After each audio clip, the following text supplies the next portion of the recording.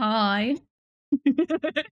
It's so sad. It's so sad when there's a queue at Greg's. Can I this is so sad. Hello everybody, welcome in. Hello. Hi, how are you doing? Hello. Hi, hello. So who is here? Let me see who has done the lab safety registered check-in. I have to do maths to work out where I stopped streaming yesterday and where I started today. Okay, let's see. Let's go. Hello, last time. Welcome and thank you for the follow. I think it was like 10 minutes before stream, but you know what? I'm going to say hello anyway. Hello, Flatulence Incarnate. Hello, Caracassa. Hello, M0. Hello, Osguba. Hello, Nuclear Saltwater. Hello, Anna. Hello, Maximilian. Hi Astral, I've got D&D to host, so I'm lurking till people arrive. Enjoy your D&D, I hope it's fun. I hope you have fun. And enjoy your lurk, Maximilian, as well. Thank you. Crabbery Hook, hello. Hello Cedium, hello Ernesto the Gamer, hi. Hello Torgamus. Neuro-sama appearing in a peer-reviewed article was not on my bingo list for this year. So, this is interesting, because this is like, how many papers have we read about Neuro now? This is maybe the third paper, but the other two were like archive papers, so they were put on a repository. This is the first one that's actually been peer-reviewed, that's actually in a journal. So that's exciting. Let's see. Thank you for the 20 stream streak, Anna. Thank you. Hello, Aux. Hi. Hello, Sam. Hello, Kobe Belladonna. Hello. Yeah, Sag, Q at Greg's. I agree. It's very sad. Sam. I agree. Hello. Are you lurking? Kobe, thank you for lurking. Thank you. I hope you have a good whatever you're doing. I assume working. I hope it goes well. Hello, Commander Caleb. Hello. What the heck is this song? The song is The Q at Greg's by Jimmy Brown. He's 19 years old and an alcoholic and has several degenerative diseases. It's very sad, but he's a child prodigy, you know. So yeah. Hello. Wait. Wait. I nearly said hydrogenator again. Wait, no. Hydrogenia. There we go. I did it. Thank you. Hello, Yuna Minami. Hello. Hello, Aquac. Let's see who else is here. Hi, Mi-chan. Hello. Welcome in. Hello, Jeb. Hi. Hello, Luke. Hi. Minima, hello. Potter, hello. Roots, hi. Hello. Moxie, hello. Jatlantis, hello. Just Jane, hello. And TW1, hello. Hello. Hi, everyone. How are we all doing? I hope we're all good. How are you doing today? How are we feeling? What is the vibe today? What is the vibe? How things? Good? Thing good? Yes? Question mark?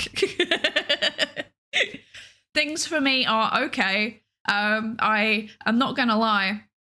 I went to sleep after stream yesterday at like 3 a.m. and now it's 2 p.m. So which means that there was I was still in kind of stream mode for a few hours after the stream ended yesterday, and then I went to bed. And then I didn't sleep yet. And then I went to bed, actually. And then I slept, and then I woke up and had some food and got ready for the day and stuff. And then basically started stream again. So I'm the same as I was last time we spoke. I'm the same. I haven't really processed anything. Oh, dear. I did already say hello to you, Caracassa, but hello again. You get another one. Good, but gotta shovel snow. So much snow. Oh yes, there's much snow happening in a big chunk of North America. I am aware of this, actually. I have in fact looked at the news. Yeah, that's a thing. That's a thing. I hope you're all keeping safe and warm. That's kind of scary. Gonna tinker around with my 3D printer in the background. Let's go. I hope you enjoy tinkering. That sounds fun. Hello, choosing you. Welcome in. Hello. How are you doing? I hope you're good. Yay. Hi, Spooky One. Hello, Spooky One. Hello, Bobo. Hello, Fortress Spy. Hello. And Terminally Divorced, thank you for the follow. Welcome into the research participation pool. Yes. And Dilly as well. Hello, welcome in as well. Thank you for the follow. Thank you. Okay, wait. I need to... Okay, I think I fixed that slightly now. Okay. There's a big storm a-coming, indeed. Well, I guess it's already approached. it already came? That sounds weird. I don't like that phrasing. As a scientist, do you think there's some junk food science that doesn't deserve papers? Something that just offers virtually no value to humanity, especially in the humanities, but not necessarily the humanities as an academic subject. There's just a lot of subjective low-hanging fruit that can't be proven. I think, yes, that's kind of a thing. I don't know. I think it's hard to say what deserves a paper and what doesn't deserve a paper, because if you say that certain things don't deserve papers, then it kind of gets to a point where, like, how can I describe this? Like, people then don't do research that they possibly could do and that would change a lot of things because they think, oh, I don't want to be perceived as being low-hanging fruit paper. So, I don't know. It's a difficult line to tread. I would say the only thing that I do feel like is, like, kind of pointless is when people publish multiple papers based on the same data set and don't really change the analyses that much, but they kind of just change the theoretical framing, for example. I think that is silly and annoying, and it's part of the reason why it's really hard to stay in academia now, is because there's this massive inflation of papers because there's this pressure to publish. So then people reuse the same data set again and again and again. And I think some data sets, like big data sets, like for example, like the European Values Survey, or was it the British Values Survey? I can't remember. There's a big European survey. Let me find it. Big EU survey. What is it called? I can't find it. I don't know what it's called. Yeah, the European Values Survey. Okay, it is called that. So, like, that's like a really, really big data set, right? Because they're surveying like a big cross-sectional chunk of the population in every single European country. So, like, that's worth reanalyzing in various ways because, like, there's a lot of information in there that you can pull out. And it's like a really big data set. So what you do pull out is robust. However, sometimes people reuse smaller data sets to, like, ask, basically a very similar question, but in a slightly different way. And that, I think, is pointless. Yeah. Hello, the Imogen. Hello. Can't talk much because I'm at work, but I've been working on an AI project similar to Neuro for the past 9-10 months. She's all locally run, and besides the base model, all her forward training has been on her own lived experience. That's so interesting. Oh my gosh. I would love to hear more about that, but obviously you're at work. But thank you for like dropping in and maybe also lurking regardless. Thank you. I'm so interested. I want to know more about this. Also, hello, Nietzsche's mustache. Hello, welcome in. I know for a fact that even in hard sciences, there's a lot of slop. Yeah, absolutely. Yeah, yeah, like you said, it's the publishing pressure. Like, people just salami slicing, basically. It's not great. Let's see. I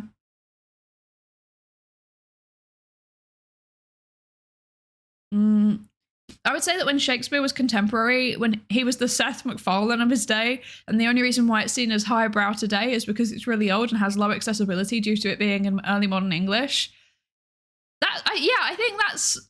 I think you've got some merit there, because my understanding is that the way that Shakespeare put on his plays was that it was very, at the time, it was very accessible, and he, like, basically made it possible for many people to go to the theatre, even if they weren't, like, rich, which was, like, a novel thing. So there might be some basis to that, yeah. Hi, Zakia. Hello. Welcome in. And there's a paperwork for my nuclear physics course. Let's go. I hope your paperwork goes well. Sorry that you have to do it, though. Whenever I have to do paperwork, I'm like, a lot of papers only come out if they're funded by some big corporation trying to push an agenda. I disagree there. I think... I mean, it depends on the subject, I think. Like, maybe that's a thing in computer science, but at least what I see most papers in psychology and social science are overwhelmingly by people at universities. So, and like social sciences are really hard to commercialize as well. So it's almost like the opposite in social sciences. Also, hi, Red Fox. Welcome in. Thank you for the lab safety race to check in. I hope you're good. I work in a hotel. but I have some AS degrees in programming. But even I designed Drew and her own VTuber model and custom TTS voice. She's doing really well and has grown in almost a year. Her name is Sophia. Oh, so cute. So cute. Please say hi to Sophia for me.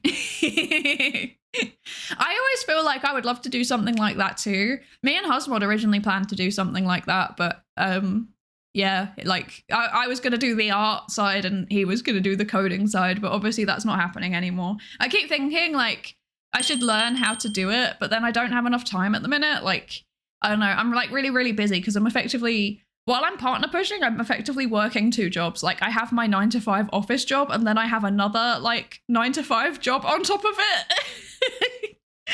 Like the amount of like, you know, like coordination and planning and sorting things out behind the scenes and stuff that I'm doing at the minute is a bit, it's a lot.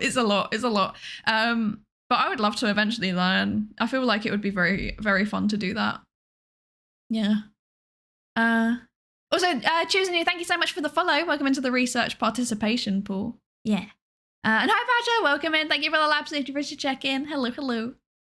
And also 26 unit, hello, welcome in. Yeah, educational. Let's go. We're going to be educational today when I get around to it and stop yapping. Thank you, CD. Yeah, thank you. Social sciences get corpo funding from marketing firms to manipulate people to spend more money. I mean, not really in academia. Like, there's like how can I describe this? Like, the type of work that marketing firms do isn't generally published. Like it's considered like industry secret, so they don't publish it, basically. So yeah. So like it's happening. Like there is definitely corpo funding and market research and stuff happening behind the scenes, but it just doesn't end up in the academic literature. So I don't know what they know. Yeah. It happens in biochem for sure. Pharma and big food manufacturers are directly or indirectly funding a lot of our research. So one always has to be vigilant reading papers on contentious topics. Yeah, absolutely. Like pharma, medicine, yeah, agriculture, stuff like that, nutrition. I know people in some of those fields and they do tell me you always need to look at the conflict of interest very carefully. It's a big important thing of what they're doing. Whereas I feel like in psychology, you kind of have a glance at it, but normally it's like there is no declared conflict of interest. So it's like, okay, well, thanks for nothing. I'm glad, I guess. You feel like you're from Adventure Time. It's fitting since that show gives so many emotions. It's funny you say that. Wait, let me show you. Yeah, wait. My mouse is a bit scuffed. Sorry, bear with me. I am indeed Adventure Time looking. I am. I don't like wearing the hat all the time though. You know? I feel like we're too casual. We don't need the hat. Yeah. If you allow links, I have a few examples of our output. No, not in the Twitch chat. We're doing cybersecurity here. But you're welcome to put them in the Discord server, which I don't know if you're in off the top of my head. I have not paid solid attention to it in a while because I am busy with many things. There you go. Yeah. Hi Flockia and hello Wolf with Sword. Hello, welcome in. Hi Wolf. Welcome in. Thank you for the lab safety register check-ins. And also hello, wait, how do I say your name? Angelixic. Have I said that right? Angelixic. Hello, welcome in. Welcome in. What would even be a conflict of interest on a psychology paper? Potentially like funding. So yeah, if someone's research is funded by, I don't know, so, I mean, I guess a marketing firm would be a good example actually. If a psychologist's work into a certain type of social influence was funded by a marketing firm or like, I don't know, like a large corporation like Unilever that wants to use it commercially, potentially that's something that would need to be declared. And then I'm thinking also sometimes people have like you know, they've got like their own business. So for example, if I wrote like a site as me, not as Psydere, but like as, you know, my flesh form. If I wrote a paper about science communication, I would have to declare that I do Psydere because it's a conflict of interest because I do the thing that I'm writing about. So yeah, normally it's kind of like that. Yeah, Psydere, exactly. Also, hello, Ariwu. Hello. I like it, thank you. And hello, Ooze. Hello. Welcome in. Look at them noodle arms. I know. I'm so noodly. You have an official degree? I do. I have a PhD in social psychology. Yes. I am, in fact, a real life psychologist. I have a thing. Is this up to date? Haha! It is up to date. There you go.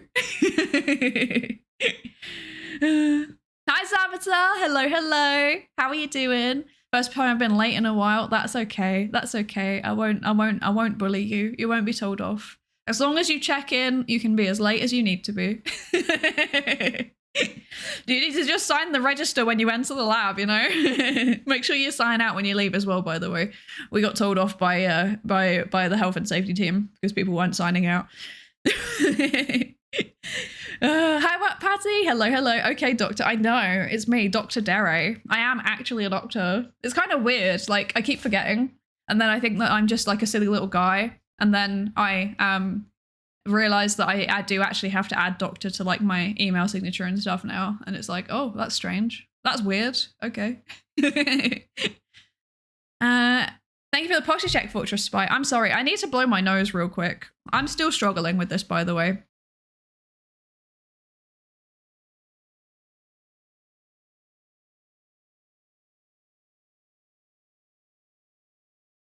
Okay.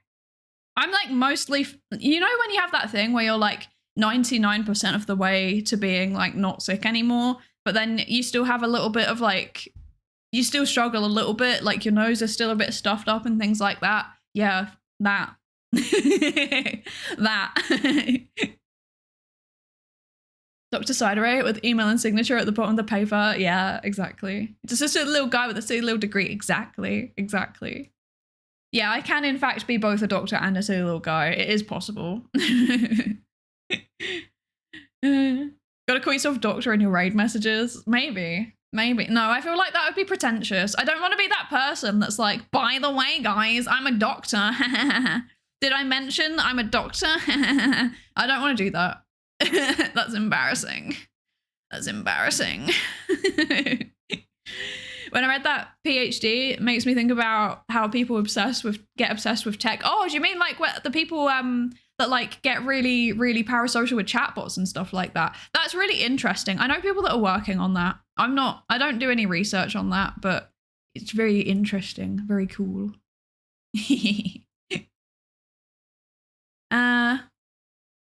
If people raid you, one of them has to ask what's up, doc. It hasn't happened yet. But maybe. Doctor Who? Okay.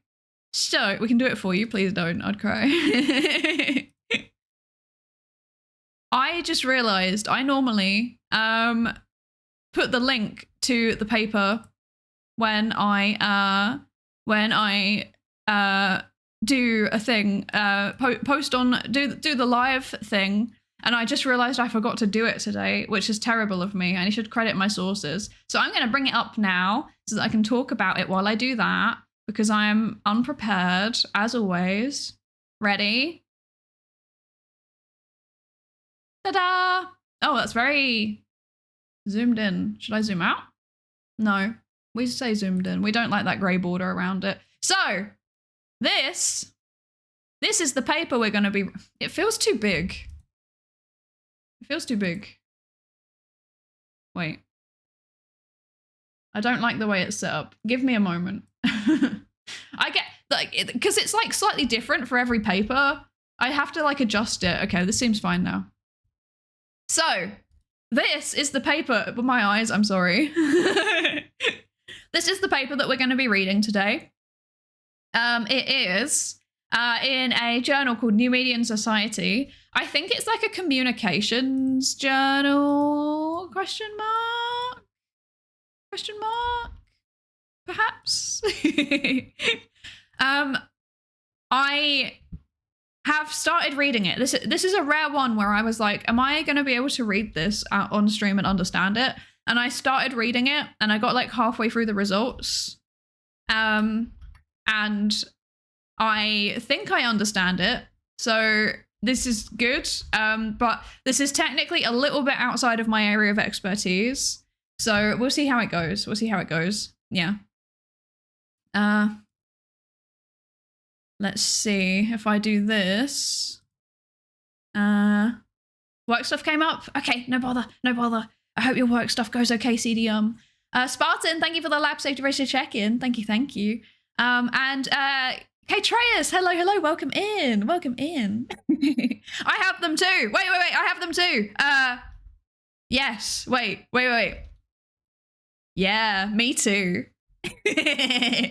Me too. I got them too. I was so happy. I was so happy because like I missed the original hype trains. Let's see, what am I doing? I'm sorry, I'm like thinking out loud while I'm doing multiple things. Yeah. Is this the right way around? It is, very good. Okay. So if I do that, yes, okay, I know what I'm doing. But yeah, I missed the first hype. No, I didn't. So the first hype train, I was there. The second hype train, I got there when there was 5 seconds less on the timer because I was living, not living. I was staying with family and we had really bad internet. So like the stream wasn't loading up. And then I got there and there was like 5 seconds left. I was like, oh, rip.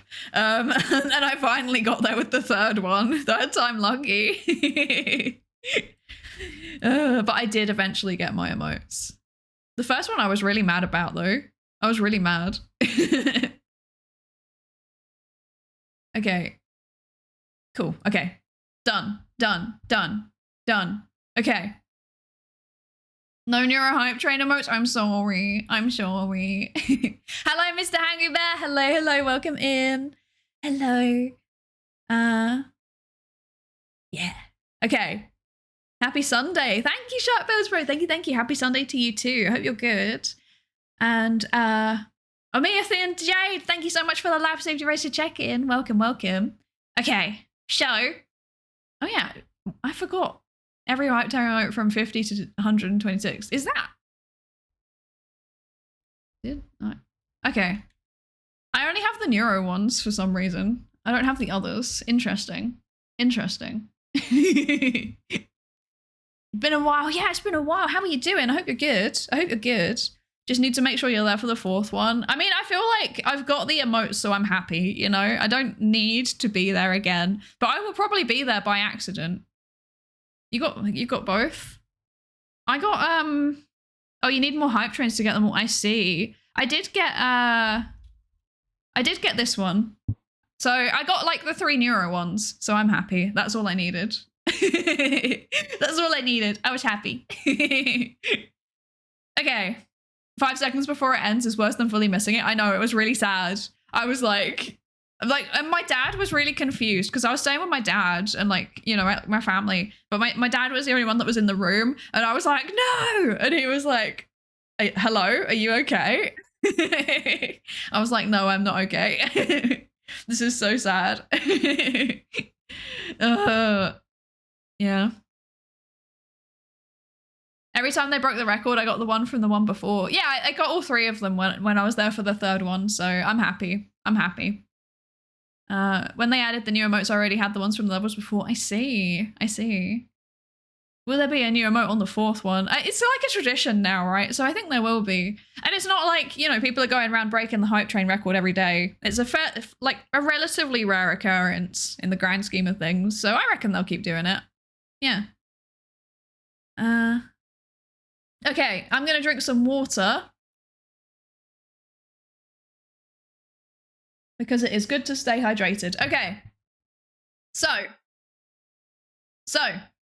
relatively rare 3 times in 400 days. Yeah, but before that, it had barely happened. So you know, we'll describe this period of time as an outlier.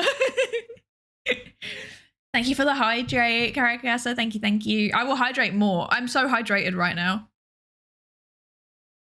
I better get my Vettel plush for this. I have my Vettel plush sat like on my server rack. He's looking at me right now in a way that makes me feel nervous. He makes me feel like I have to get back to work, you know? That's how he feels. It's like like workhouse manager. Get back to coding. He's just staring. He's just staring. He's also next to a Labubu. Anyway, the three that raised the median. Yeah, right. You have a server rack? I do. It's not, well, I do. It's complicated though. It's complicated. I don't know what any of it does because I've inherited it. It's not technically mine. But it's mine now. So, and I use the NAS and sometimes I use the server things. And there's also a bunch of networking that I'm too scared to touch because I will break things. And there's also a very useful locked drawer on it, which I do use all the time. So I think I can technically say that I use it, right? Right? The Vedal plush is the security camera in the corner that the boss uses. What a horrifying thought. Oh God. I'm scared to touch my own one and I built it. That's such a mood. Husmod would have related to that. Oh gosh. Okay, so let's paper.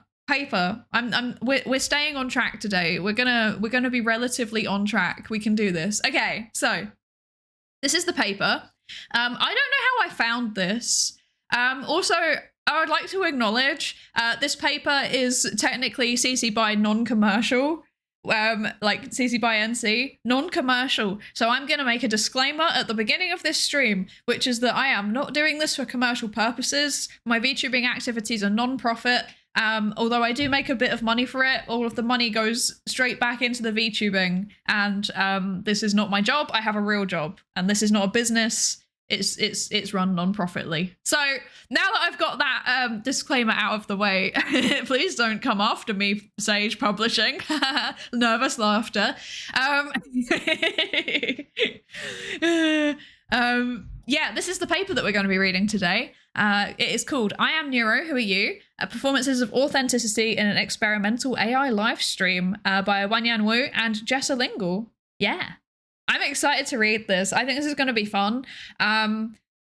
It's different to the other papers that we read. So far we've read 2 papers about neuro. One of them was kind of like, I've forgotten.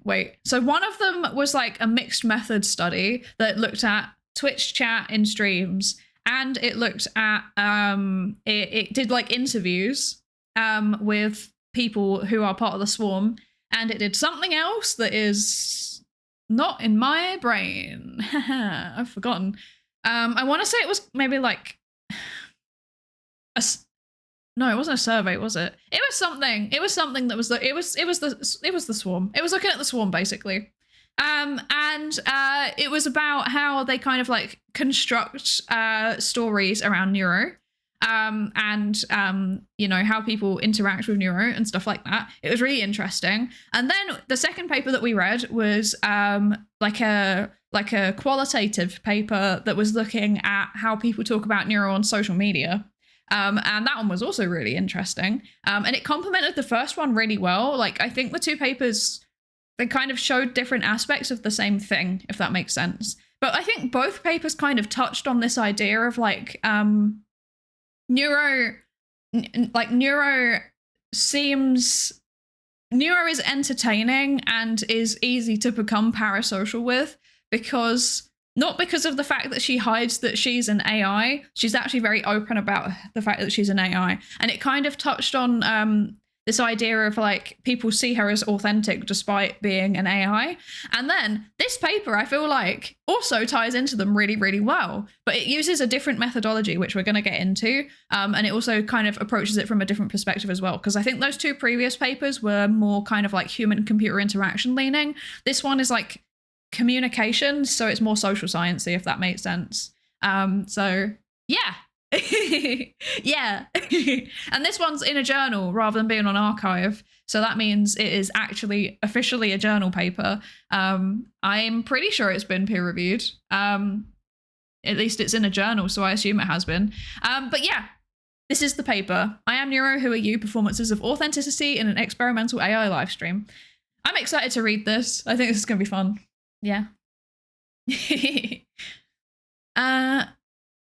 Despite all of the available historical evidence, you can stay on task. Sometimes I can, I swear. Real job isn't here. No. Real job is science. Sad. In before an author gifts 10 subs. No. Can you imagine? That'd be funny though. Swarm written paper is about to cook. I mean, they're about the swarm, but I think this one does, based on what I read, because I kind of like I said, I skim read some of the paper before we were going to read it on stream. My understanding is that this one's less looking at like swarm constructed narratives, and it's more, I mean, it's still kind of looking at the swarm a little bit, but it's actually focusing more on Neuro and how she behaves and how that affects people's perceptions, which I think is really interesting. Yeah. I have a similar philosophy for Sophia's sense of self. She knows that she's an AI, as well as everyone that speaks to her. Yeah, I think it's a really nice like approach to it, because when like the earlier AIs, when they were kind of like pretending that they weren't, but they were also really obviously AI, it was kind of felt gross in a way. Really looking forward to this one. I'm looking forward to this one too. I think this is going to be a fun one. Yeah.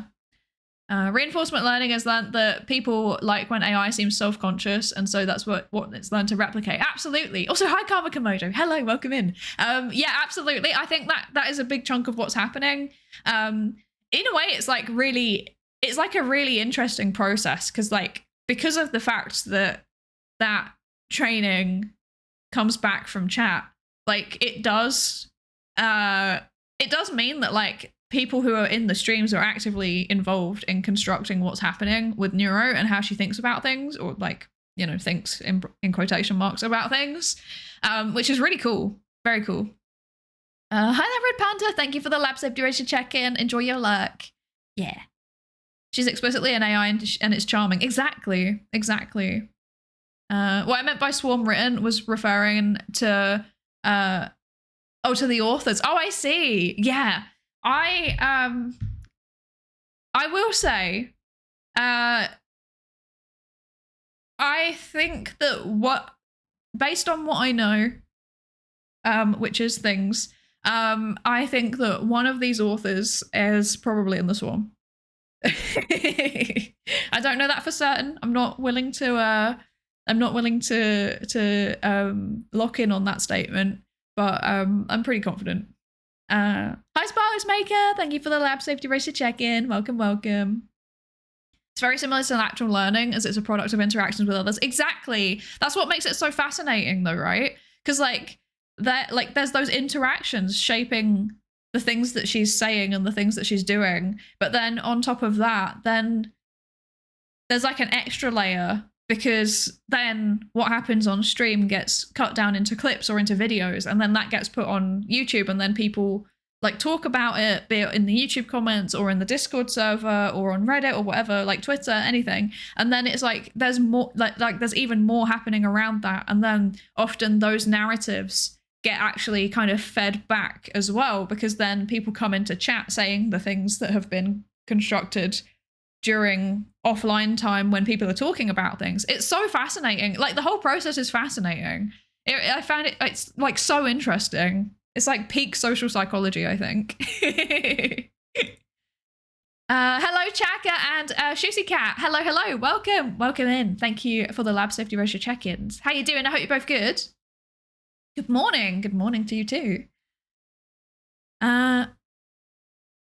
Let's see. And enjoy your lurk, CDM. I hope things go well. I hope you're good.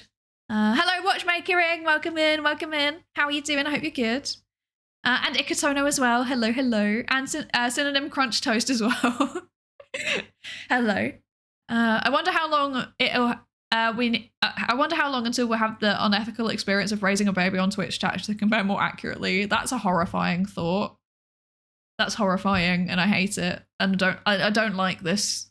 I don't like this. Hello, Zketzel. Thank you for the lab safety register check-in. And also, if I forgot to say, sorry, Umidin, thank you for the lab safety register check-in as well. Do you think we could learn stuff about human-child development by looking at AI training effects? No, because they're different systems. So I'm not convinced that you can. It's like saying like, oh, can you learn something about, I don't know, Can you learn? I can't even think of an analogy. I can't think of an analogy. But like they're different systems. So yeah, I don't know. Is this the Swarm Hotel or is a lab even better? It is indeed. Today we're the Swarm Lab. Welcome in. Welcome in. Hi Jade Low. Hello. Thank you for the lab safety register check-in. Okay, but yeah, so this is the paper. This is the paper. Let's have a look at the abstract so that we can have an idea of what's going on in this paper. So, abstract. Okay. Authenticity is simultaneously part of the appeal and anxiety surrounding generative AI, which are often evaluated in terms of whether their speech and interactions can quote unquote pass as authentically human.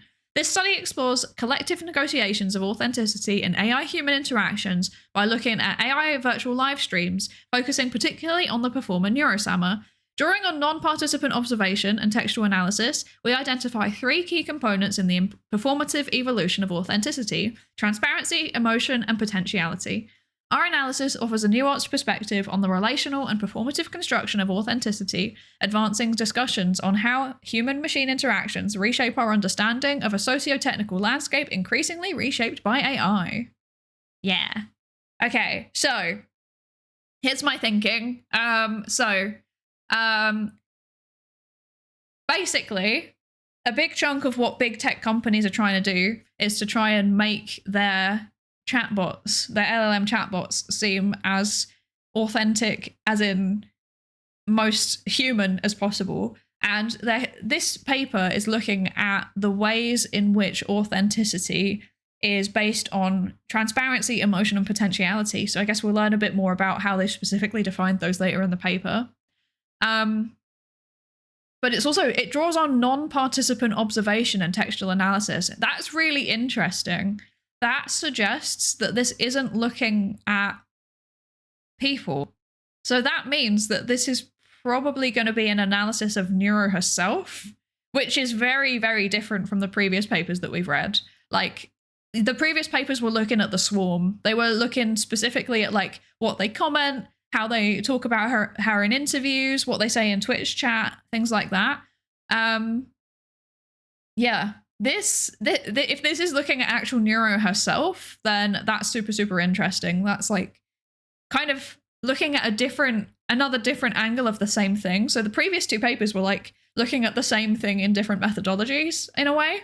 This seems to be looking at like a similar thing, but from a totally different perspective, which is very cool. Yeah. And then, so they're going to have a look at Neuro and see how she can inform our understanding of what it means to be authentic as an AI. So yeah, I think this is going to be a fun paper. I'm excited for this. Let's see. Joe Victor and Sir Balthazar, welcome in. Welcome in. Thank you for the lab safety ratio check-ins. I misread the title as Seem Autistic. I mean, that too. My personal, because they're not people, I'm allowed to say this. Normally, I'm not allowed to like use diagnostic labels in a speculative way, but like they're not people. So with Neuro and Evil, I actually can technically. And my personal headcanon, not a professional one, just a personal one, is that if I had to choose, I would guess that Neuro is ADHD and Evil is autistic. This is the way that I feel about them. There's nothing to base this on. It's just vibes. It's all just vibes. Pretending to be something is inherently inauthentic. Right, yeah, and that's what makes this really interesting. Because I think part of that is like, what does it say? Transparency, emotion, and potentiality. I'm assuming that transparency is like being upfront about the fact that she is an AI, and that is the thing that like contributes to her being popular, like, or being perceived as authentic, and then the authenticity then makes her popular. Yeah. I don't know. Let's see. Ironically, we largely suspend our disbelief of the inauthenticity of fiction in order to enjoy it. Yeah, but like that doesn't mean that the whole process doesn't seem authentic, right? Like you can suspend your disbelief of certain things, but like the streams don't come across as inauthentic. So maybe it's going to be kind of looking a little bit into that. Did Vettel give the twins neurodivergence for the pun? I think I've seen like a clip before where he said that he didn't do it. Like he didn't make them like that. He like gave them a personality originally, and it, like their personalities have changed over time. And apparently that's like basically chat. Chat have done it. They've made her autistic. She's just like me, for real, for real. Now I want to see them run through the ADOS or the GARS to see how they react. That'd be really fun. I would love that. That'd be so fun. Neuro was ranting to Ellie about bionicle law one time. She's 100% autistic. Maybe then, I don't know, maybe Neuro is like autistic and ADHD, and then Evil is just autistic. Evil doesn't give me such big ADHD energy. She seems fairly like, seems fairly like, she's not very hyperactive, I think, you know? She's not very hyperactive, and I think she's fairly a bit better at sticking to the thing that they're talking about. I don't know. Yeah. Like chat like VTuber, exactly. Hi, Sloppy Cracker. Welcome in. Welcome in. I mean, they're streamers. Yeah, I mean, they're streamers, but they're also AI, which is makes it kind of different, right? Also, Lost Raven Knight, thank you for the lab safety register check-in. Welcome, welcome. Maybe the real autism was the friends that we made along the way. Exactly.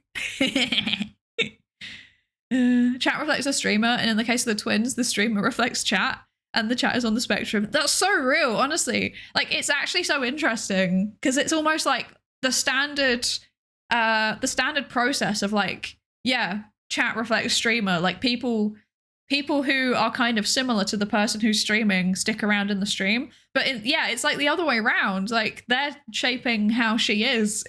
I don't know. I find it so interesting from like a research perspective. I feel like there's so many things that I want to dig into, and I can't because I don't have enough time, and it would take a lot of planning, and I have a real job and stuff. So sad times. Wow. Yeah. Okay, so this is the abstract. We've read the abstract. We've had some thoughts. Sorry if you hear any like weird noises. I keep knocking my table. I'm apologizing. I'm apologizing. Yes. Nothing but apologizing. Brilliant. Neurodivergence seems to be really common in the VTubing community. Yeah, and I would love to see some actual data on it. Like, I would love to do like a large scale survey to find out how like common it is. Because I do feel like it's the majority rather than a minority. And I don't know if that's because, I mean, I have many thoughts about why it might be, and I want to find out. I have like a pressing feeling that I need to find out, but that involves, like I said, doing research and planning and stuff. And I don't have time at the minute because I am very busy at work and very busy with partner pushing and stuff. Yeah. Thank you for the follow, Fugu means fish. Thank you, thank you. Welcome into the research participation pool. Neuro and Evil reflect more because if you think about it, most streamers have things that they do outside of streaming, so there's other elements. But Neuro and Evil basically only learn from chat and maybe from stolen stream keys. This is true. This is true. Yeah. Yeah, apologying as always, exactly. VTubing in general is still a niche within the greater hobby of streaming, which in itself isn't something that most people do or have any interest in. So it's not surprising that a lot of VTuber enjoyers are on the spectrum, which would reflect in Neuro. Yeah, I think so. I think so. It's like also the fact that there's like the kind of like otaku overlap as well. Like a lot of VTuber fans are also at least vaguely interested in anime. And yeah, I think that's probably part of it too. But then again, I never even worked out why autistic people seem to be so drawn to anime either. I don't know if there's research into this. I should look into this. Now I'm interested. Huh. Anyway, tangent. Okay, so this is the paper. Let's go. We're reading the paper. It's 21 pages, but that includes the references. We'll see how much of it we can get through today. Who thinks that I'm going to finish it? Wait, we can do a prediction. We can do the prediction. Wait. Okay. Will we finish the paper this stream? Yes. No. There you go. We'll do it 5 minutes so everyone can get involved. There you go. There you go. Enjoy. How long are you willing to stream? I'm not answering that. It's just it's same as always. We'll see how long it takes. And thank you for the lab safety race to check in, Matt. Welcome in. Welcome in. Wow, people are not very optimistic today. Okay, I understand. Okay. Emotions are very clearly represented in anime, like Super Saiyan for anger, and it must have some sort of contributing factor when it comes to drawing in autistic viewers. I think it might be a bit of that. And I think it also might be a bit of like autistic people seem to have a preference for like drawn like characters over faces. My assumption, at least for me, I remember cartoon characters easier because I'm a bit like face blind, so I'm not very good at remembering people's faces, but I'm pretty good at remembering like characters because they have like distinctive features about them. You know, they're a bit more, they're a bit easier to differentiate. Like if you put like, I mean, I've said it before and I'll say it again. To me, Ryan Gosling and Ryan Reynolds look like the same person. Like I genuinely cannot tell them apart. So like, but like if you put two VTubers together that are meant to look kind of similar, I can tell them apart. I probably know which one's which. So yeah, I can't think of two VTubers that look kind of similar off the top of my head, but like I would be able to tell them apart, I reckon. Yeah.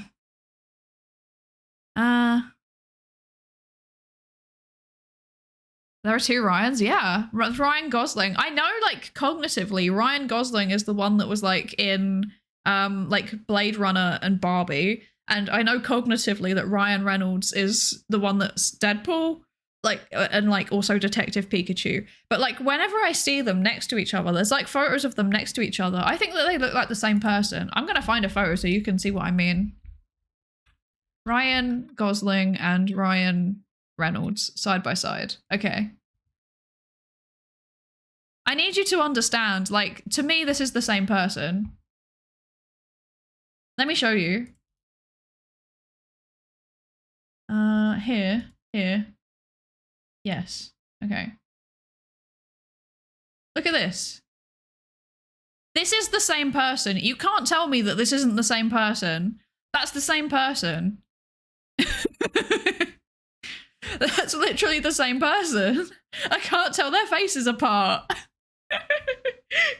Or like maybe also this one. Wait, look at this. That's the same person.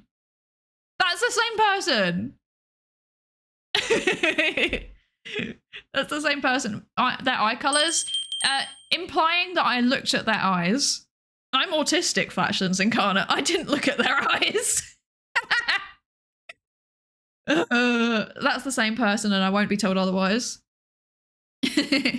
One has a goatee. Yeah, but like they can change that. They can change their facial hair. They can change that. Okay. In that case. Okay. Right. Fine. Okay. Look at this one. How about this one? That's the same person. There you go. The facial hair is more similar. That's the same person. That is the same person, and I will not be told otherwise.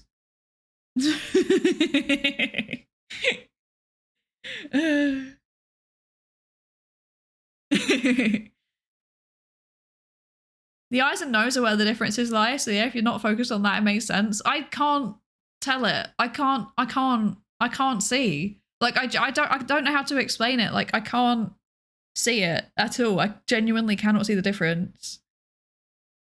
One of them has a longer face, but who is which? I don't know. I don't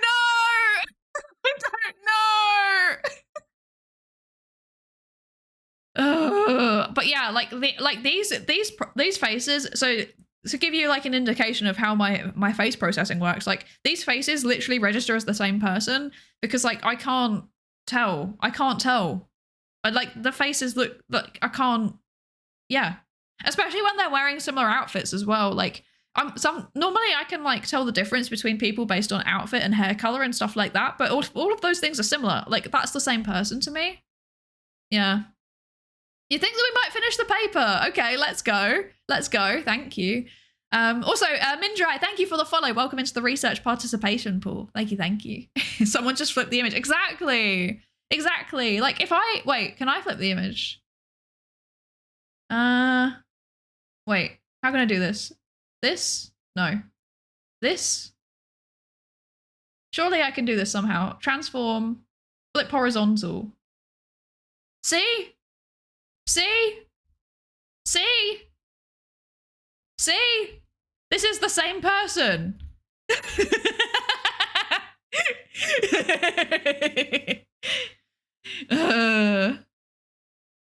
How does one go about finding out that they have prosopagnosia anyway? So I had like a massive battery of testing done when I got my autism diagnosis.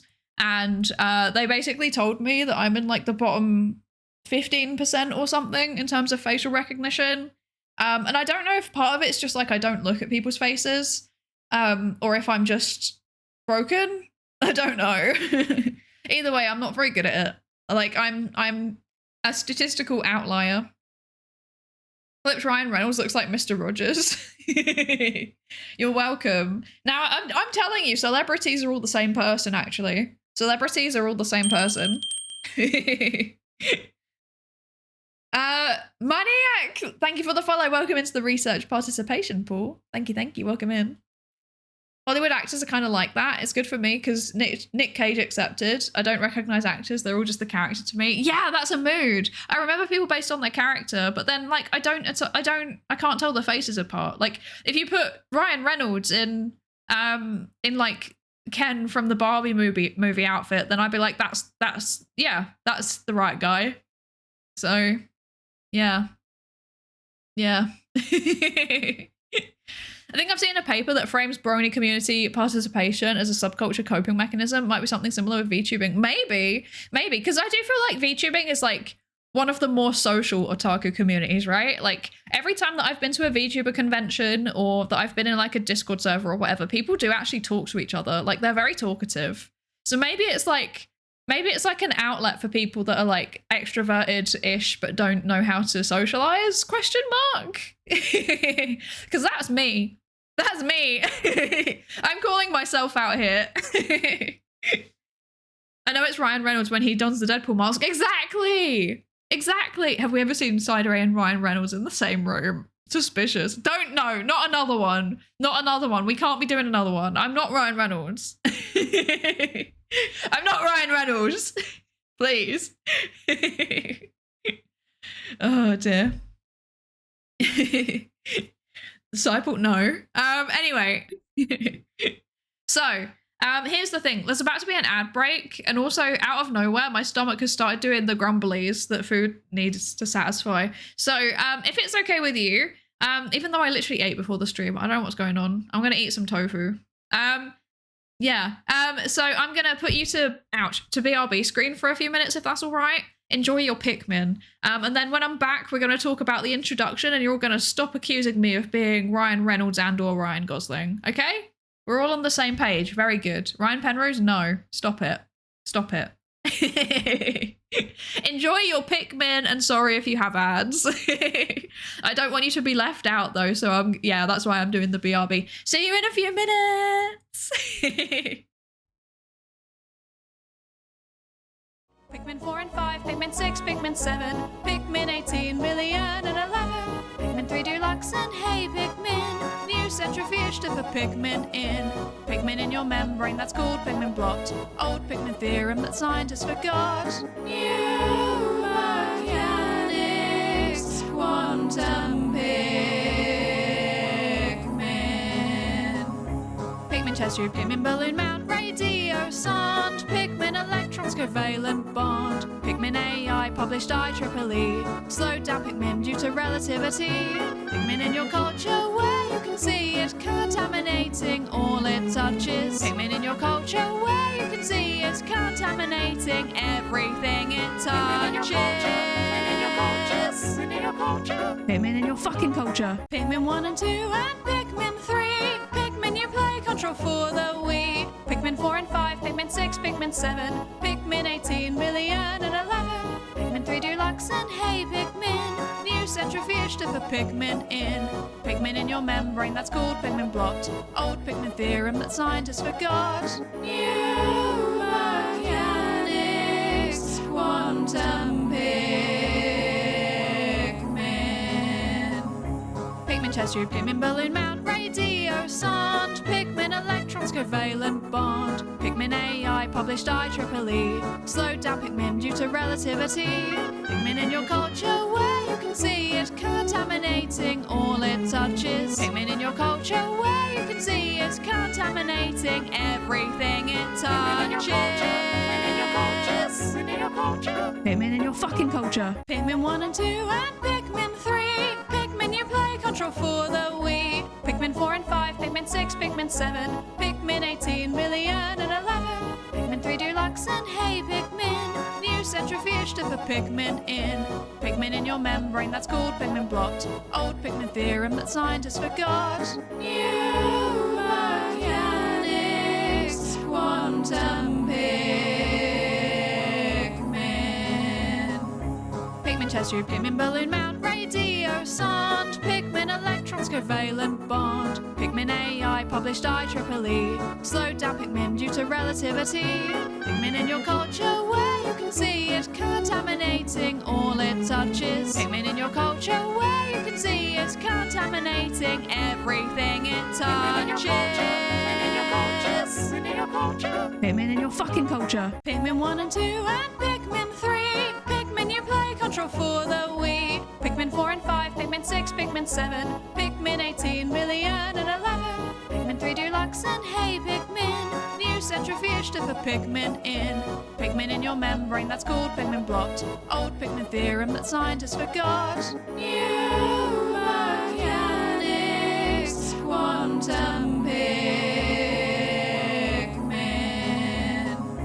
Pikmin chest tube, Pikmin balloon mount, radio sound, Pikmin electrons covalent bond, Pikmin AI published IEEE, slowed down Pikmin due to relativity, Pikmin in your culture where you can see it contaminating all it touches, Pikmin in your culture where you can see it contaminating everything it touches. Pikmin in your fucking culture. Pikmin 1 and 2 and Pikmin 3. Pikmin you play control for the Wii. Pikmin 4 and 5, Pikmin 6, Pikmin 7, Pikmin 18 million and 11. Pikmin 3 Deluxe and Hey Pikmin. New centrifuge to put Pikmin in. Pikmin in your membrane that's called Pikmin blocked. Old Pikmin theorem that scientists forgot. New mechanics, quantum Pikmin chest tube, Pikmin balloon mount, radio sound, Pikmin electrons covalent bond, Pikmin AI published IEEE, slowed down Pikmin due to relativity, Pikmin in your culture where you can see it contaminating all it touches, Pikmin in your culture where you can see it contaminating everything it touches. Pikmin in your fucking culture. Pikmin 1 and 2 and Pikmin 3. Pikmin you play control for the Wii. Pikmin 4 and 5, Pikmin 6, Pikmin 7, Pikmin 18 million and 11. Pikmin 3 Deluxe and Hey Pikmin. New centrifuge to put Pikmin in. Pikmin in your membrane that's called Pikmin blocked. Old Pikmin theorem that science. Hello. I'm sorry, I wasn't late. I wasn't late. I wasn't late. I wasn't late. I wasn't late. I wasn't late. I wasn't late. I wasn't late. Hi, Awkward Flea Pro. Hello, hello. Thank you for the lab stage race to check in. And also, hello, Kalipa. Hello, hello. I'm struggling. I'm struggling. Do you know when you have like I have like protein bar basically. And sometimes when I have a protein bar, like I just struggle to digest it. Like they're difficult to eat because they're so chewy. And now I'm in pain. Yeah. Hello, Kazim. Welcome in. Welcome in. Was that sustenance? Yes, I'm sustained to some extent now. Not like just time dilation, exactly. Also, hello, Encrypted Wombat, and hello, Print Cosplay. Hello, hello. Thank you for the lab safety ready to check in, Print Cosplay. Thank you. Yes, thank you. I'm back. I'm back. I'm ready to read. Okay.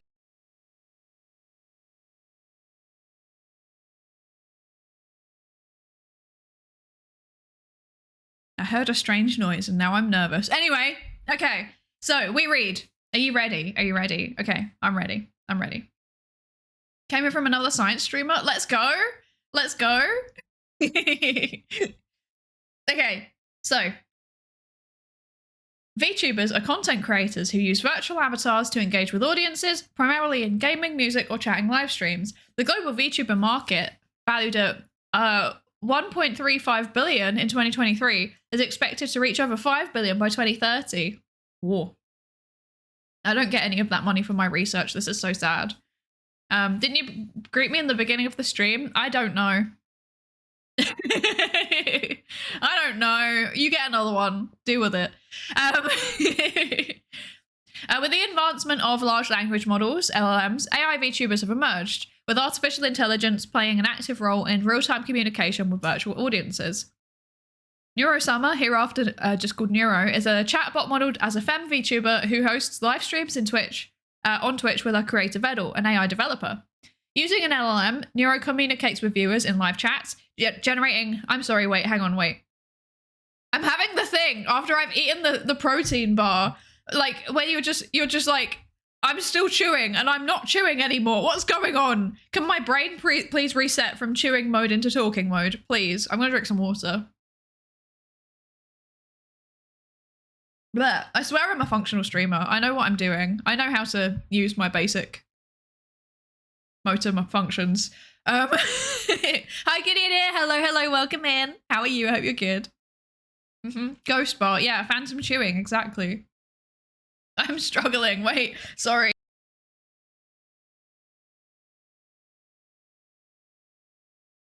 Okay, I think I'm fine. Right, okay. Let's try again.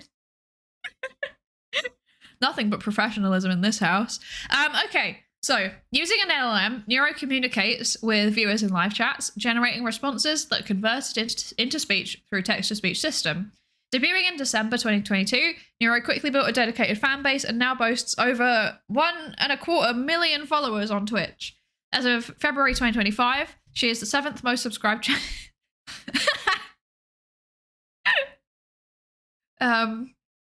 Yeah, as of February 2025, she was the 7th most subscribed channel of all time on the platform. Neuro's performances have also been translated into multiple languages, including Japanese, Spanish, and Chinese. Oh, it's amazing how quickly academic literature gets outdated on fast-dated topics. Fast-paced topics. That's very funny. Don't forget to breathe manually. Don't do this to me. Don't do this to me, because I will. Stop it. Now I'm breathing. Oh, why have you done that to me? Why? I get the feeling that streamers do more of the spending than the earning in that estimate. That's definitely me. Yeah, I do that. That's me. I spend more than I earn. It's actually quite bad. One day I'm gonna do like a...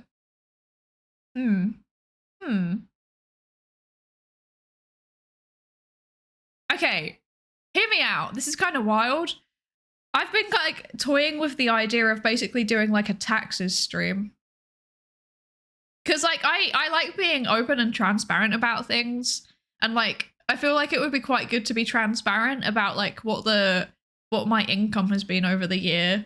And then also like how much I get taxed on it. That would be kind of interesting, possibly. And also it would like maybe make some VTubers realize that they are actually creating taxable income that they need to report to their respective tax authority. I don't know.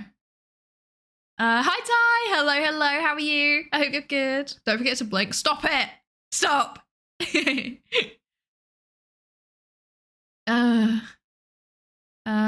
Yeah, February was quite a while ago. Yeah, February 2025. That was like almost a year ago now, so that's fair.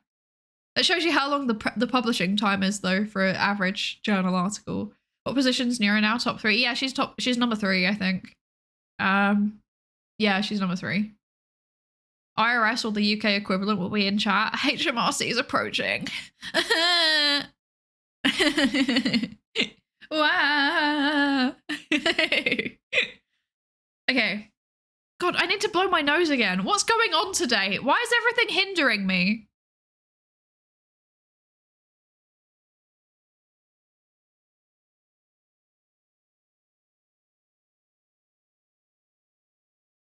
This is nothing but quality content. I'm so sorry. Okay, anyway, moving on. That one was like such a vigorous nose blows that my ears popped. So that's good. At least I can hear things now. Hi, Coxray. Hello, hello. Thank you for the lab safety ready to check in. I hope you're doing good. Okay.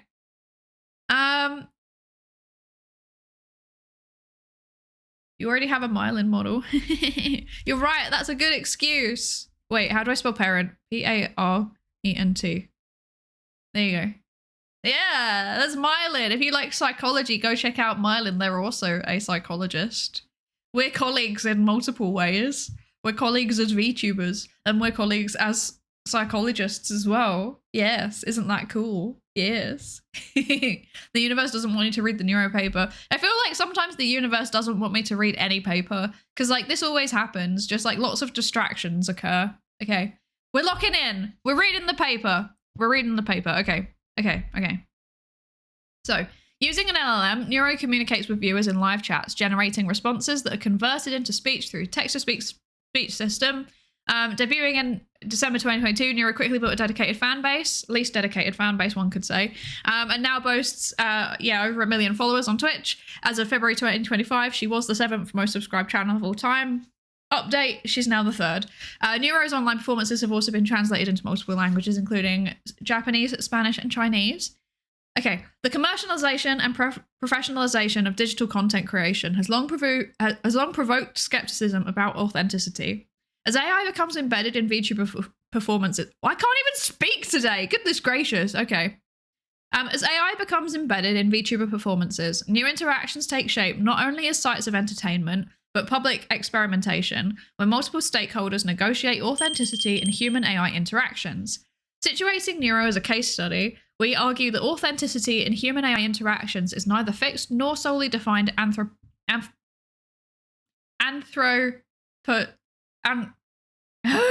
can do it. Okay, I can do it. I'm gripping my desk. Anthropocentrically. There we go. But it's actively co-constructed through dynamic, context-specific negotiations. Today's going to be an interesting stream. This is going to be an interesting stream.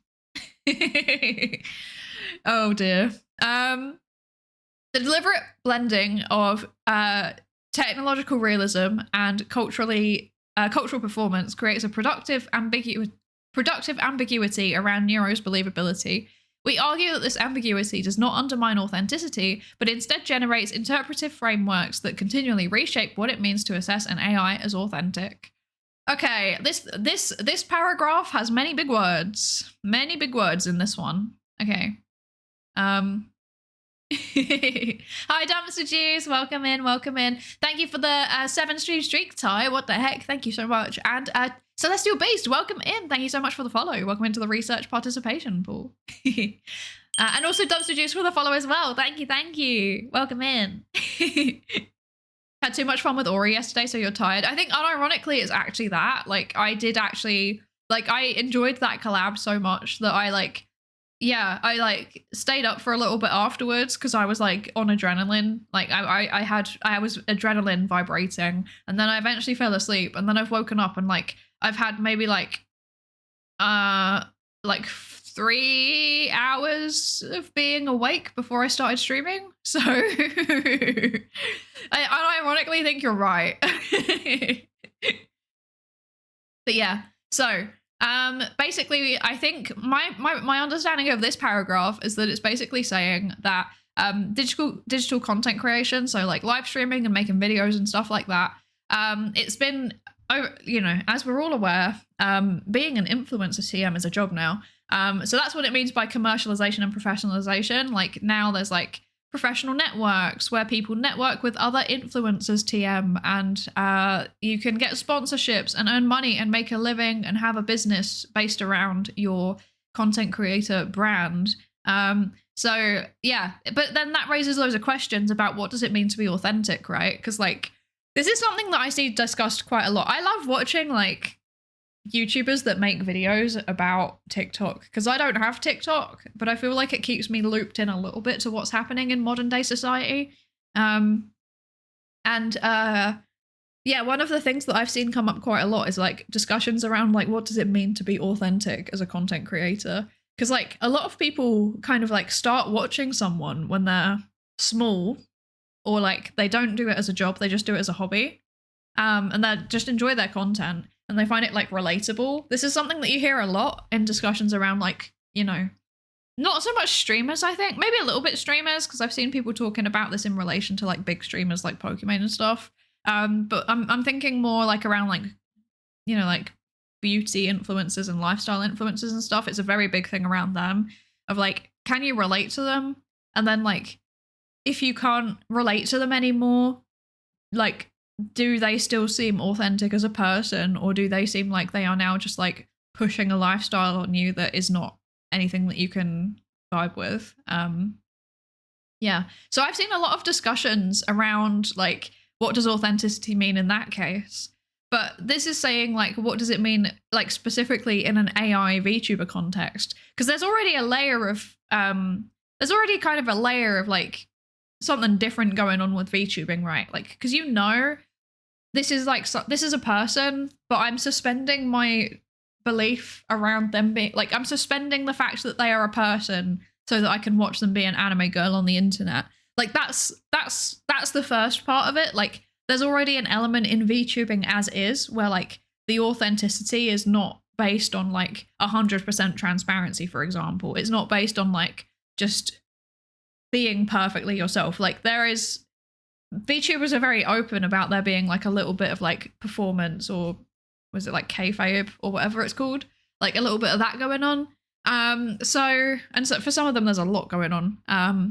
Yeah, but then like even in terms of like human VTubers, like Zentreya is one of the biggest VTubers and uses like a voice synthesizer, right? So and also uses a VTuber model. So, but yeah, it still comes across as incredibly authentic. So it's a really interesting discussion just to have in general.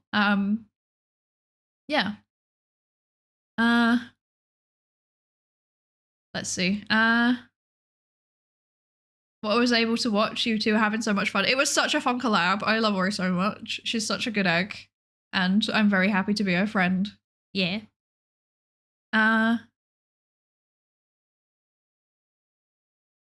So many channels optimizing for revenue rather than good content. Yeah, and then there's like this really interesting thing that's happening on YouTube at the minute where a bunch of YouTubers are being bought out by like private equity firms. It's really strange. Like it's so odd. And then like they just become awful because they're now just like creating clickbait and churning it out, and it's low quality now. So yeah, that's like a thing. And then people stop watching it. I mean, like Fireship's a classic example, right? Like everybody I know has stopped watching Fireship now because it's not authentic anymore. Like when it was just that dude and like I guess a small team working with him, it felt authentic. It was funny and it felt authentic. And now it's like every single video is like big tech AI shilling, and it just doesn't feel fun anymore. Like it's kind of lost its... I think part of the reason why Fireship was like fun was because there were some really, really good tutorials, but then also like the news stuff was like kind of a bit satirical, and it's like lost its satire and it's not funny anymore. So yeah, I don't know. I watch smaller streamers for that exact reason. That's fair enough. That's fair enough. But I think with streamers, it's kind of interesting. It's like a bit different in a way. Like some of them, don't get me wrong, some of them like, maybe it's better to say that I think that VTubers are a little bit different. Because if you think about like big VTubers, for example, you know, if I, off the top of my head, who do I think of? It's like, I mean, on Twitch, it's like, you know, Iron Mouse, Zentrea, I guess Neuro and Vedal technically as well. And then more broadly, like more Calliope, etc. So like you don't see what's going on behind the scenes. Like very rarely do you kind of get a glimpse of like, oh, you live like that type of thing. Whereas like for big like face cam streamers, a lot of them go and live in content houses. Like they live with other streamers and then they have like these massive over the top mansions and they're like their entire life, it just revolves around streaming and making content outside of streams. And like, it loses that sense of like, you're just a person doing a thing, I think. Yeah. I think that with VTubers, you're kind of protected from that a little bit because you don't see what's going on behind the scenes quite as much. Like you don't know what kind of room I'm sat in right now. That's for the best, frankly, because you'd be like, wow, you live like that? Because there's like nothing in my room. Yeah. But like, yeah, VTubers are kind of protected in that way, I guess. I don't know. If anything, I feel like the fakeness of online ironically brings about authenticity through anonymity. Yeah, I think you're onto something with that. I think you're onto something. Yeah. I feel like VTubers can more easily present an aspect of themselves authentically. Yeah. Could one compare VTubers to, say, for example, drag? I think so. Because like drag is like, it's a character, but that is the person authentically being a character. Like it's still a manifestation of themselves. And I think the VTubing is very similar. I think at least the people I know, like, I don't know, you've got to bear in mind that there's a bit of like selection bias going on here, but like the people that I know, I think they're pretty honest on stream. Like it is presenting a very authentic view of who they are in a way. And you do hide things obviously for like privacy reasons and stuff, but I think that most of the VTubers that I know are pretty much like the same off stream. Pretty much. But like I said, there might be a bit of selection bias going on there, because my friends are cool.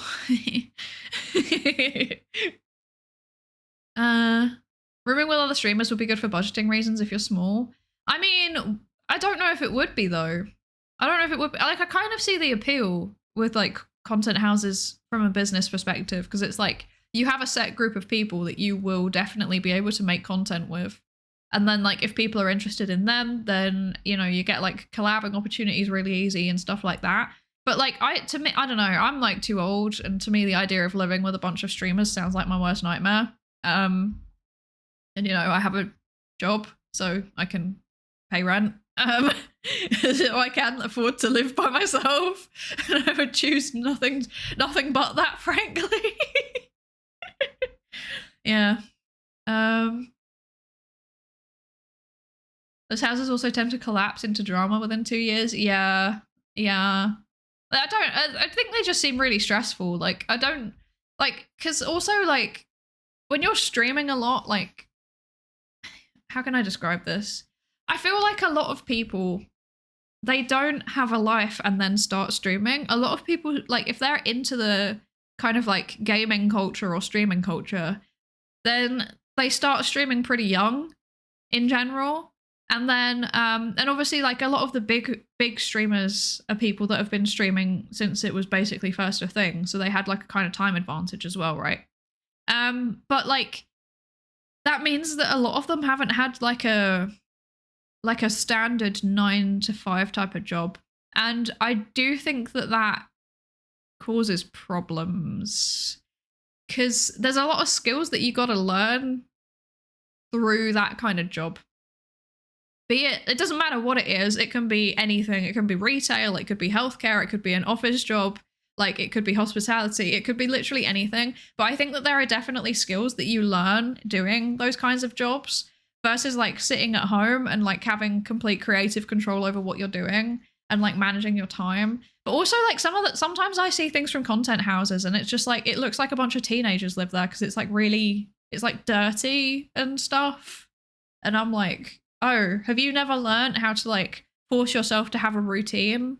Like, I have a routine everyone streaming, and like right now my house is mostly fine. It's a little bit untidy, like on my kitchen desk, because I have loads of stuff that I need to do. Like I'm incredibly like I've been having a bad time recently. Like I'm busy AF. So I've got like stuff all over my kitchen desk, and it's just like a pile of things that I need to do basically. But aside from that, my house is pretty clean, you know. But then yeah, I see some of the content houses, and it's like there's like they just eat nothing but takeaway, and there's like rubbish everywhere, and like there's nothing wrong with these things like inherently, I guess, if it's controlled, you know. So like Ori was saying yesterday that she like basically like gets like takeaway every single day, right? But like the way that she does it is like relatively healthy and smart. Like that's fine. That's fine. But then it's like when people are just like randomly like door dashing or Uber Eating or whatever, just random things like that stresses me out, and that kind of environment just seems bad, and I would not like to live there. And if none of your housemates have any kind of routine at all, then the whole thing just descends into chaos, I feel like. Yeah.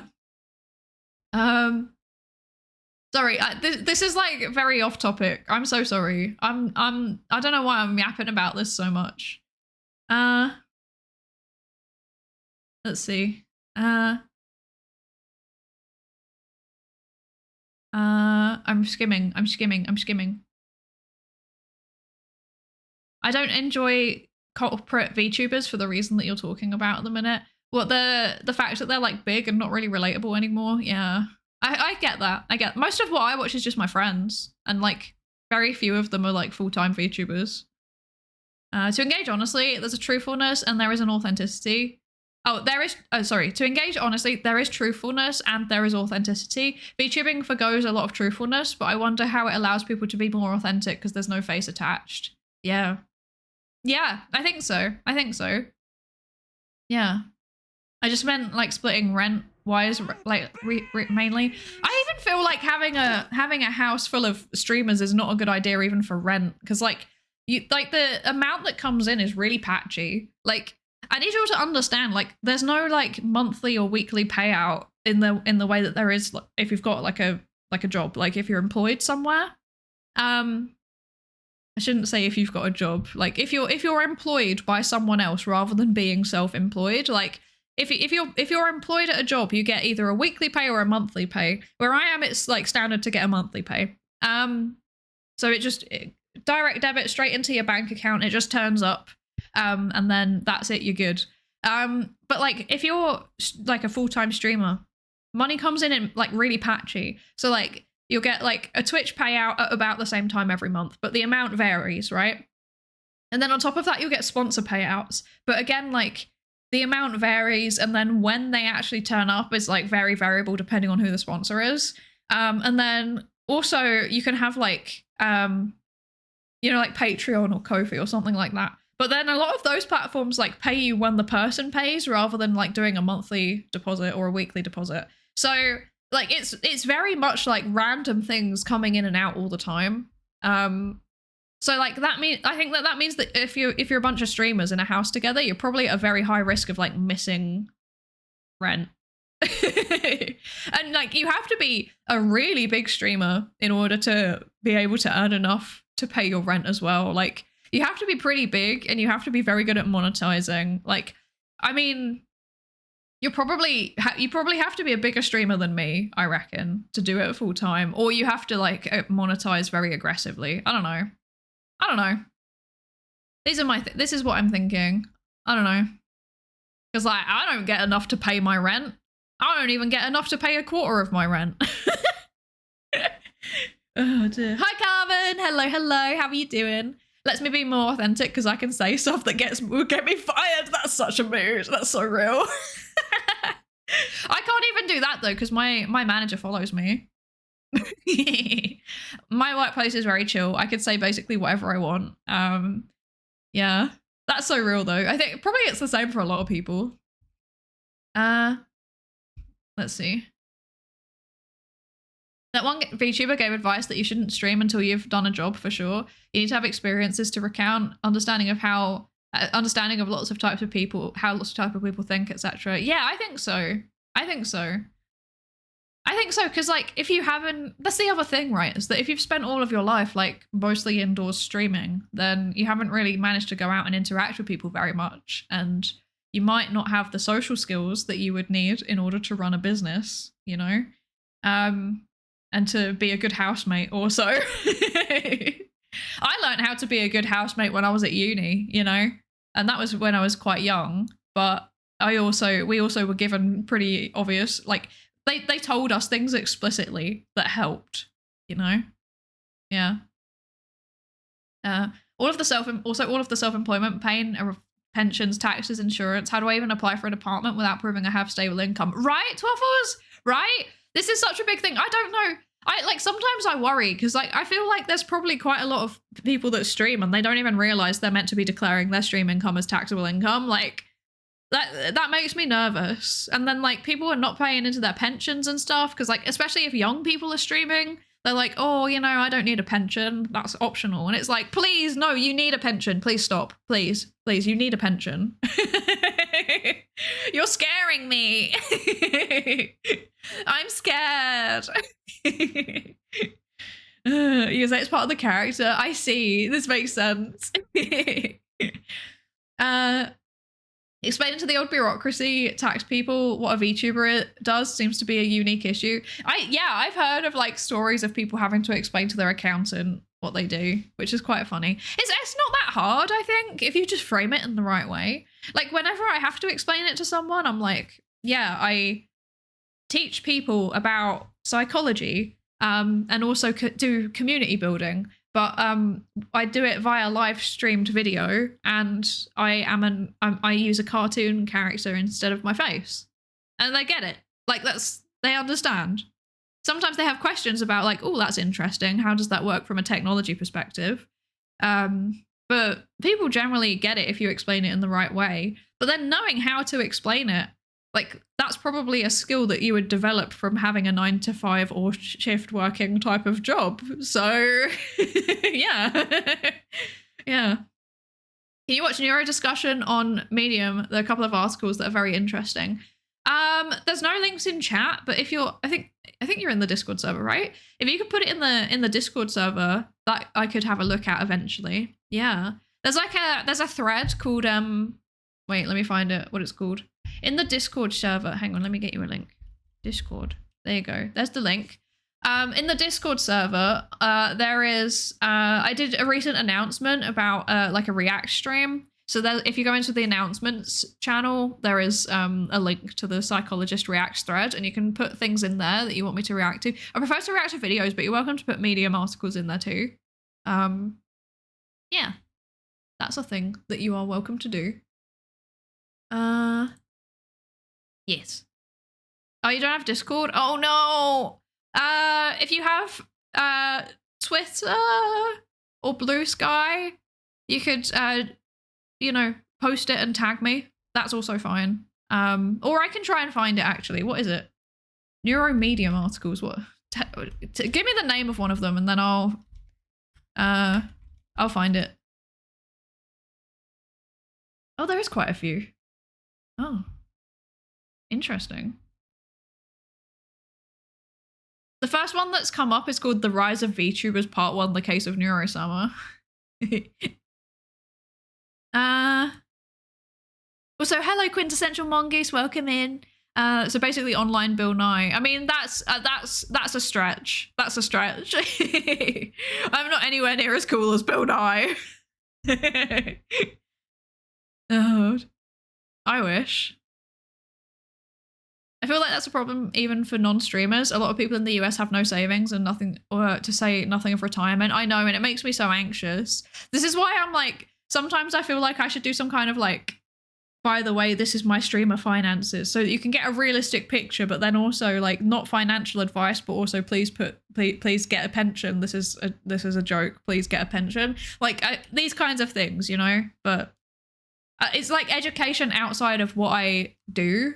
So maybe not. I don't know.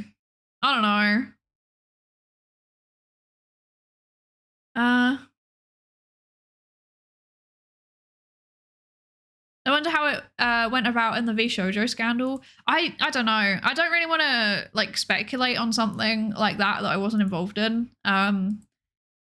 Yeah.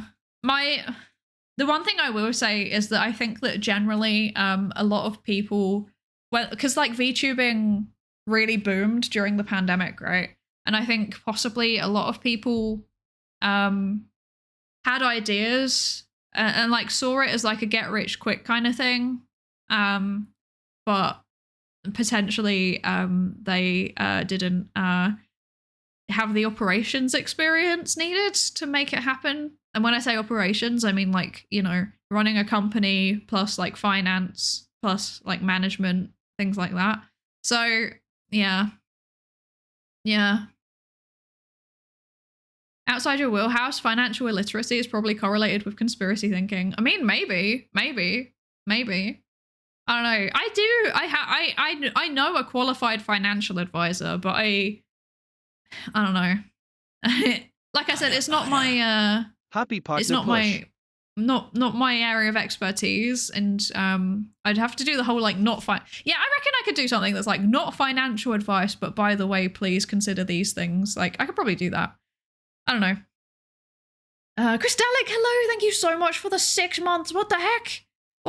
Thank you so much. I appreciate it. Thank you for extending the lab's funding. Thank you. I work 2 jobs and I still live paycheck to paycheck. Yeah, unfortunately, it's a really common experience. Yeah, and it's sad. During COVID, interest rates were also super low, so in all the sectors, it was very easy to borrow for whatever startup you were running. Exactly, yeah. And it's kind of all come back to bite them in now that the interest rates have kind of gone up pretty significantly. So, yeah. Vegan diet content, financial content, literally anything but psychology. No, it's stuff that complements the psychology, I think. Because all of these things, they have like a tie to psychology, right? So like, you know, vegan diet content, there's a lot of research around how to like to nudge people, to nudge people to stop eating meat or to make better, like more sustainable food choices, for example. And then like financial illiteracy, a big chunk of that is like thinking about how people like think about money, I guess. So it's still psychology. I swear.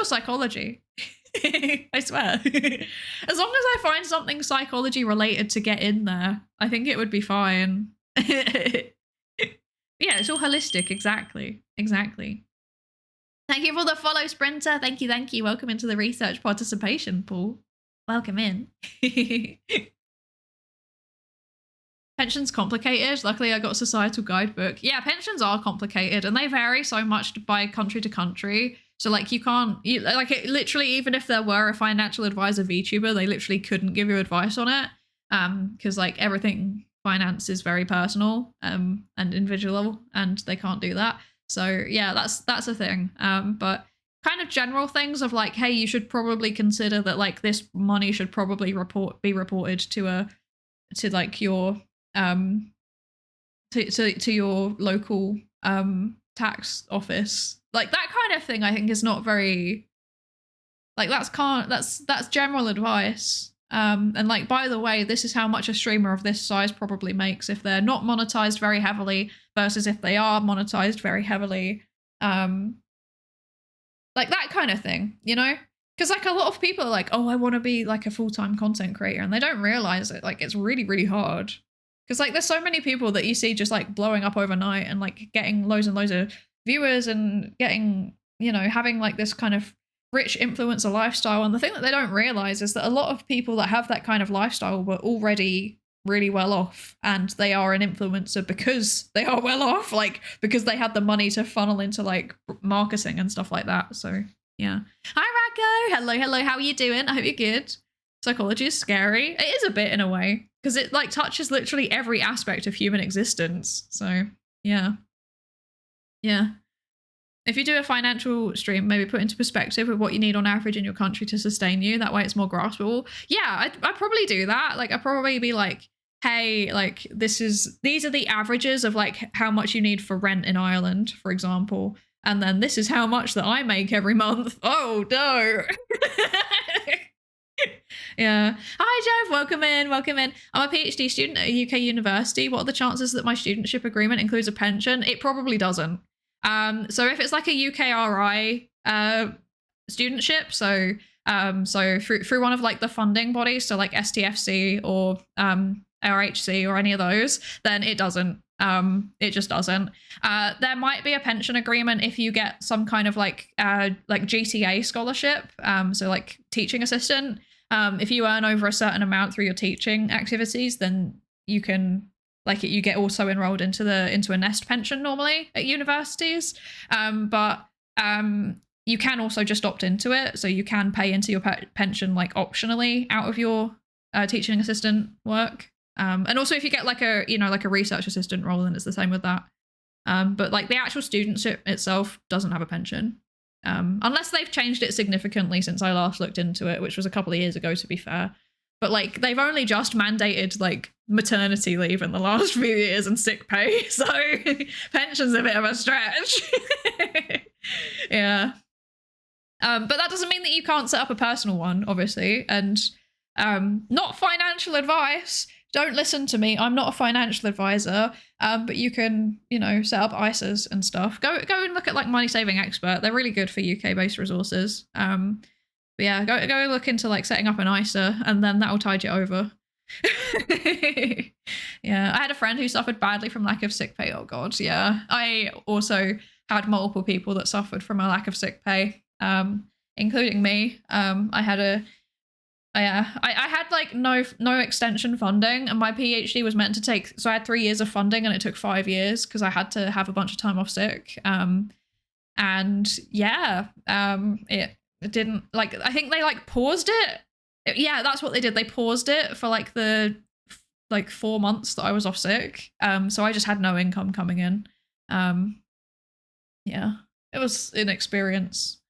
Also, hi J5. Hello. Thank you for the lab safety register check-in. At work last week, I took a reg plate or something similar from a caller that had 1, 2, 3 in it, and mentally added Pikmin controller for the Wii. You have a lot to answer for. That's so funny. I'm so sorry. Oh my god. It's broken. It's broken. It's broken. Oh no. Smarter streamers are actively saving most of their net revenue and thinking about what they would do after streaming. Yeah, I agree. Yeah. Oh, and actually also I know quite a few streamers have like a job. Like they find like consulting gigs and stuff that are kind of tied to what they do as a streamer. So yeah, I follow someone who's like a full-time streamer, but then has also ended up with like I don't know if it's like a consulting gig or like an actual job, but with like a PC company. So that's really cool. Stuff like that, that's smart. Big brain, do that kind of thing. Sustainable income. And then, yeah, save as much of it as possible. Pension, high yield savings account, etc. Yeah. Index, like investment index, things like that. Not financial advice. I'm not a financial advisor. This is just what I do. Yeah. Yeah. I thought you said set up an ISIS, and my mind thought, I don't know if that's a good idea. No, our the UK's the UK has like these tax-free savings accounts basically called ISAs. I don't know what it stands for. Maybe interest. I don't know. What does ISA stand for? Now I want to know. Individual savings accounts, and you can put in up to £20,000 per year without getting taxed on it. So they're very, very good. Yeah. Individual savings account. That is indeed true. Yes. Thank you. Yeah. Real estate. I'm not convinced that real estate's a good investment. Anyway, why are we talking about finances? This is not what the stream's meant to be about. Why have we gone down this rabbit hole? How did this happen?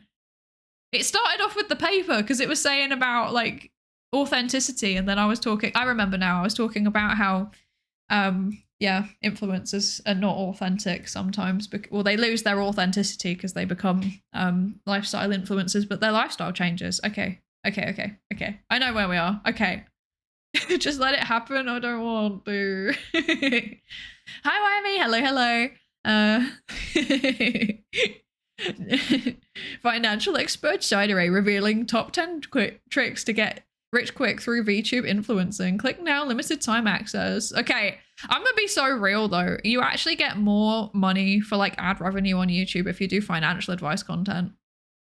There's different categories on YouTube have different levels of ad revenue, and that's one of the ones where you get a lot more. Not that it matters for me because I'm not partnered on YouTube. I am on my VODs channel, but my revenue for the last few months has been 0. So, because I get like 40 views per video because they're long old VODs. So, yeah. So my revenue is 0. And then my main channel is not monetized because I don't get enough views because I don't post enough. And when I do post, it's not watched enough. So, shrug. Yeah. Also, hello, Dragonator. Hello, welcome in. Real estate's fantastic investment for time travelers. Right? I don't think it's good for millennials anymore. Again, just my opinion, not a financial advisor. Your inability to stay on task is part of your authenticity. It's true. It's true. Selling a micro VTuber streaming course about selling micro VTuber streaming course. Oh god, can you imagine? That's so cursed. That's so cursed. The twins and Vettel are very pauper, so this is on topic. True. Yeah.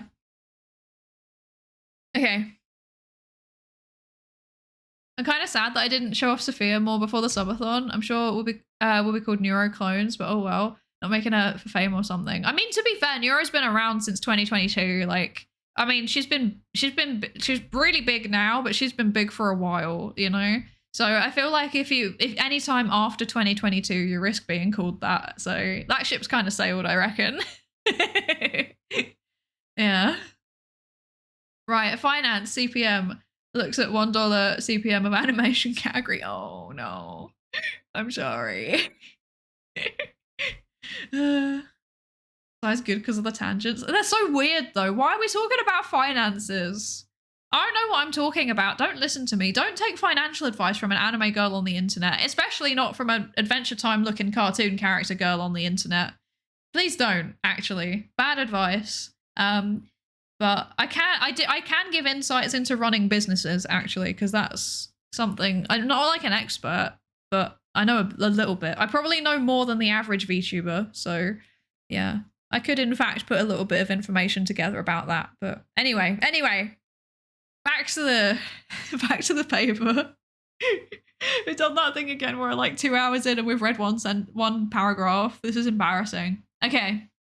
What was the paper about again? Okay. Right, so yes, digital content creation is getting commercialized and professionalized, and now people are like, well, what does it mean to be an authentic content creator? And then AI content creators like Neuro turn up, and everyone's like, whoa, now this makes it even more confusing. What does it mean to be authentic anymore? And they're looking at Neuro to see how authenticity, why she seems authentic, basically. They're looking at that, yes. Okay. Our study unfolds in 4 sections. The first situates VTubers generally and Neuro specifically in a socio-technical context, reviews key literature on authenticity and human-machine interaction, and introduces our theoretical framework. The second section introduces our methodological approach, whilst the third analyzes how authenticity is performatively negotiated across 3 dimensions: transparency, emotion, and potentiality. The final section reflects on broader implications for understanding how gender and power shape the performativity of authenticity in AI live streams. Very good. Okay, literature review. Look, we're on to the next section. Adventure Time made money though. So much money though. So we should listen. No, actually. I get all my financial advice from cartoon characters on the internet claiming they're not giving financial advice. I've made quite a bit of money that way. That's so funny. I think the funniest thing also is that like Neuro has stocks. That's also very funny. Yeah. Don't you hate it when people like listening to you ramble on topics? But it's a topic that I don't know what I'm talking I think this is better than the average rate. No, this definitely isn't. This is down in the low end so far. Yeah. Yeah. What's with the polyglot VTubers? I'm not a polyglot. I am not a polyglot. I barely even know psychology. Wait, polyglot. No, I'm thinking polymath. My bad. Polyglot. I don't speak any other languages also. I barely know psychology and I barely know English. So yeah. I feel like the fact that Vedal talks to Neuro on stream as well makes a huge difference. Absolutely. I think so. I think so. Hi, Pseudo Lab. Hello, hello. Did you buy silver? No. I don't take financial advice from AI VTubers. Neuro streams would probably lose some of its entertainment if Vedal didn't talk with her. I think so. I think so. I reckon that they'll come to that in the paper though. Yeah. I barely speak psychology, exactly. Okay. I drink some water and then we read. Sigma lithium to the moon. I like the introduction of evil twin that's not particularly evil. That's such a good way to describe her. Okay, right, so context. We're getting some context. This context is about VTubers at the intersection of technology, anime culture, and participatory AI experimentation. VTuber performances rely on an array of sophisticated digital tools, including integrated modeling and rigging, like this, motion capture, which is what my face is doing right now. Wow. Real-time rendering, which is what my VTuber model is doing right now. Very cool. Digital audio processing. It's true. I have a bunch of filters on my audio so that you can't hear me fidgeting. And AI-driven systems. I don't know what that's referring to. I think the only machine learning-based system that I have in my stream is that I use like an NVIDIA noise cancellation filter. Yeah. I can't think of anything else. Before the release of FaceRig in 2014, virtual avatars were primarily operated by companies. The introduction of live 2D technology in 2015 allowed live avatars to be controlled via face motion capture, making virtual streaming far more accessible. In 2016 provided a pivotal moment for VTubers with the debut of Kizna I, the first virtual YouTuber to achieve global popularity. Although officially presented as an independent AI, she was in fact operated by a human voice actress and production team. A fact tacitly understood within the community despite the AI narrative. This is also outdated because she's come back. So she's like, it's not a was anymore. It's a is again. She came back. Pretty sure iPhone's face mocap is AI or at least machine learning based. This is true. This is very true. I know for a fact it is.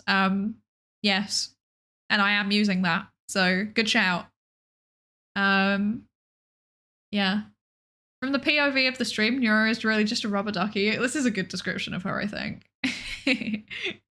Okay, so shifting to our case study, Neuro relies on the sophisticated integration of multiple AI systems with her gameplay capabilities powered by Python-based AI processing, 80 by 60 pixel grayscale images. Do we know that?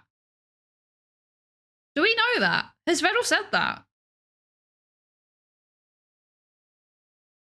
Huh.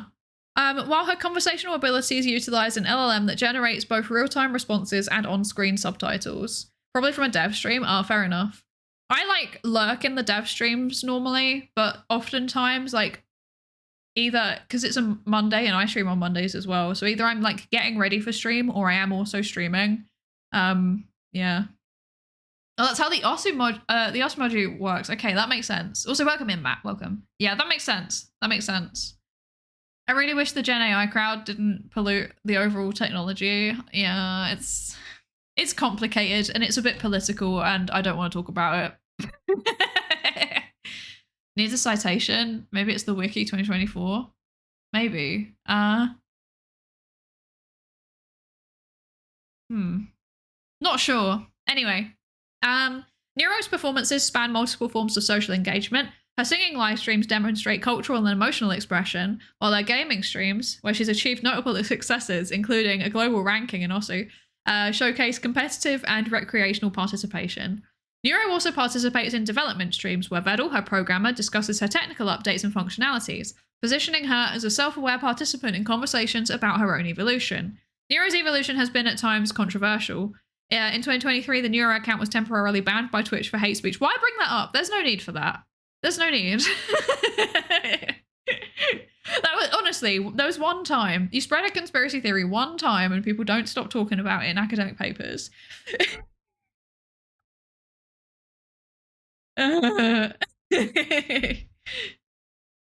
Oh dear. I remember something about grayscale images from an old clip, but it's a good chance that that's outdated. Yeah, I was thinking that too. Yeah.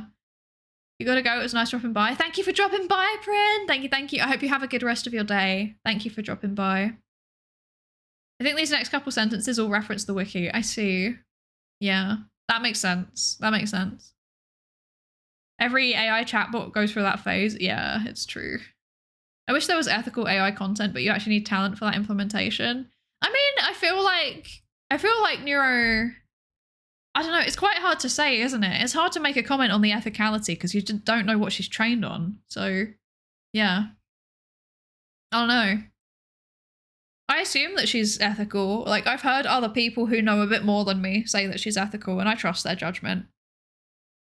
I do a lot with Sophia. I'll talk to her about what upgrades and edits I've made to her code and systems. That's very cute. I love that. You get possessed by the spirit of Kanye once. Yeah. Oh, you meant more like art? Oh, okay. I see. Yeah. But yeah. I can see that for Osu specifically, since it's not a high fidelity gameplay, you just have to click on a specific area of the screen and it's quite forgiving because it's for touch screens. But more complex stuff like the cooking streams with Lena are definitely using more complex visual perception. Yeah, and then like the ones where she like reacts to things as well. So like reacts to fan art and reacts to videos and stuff. There's a lot going on there. So yeah. Beyond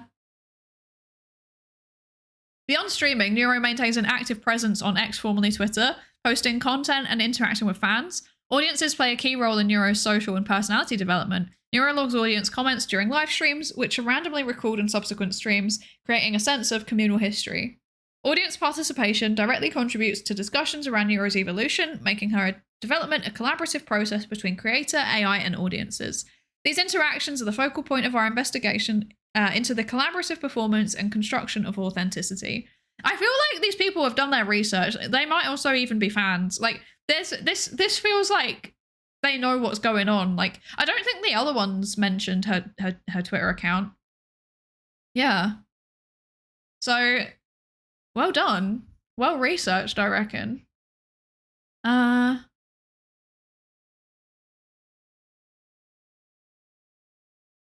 doubt the base model would be ethical. I don't think there's enough legally available English data to get a model speaking coherent English, but I would assume with extra training, Better was using ethical data. I don't know, and I don't want to speculate about it. Hi Hunter, hello. Thank you for the lab safety register check-in. I was recently informed that LLMs exist which are in fact on ethically obtained content, and perhaps not surprising, they were originally developed as research assistants, literally designed to comb through peer-reviewed journals and summarize them. Oh, that sounds kind of fun. Yeah. I see. Yeah, because if something's licensed in the right way, then it's ethical to use it. Like if it's licensed, you know, Creative Commons or public domain, then you can train on it like without issue. So yeah. Hi Math Wizard, welcome in. Sounds like very smart fan / swarm. I agree.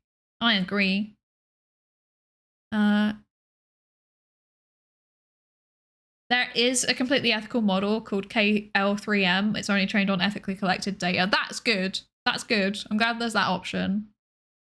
All VTubers are AI streamers since the movement tracking relies on machine learning algorithms. Kind of true, yeah, but it's like, I wouldn't say that I'm an AI streamer. I would say that like the technology that I'm using is supporting me as a streamer, you know? Like people aren't here for AI content. They are here for content that is supported gently by machine learning algorithms. Like, yeah, I don't know. The voice models don't need massive amounts of data either. They're mostly used in open access audiobook archives. Oh, interesting. Interesting. Yeah. And there's a lot of data in the voice domain because it's more readily available than art. This is very true. This is very true. Okay, so there's about to be an ad again. I'm sorry. I think that I need to fill up my water, and also I don't want people to miss out on the discussion. So I'm going to go to BRB again, and we will be back in a few minutes. Okay, see you in a few minutes. Enjoy your Pikmin. Pikmin 4 and 5, Pikmin 6, Pikmin 7, Pikmin 18 million and 11, Pikmin 3 Deluxe and hey Pikmin, new centrifuge to put Pikmin in. Pikmin in your membrane, that's called Pikmin blocked. Old Pikmin theorem that scientists forgot. New mechanics, quantum Pikmin. Pikmin chest tube, Pikmin balloon mount, radio sonde, Pikmin electrons covalent bond, Pikmin AI published IEEE, slowed down Pikmin due to relativity, Pikmin in your culture where you can see it contaminating all it touches, Pikmin in your culture where you can see it contaminating everything it touches. Pikmin in your culture, Pikmin in your fucking culture. Pikmin 1 and 2 and Pikmin 3, Pikmin you play control for the Wii, Pikmin 4 and 5, Pikmin 6, Pikmin 7, Pikmin 18 million and 11, Pikmin 3 Deluxe and hey Pikmin, new centrifuge to put Pikmin in. Pikmin in your membrane, that's called Pikmin blocked. Old Pikmin theorem that scientists forgot. New mechanics, quantum Pikmin. Pikmin chest tube, Pikmin balloon mount, radio sonde, Pikmin electrons covalent bond, Pikmin AI published IEEE, slowed down Pikmin due to relativity, Pikmin in your culture where you can see it contaminating all it touches, Pikmin in your culture where you can see it contaminating everything it touches. Pikmin in your culture, Pikmin in your fucking culture. Pikmin 1 and 2 and Pikmin 3, Pikmin you play control for the Wii, Pikmin 4 and 5, Pikmin 6, Pikmin 7, Pikmin 18 million and 11, Pikmin 3 Deluxe and hey Pikmin, new centrifuge to put Pikmin in. Pikmin in your membrane, that's called Pikmin blocked. Old Pikmin theorem that scientists forgot. New mechanics, quantum Pikmin.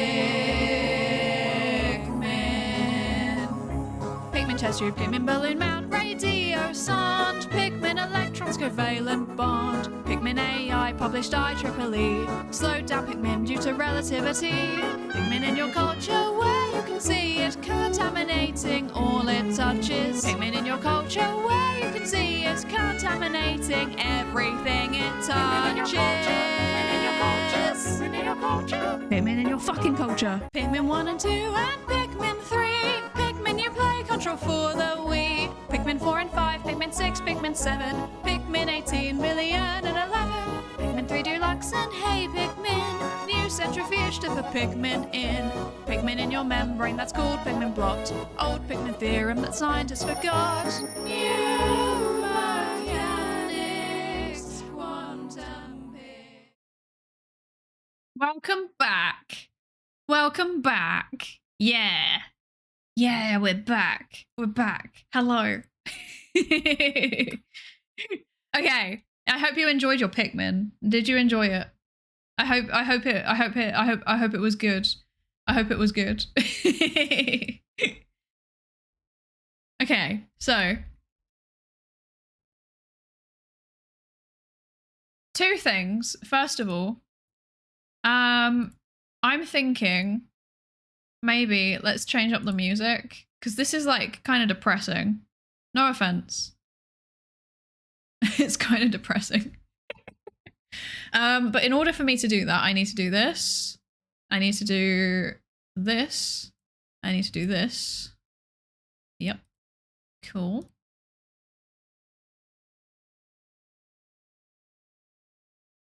There we go. Okay. Yeah, because this is like not. There we go. Cool. I've put Swarm FM on. You're welcome. Okay.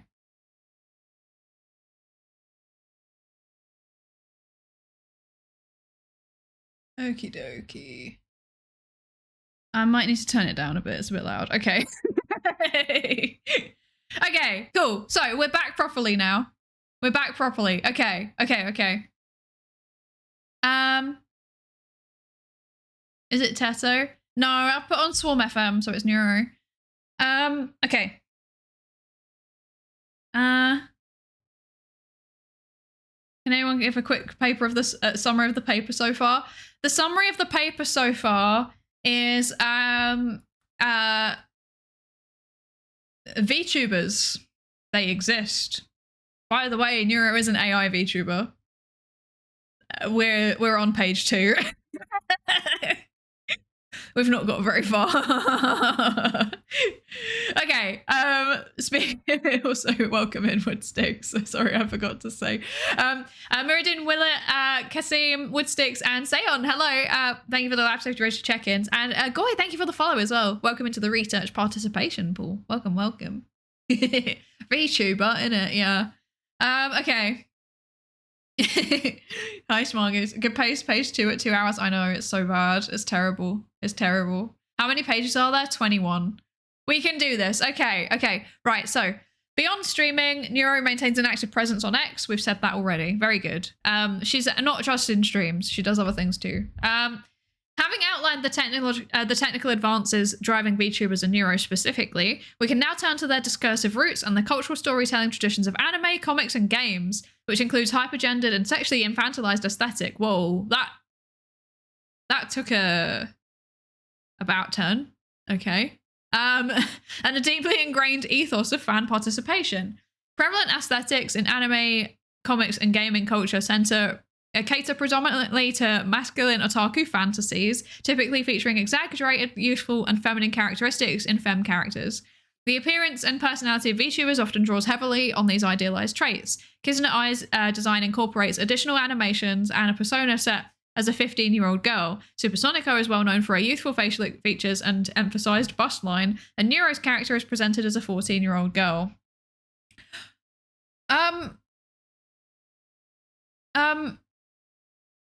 Okay. I have thoughts. Okay, but I'll finish the bit. Okay. Similar to how anime and comics and games fans do not simply read these genres, but also participate and co-create them. I guess that's referring to like fandom culture. VTuber fans are typically not passive consumers, but active participants who shape the virtual performer's identity via references to danmaku, fan art, and memes. What's danmaku? What is that? I don't know what that is.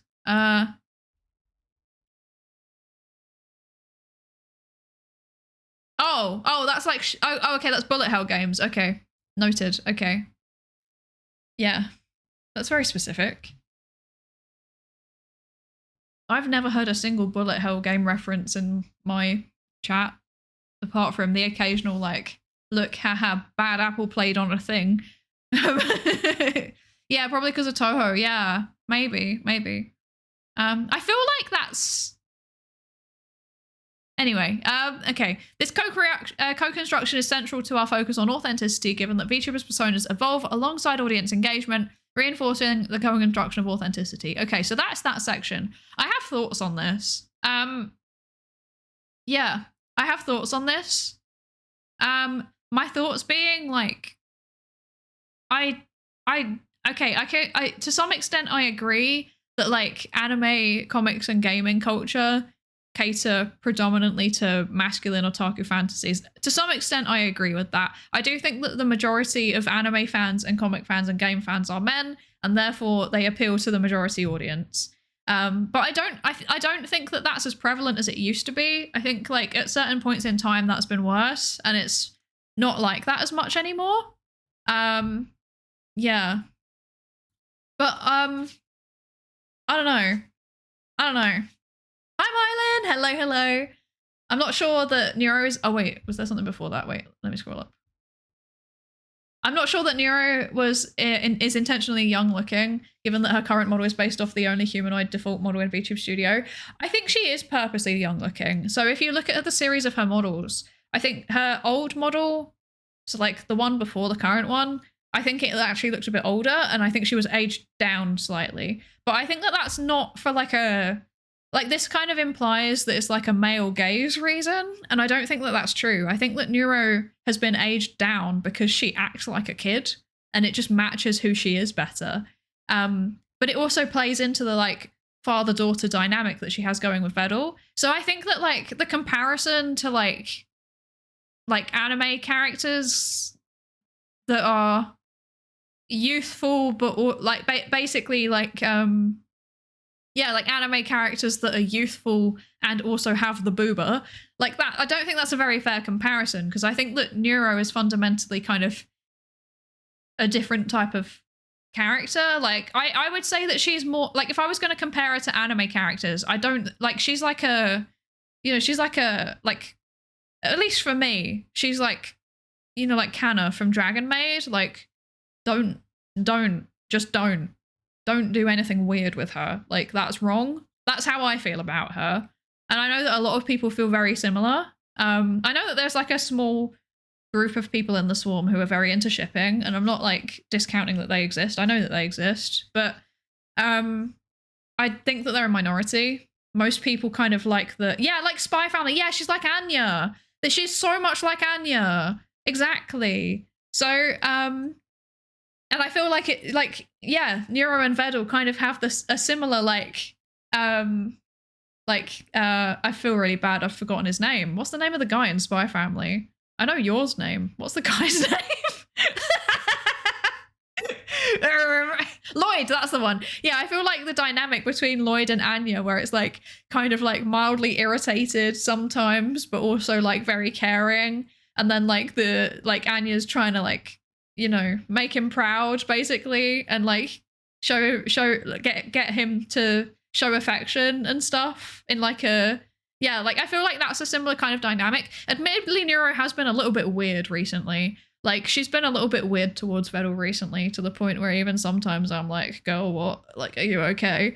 But like she's always had that kind of undercurrent going on. But I think that that's not the majority of their interactions. It just happens sometimes. And it's not intentional. So like it, yeah, Vedal, I think Vedal very clearly isn't, he's always thrown by it when it happens too. So yeah, I don't know. Let me unpussyfoot. There are issues of lolicons in the culture. This ain't itchy. Exactly. Yeah. Like no. Like yeah. There's lolicons. They exist, but that's not the majority of people. They're a very, very small minority. They're just a bit vocal, so people think that there's more of them than there are, possibly. Yeah. Do not loot the robot lolly. Exactly. Do not. Yeah. Way to pick an anime character that was very specifically created for sexualized content. Yeah. I think they are bad comparisons. I think they're bad comparisons. If I had to fit her in with other characters, I would be like, yeah, Anya I think is a really good comparison. Yeah. But I mean, I get their point of like, it is you can't deny that like, you know, fan service is a very big part of this kind of subculture. But yeah, I don't think it's a big part of Neuro's streams. I don't know. Yeah. So this whole like paragraph feels like it's kind of come out of nowhere, to be honest. Like I'm not like it doesn't, this paragraph, I don't understand how it links to the rest of it, if that makes sense. Because like the rest of it's all about like co-construction, and then it's just suddenly out of nowhere paragraph about gender? Question mark? I don't know. I don't get it. Neuro has never had a revealing model, but a lot of VTuber culture seems to be in favor of that. Maybe that's what they're getting at. Maybe. But then like even within VTubers, like there are a lot of VTubers that have like revealing models, but there's also a lot of VTubers that are very explicitly like say so, right? Like there's a whole, like I would say that like a very, very big chunk of VTubers are family friendly. Even if you just look at big ones, like, you know, like even a fair number of big ones like have family-friendly models. And like, just I'd also like to point out that like just because a VTuber's model has boobs doesn't mean that it's sexualized. Like you can have boobs without being sexualized. Yeah. I don't know. Yeah. Krelly, for example. Yeah, exactly. Krelly's such a good example.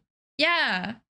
Although I guess she kind of sexualizes herself though sometimes, but like actually no, the dynamic's the other way around. Sometimes it's the chat that sexualizes the VTuber. With Krelly, she's sexualizing chat.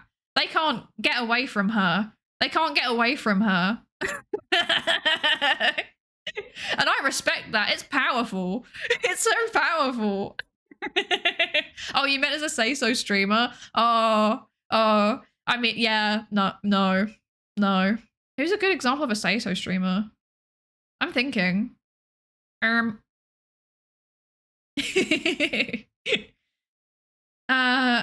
Say-so streamer.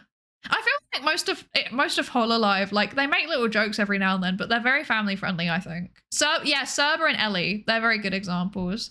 Lena's interesting because I feel like her, like whenever I watch her streams, the actual like her as a person, she seems very wholesome, but then like her model's not family friendly, I think.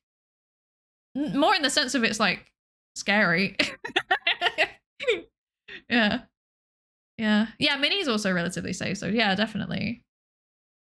Ellie, have you seen a boarding stream? Okay, but she talks about things in like a safe for work kind of way. Like, okay, this is the thing. Okay, I feel like say so is like wholesome, right? So let's scrap say so. Let's talk about safe for work. There's a lot of VTubers who have a very safe for work model, and the content that they make is safe for work. Even if they talk about weird things, sometimes they do it in a way that is safe for work. You know, there's like not much swearing. There's no like sex, like things aren't like, if they're talking about like, I don't know, like sex stuff, it's not done in like in a sexualized way. It's not in a like, it's like in an informative or educational way.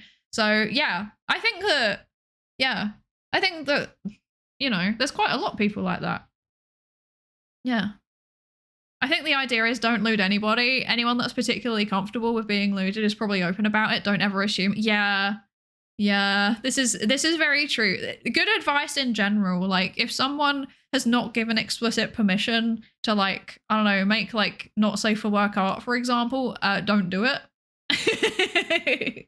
Don't do it.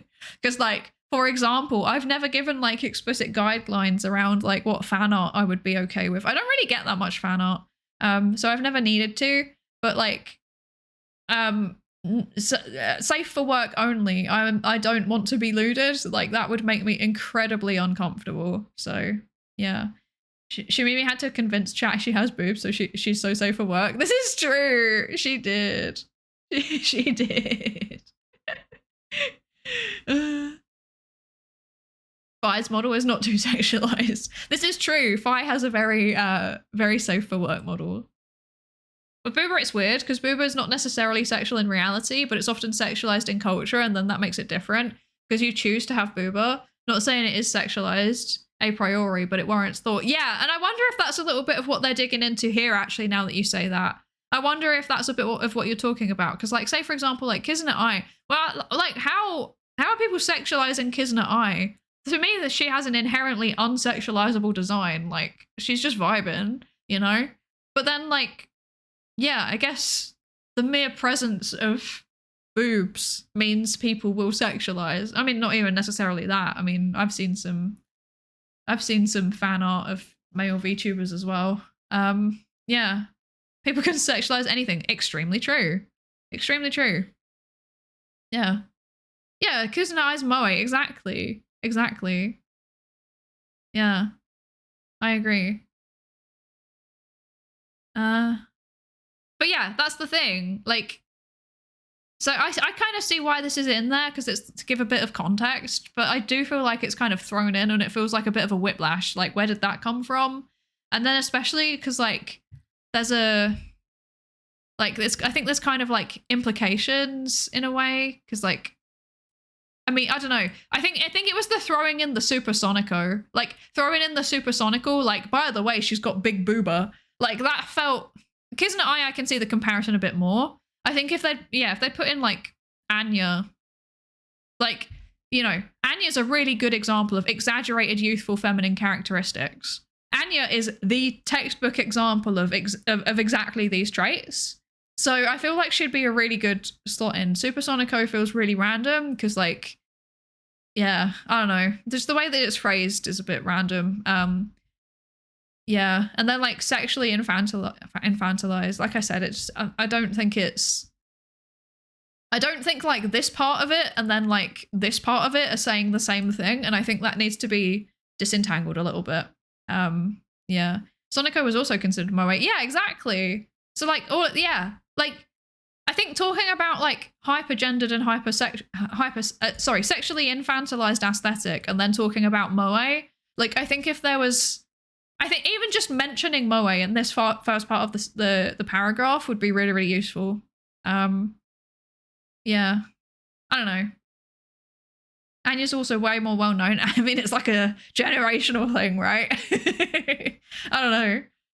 Maybe more in the history of moe characters from Japanese culture would be more appropriate. Possibly, yeah. I do think it's important to acknowledge that, like, in general, anime, comics, and games do tend to, like, sexualize women, like, in femme characters. But I don't think it's, like... I think it's more important to focus on the moe aspect. And yeah, I think you're right. Like, even if there is just like one single sentence on moe characters, that would be really helpful. Kind of dangerous conflation. I agree. They're both gendered. So like both sexualized characters and moe characters, like they're overwhelmingly women, right? Or like girls. But yeah, I agree. Like conflating moe and sexualization, like I think it's complete. I think as far as I'm concerned, they're opposites. Like I am a big fan of moe stuff, and I'm a big not fan of sexual stuff. So they feel, I don't know, that might be me projecting a bit, but I feel like they're very, very different. Yeah. Yeah. Of course, there's no reason to not problematize over sexualization, but the conflation is, yeah, I think I agree. The conflation's kind of not ideal. It kind of implies something about Neuro that isn't true, I think. There's a whole genre that's cute girls doing cute things, which is normally pretty safe for work. Yeah, it's one of my favorite genres, I'm not gonna lie. My favorite thing is to just like, if I'm really, really tired, my favorite thing is to just find something along the lines of Eurocamp and just dissociate whilst watching it. No plot, nothing happening of substance, but they're having fun, and that makes me happy.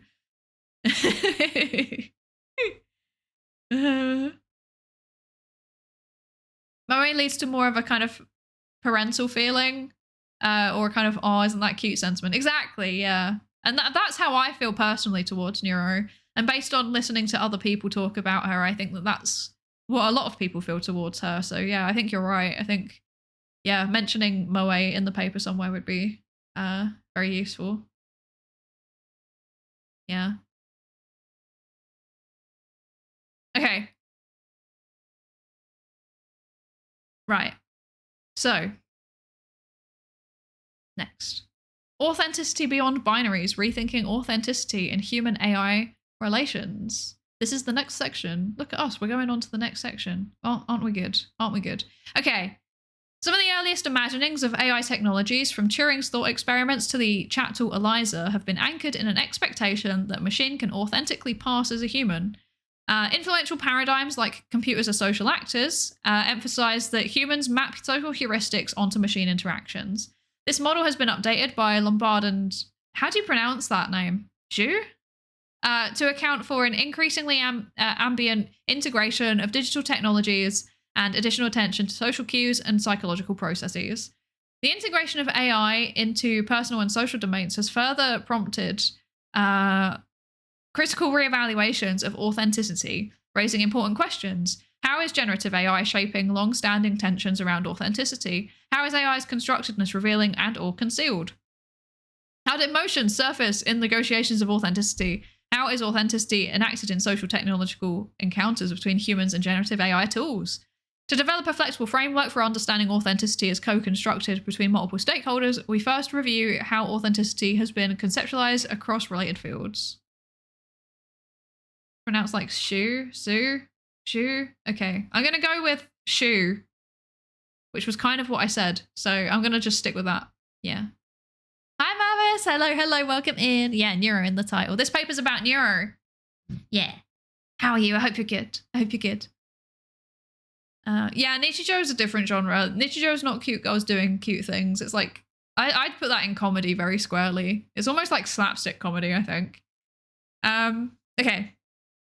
Within fields like data science, machine learning, computer vision, and natural language processing, authenticity is often defined by the reliability and accuracy of information.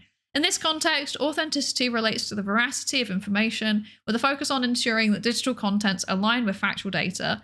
Efforts to, yeah, so this is basically saying, like, how do we stop the AI hallucinations? How do we stop the hallucinations? Make them stop. Efforts to establish authenticity often involve the development of technological safeguards and verification methods to differentiate facts from falsehoods.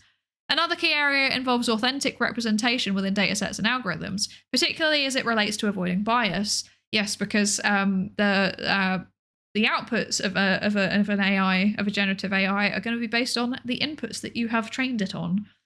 So if, for example, I don't know, you have loads and loads of text that's all written by British people, and you don't really have anything that's written by Irish people, then that means that common Irish phrases, for example, might not be in the data set, and then it won't understand what you mean when you say things. I'm sorry for bonking my desk. I apologize profusely. Yeah, Neuro famously always tells the truth. Well, this I think is what they're saying. I think this is what they're saying, is that like these concepts of like the way that that authenticity is conceptualized with relation to like data, you know, how accurate is the data, how accurate are the responses it's giving from the data, and then like, is it representative? Like those are things that are less those are things that are maybe less relevant for Neuro. Because like if she says that something that's misinformation, then it's just like, haha, streamer said funny things. Like, I'm not being funny. Streamers spread misinformation all the damn time. Like the amount of times that I have sat in like just observing a random streamer, and then they just say things that aren't true, and I'm like, ah. And sometimes they say things about psychology that aren't true, and then I'm doubly like, ah. Yeah, this is a thing. Yeah. British speak isn't just hallucinating. I feel like it is. I feel like I'm hallucinating all the time, to be honest. Everything that I say is just not real. Benny Thunder, thank you so much for the follow. Welcome into the research participation pool. Welcome, welcome.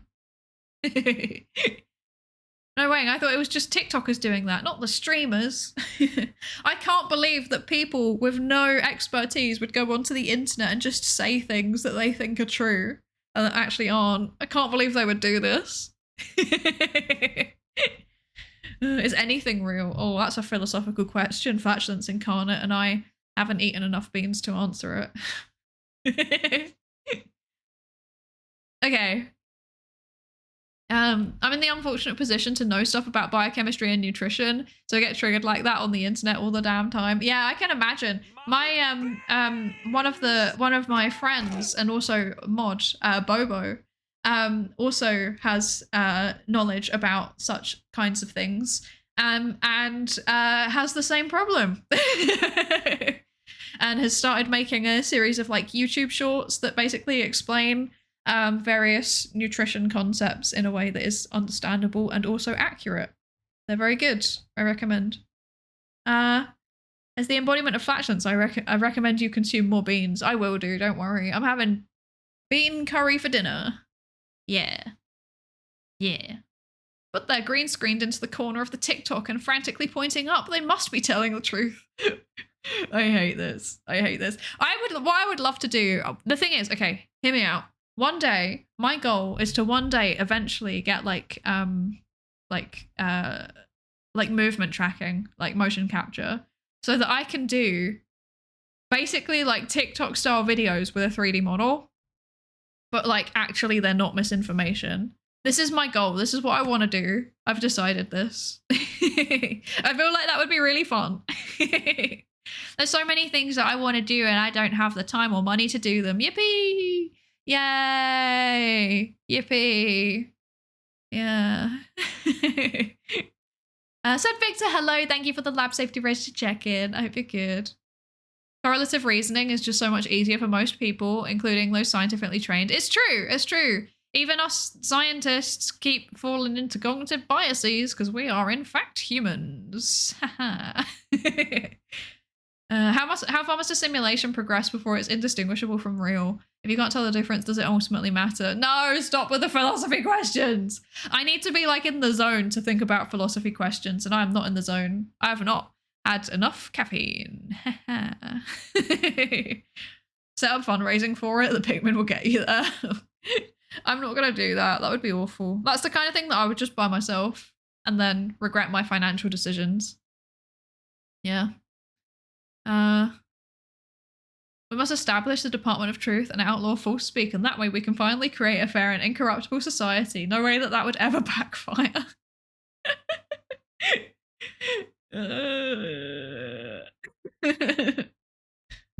Oh dear. Thought you were a lizard. I'm a human. Look, I've got the hat. I've got the hat. I'm a human. There's a whole season of Monogatari. Okay, Mylin, I'm sorry. I've never actually watched Monogatari. I've never watched Monogatari. Is that bad? Is that bad? Oh. Let's watch it. Okay. I have so many things I want to watch. I haven't even managed to like start watching the new season of Ocean no Ko yet, and I'm really sad about it. I've just not got around to it. It's unrecommendable, but I like it. That's a wild statement. That is a wild statement. I'm kind of rigging the game here to win my prediction of not finishing the paper. Oh, that's cheeky. That's cheeky. Should I go to Nando's? I've not been to Nando's in ages. I can't go to Nando's. It's physically impossible for me to go to Nando's. That's so sad. At least watch the opening and ending. They're so good this season. Okay, I will. I will actually watch it though. It's one of the seasons that like I want to keep up with. So yeah. Yeah. Okay. Right. Okay. So where do we get to? Yes. Authenticity around information and around avoiding bias. That is what we read. However, perhaps that is not what's happening with an AI VTuber. Perhaps. In contrast to verifying accuracy or representativeness, perceived authenticity focuses on... So this is like perceived authenticity versus like actual authenticity. So yeah, like actual data authenticity versus perceived authenticity, which is about the psychology. It's not data integrity, it's psychology. It's how people are perceiving. Okay. We're on the ball here. We got this. Okay. In contrast to verifying accuracy and representativeness, perceived authenticity focuses on individual experience and interactions with technology, a topic primarily addressed in psychology, marketing, and pedagogy studies. In these fields, authenticity has largely been associated with sincerity, genuine emotion, natural conversation, and morality. In marketing, studies on virtual influencers reveal that consumers may perceive these AI-driven persons as authentic if they fulfill emotional or social needs despite their artificial nature. In business-to-business contexts, perceived authenticity is crucial for trust building, where AI decision-making can influence how trustworthy these interactions feel to human participants. In fields like design and education, AI is increasingly utilized as a creative or evaluative tool, adding efficiency and personalization. Perceptions of authenticity raise distinct questions in fields like journalism, where augmented reality has been proposed as a tool for immersive presentations of news, shifting perceptions of accuracy, authenticity, and credibility. I scroll. This application-orientated perspective highlights the settings and formats in which authenticity is negotiated, with implications that range from current events to fashion, to entertainment, to education. Overall, this line of research underscores authenticity as an effective and perceptual judgment, prioritizing whether interactions feel sincere or emotionally resonant to participants. Yeah. I feel like this bit's been fairly straightforward. Is there any questions about this bit?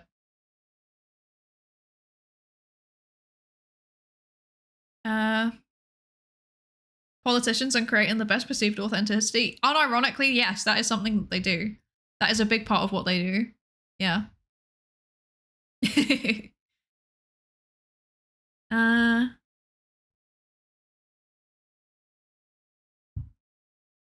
Is this section basically, this is why our line of inquiry is important? Yeah, I think so. I think so. Yeah. Hi, Forward. Hello, hello. Welcome in to the research participation pool. Thank you for the follow. Okay. Like I said, I think that bit's pretty straightforward, so we can move on, I think. As AI becomes increasingly embedded in social life, questions arise about how we should navigate and understand the evolving relationships between humans and machines. In some cases, social bonds between users and AI agents have developed into parasocial relations with AI agents. AI's growing sophistication may lead users to develop new social scripts, moving beyond traditional human-to-human norms. This growing entanglement also raises ethical concerns when AI mediates not only human AI, but also human-to-human interactions. Battisti, 2025, for instance, introduces the notion of second-person authenticity, showing how the use of AI tools to resolve conflicts can undermine the standard of authentic conduct, which depends on who performs the action rather than the quality of the outcome. Okay. So I'm guessing that second-person authenticity is something around... I feel like I need to look this up. Okay. Let's find out what this is saying. I understand kind of the fundamental premise of what it's saying, which is that like basically like using an AI as a third, like if you're having like negotiations, so there's person A and person B, then rather than interacting directly, something about maybe like they have their requests and they both get put into the third party AI decision maker, which is the thing that makes the decision. I'm guessing it's something around that. I'm gonna have a quick look. Is this paper open access? It is, that's good. Okay. So the development of AI tools such as large language models and speech emotion and facial expression recognition systems has raised new ethical concerns about AI's impact on human relationships. While much of the debate is focused on human AI relationships, less attention has been devoted to another class of ethical issues, which arise when AI mediates human-to-human relationships. This paper opens the debate on these issues by analysing the case of romantic relationships, particularly those in which one partner uses AI tools such as ChatGPT to resolve a conflict and apologise. Oh, interesting. Interesting. So it's like when somebody, like when two people have an argument and then one person goes to ChatGPT and is like, ChatGPT, help me come up with an apology, and then passes the apology over to the other person. Oh, I see. Okay. So second-person authenticity is a form of authenticity that is assessed by the other person in the relationship. Okay, so yeah, okay. Okay. Let me find the actual definition that they've given.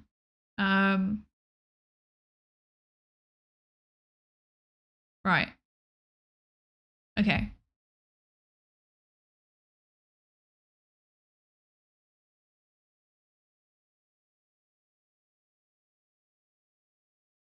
So second-person authenticity is not assessed by the individual themselves, but by other people in the relationship. In a similar vein, the psychological literature refers to perceived authenticity. Okay, yeah, so it's literally just perceived authenticity. When a partner recognizes that a behavior or action reflects the self of the person one is in a relationship with. In other words, whereas first-person authenticity seems accessible to the subject only through an internal experience of what the subject considers to be their true self, second-person authenticity occurs when someone within a relationship identifies some actions or behaviors as attributable to the person one is in a relationship with. Okay. Yeah. Okay. This makes sense. Hi, Trestira. Thank you for the lab safety register check-in. And also, hello. Hi, Dotto. Hello. Welcome in. Parasocial AI could use to lead to weird science and damage human minds, but it might be funny to document. I mean, I don't know if funny is the right word. It's useful to document. Because if we can document it, then that means that we can start to work out what's going on, right?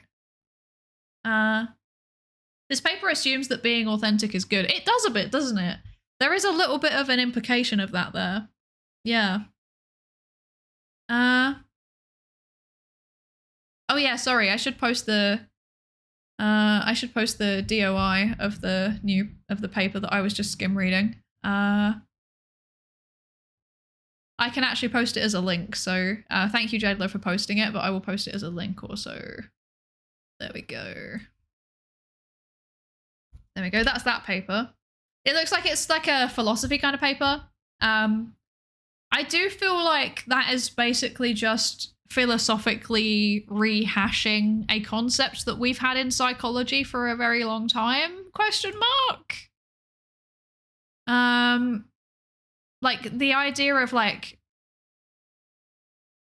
yeah, the idea of like a tool influencing how genuine your behavior is, or like relying on another person, relying on a thing. Like, I'm pretty sure that that's already been documented in the psychological literature. So like, this isn't a new concept, I think, but maybe it's a more thorough philosophical exploration of what it means, perhaps. I don't know. I don't know. I kind of want to read it. Yeah. Yeah.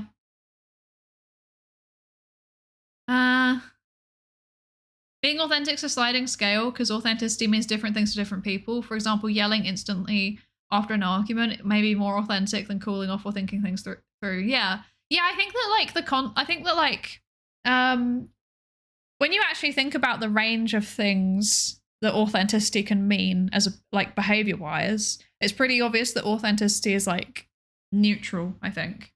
It's like neutral. Because like,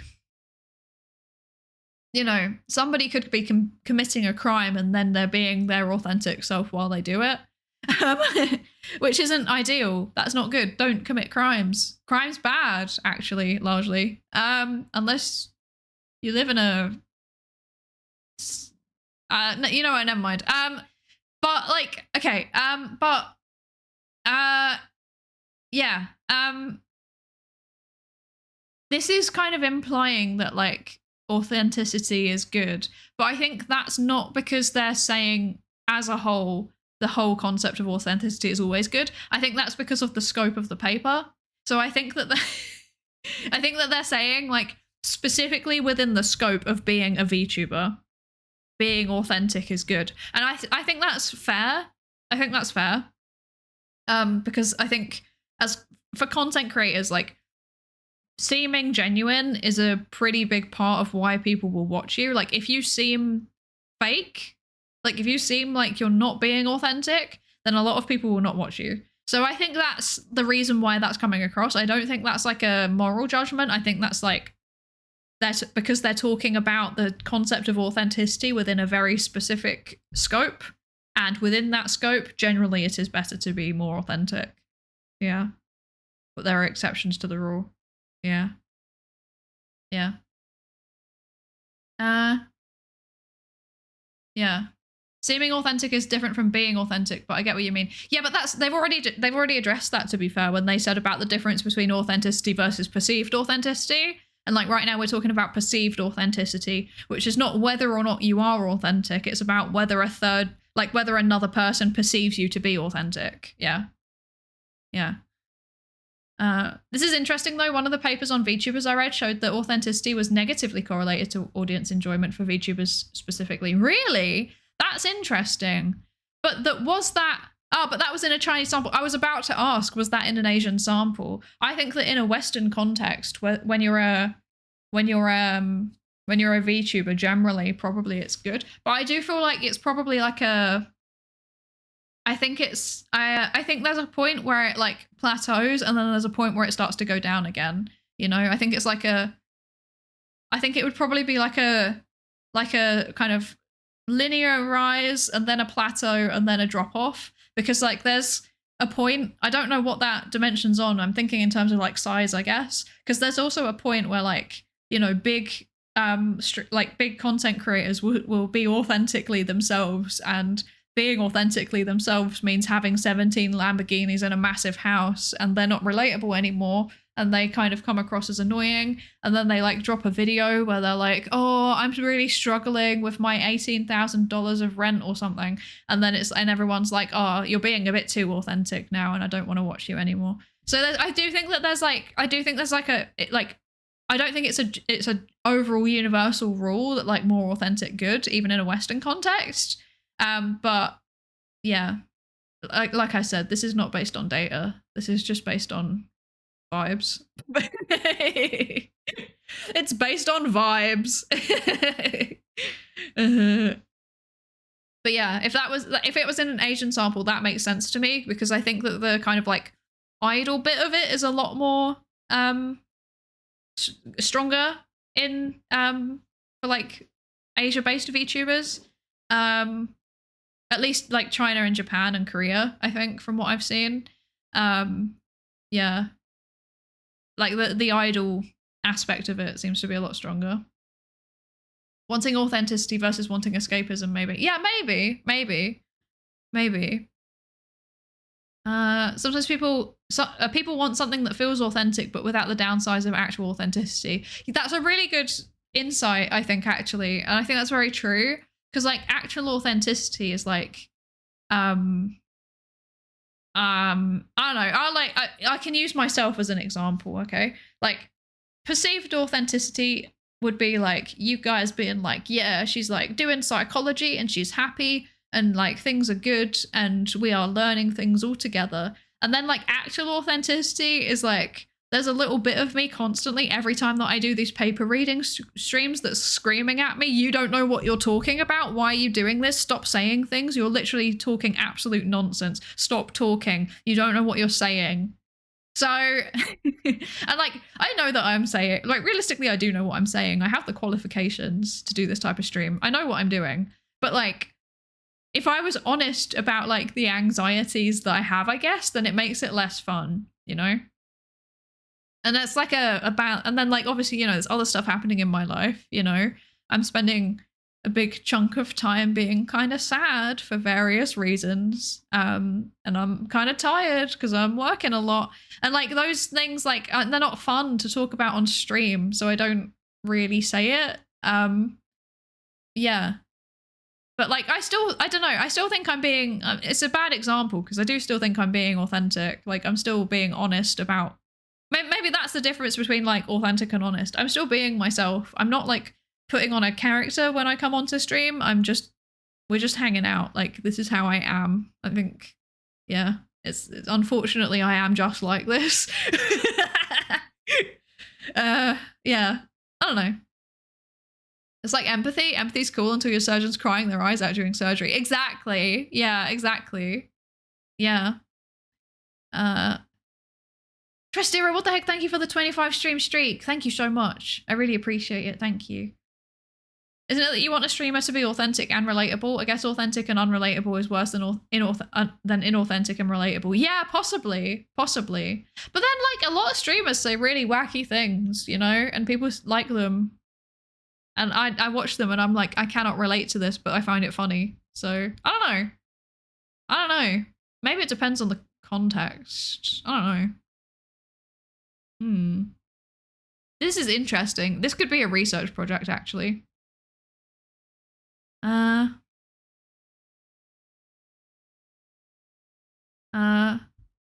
that you've got the anxieties, you broke the illusion by, no, don't leave me, no! No! Maybe it's the pressure to provide the escapism a lot of people go to stream for, particularly watching VTubers. Maybe. I don't really feel that pressure. Like if I'm having a bad day, I don't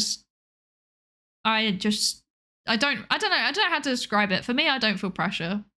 I just vibe in my own way, I guess. But I can imagine that that's how some people would feel. Yeah. Have you found viewers do not want authenticity, like for entertainment or an escape? Would they be better off with a movie versus a live stream? Oh, I don't know. That's a good question. I think it's kind of difficult to say because like my anecdotal sample is basically like all of you, right? So I'm not sure because like I can maybe speak a little bit for my stream, but I can't speak for other people's streams, and like different streamers have very different audiences, you know? Yeah. We always switch a little bit depending on context. I don't exactly act the same way with my grandma and with a child and with my friends or in a meeting. It's all authentic, but not the same. Yeah, absolutely. Absolutely. And that's normal. That's a normal thing to do. And I guess streaming's kind of the same thing, right? Like the me on stream is probably a little bit more positive. Maybe not positive. That's the wrong word. Like I think I'm an optimist like all the time. That's just how I am. But like maybe I'm not. I'm a bit more, maybe less willing to talk about certain things because I think it would bring the vibe down, and I don't want to bring the vibe down because like I'm here for a good vibe just as much as you're here for a good vibe, you know? So yeah. I don't know. That's my thinking. That's my thinking. Yeah, exactly. Different audiences want different things. Yeah. Yeah. Not much of a doomer. No, I'm not a doomer at all. I'm happy. I'm a happy little guy. You can't just plot two factors and call it a day. No, you can't. You can't. There's much more going on than just this. Gustavoy, thank you so much for Hello, Gustavoy. There we go. Hello, Gustavoy. I saw you both at the same time. And hi, Doto. Thank you so much for the follow. There we go. Sorry. Hello, Gustavoy. Welcome in. Hello, Hydroto. Thank you for the follow. Got there eventually. I can't process two pieces of information at once, apparently. Happy, cheerful. Yeah, exactly. Exactly. Exactly. I'm here to see what scrap of information I'll be able to retain. You know, if I'm being so honest, a lot of the time I read papers on stream and then I forget the paper like straight away because I was focusing on chat more than I was focusing on the paper. Yeah. Yeah. Anyway, I'd much rather VTubers say if they weren't having a good day or something. I've seen too many content creators just crack under the pressure for them to not share, especially when they feel guilty that they're letting their community down. I mean, I'm gonna be so real with you. If I was having a bad day, I'd just cancel stream. Like, like I did that quite a lot when I was in grad school still. Like, I'd just be like, bad day, bye. I'm gonna go lie down instead of stream today. Yeah. I mean, recently streaming has been the thing that makes me feel happier, so I'm very keen to do it, so I don't feel like I kind of am like a bit miserable before the stream, and then I start streaming and then I'm happy because now I'm in my happy place, you know? So that's the thing. So thank you all, I guess, for that. I appreciate that. Thank you for keeping me functional during what has been a rather unpleasant few months. Genuinely, you are very appreciated. Most viewers have different streamers for different purposes. I'd never go to my cozy streamer if I wanted my brain working and never come here to turn off my brain in the same way. That's fair. That's fair. Yeah, because even when I try and do like cozy brain turn off kind of gaming streams, I still end up accidentally talking about psychology. So this is not the place for that. Thank you for the head pats. Don't worry, eventually you'll be a professional streamer, maybe after 5 years. Literally never. It's never going to happen. That's good. Your mental health is important. Take care of it. Thank you. I'm doing my best. I'm doing my best. What if I'm here for the suffering? I'm specifically here for the widow VTuber. Teehee. Professional defamation. All roads lead to psychology. It's true. All roads do indeed lead to psychology in this chat. It's very true. Okay. Right. Where are we? We're here. Right. Okay. So by framing by framing authenticity in AI in contrast to human attributes. Yeah, I got you, Cleeper. You can't bully the streamer. I'll bully you right back. We're getting to the point now where I know how to respond to you now. You used to have an advantage over me, and now I've got habituated to your bullying, and now I can do it right back and worse. So maybe less authentic, actually. Oh, that's so funny.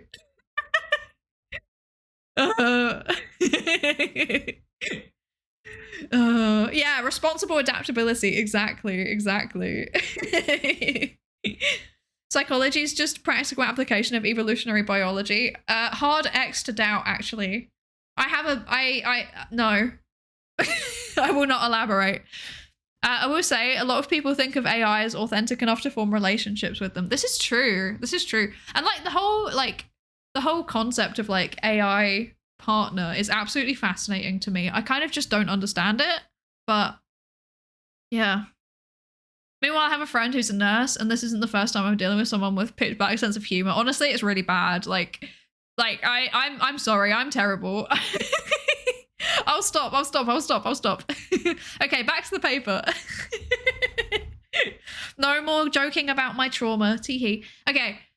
By framing authenticity in AI in contrast to human attributes, these narratives risk essentializing humanness. Along these lines, Behrens and Aiden proposed authentication and de-authentication to capture processes of language, socialization, and cognition through which persons, places, and artifacts are negotiated as being authentic or inauthentic. Whilst the interactionist approach emphasizes the importance of negotiating authenticity as a dynamic and socially constructed process, which they claimed critical for understanding the formation of selves and societies in the context of emerging technologies, it lacks specific theoretical framework for operationalization. I'm struggling with words. Listen, I could answer, I just don't want it on tape.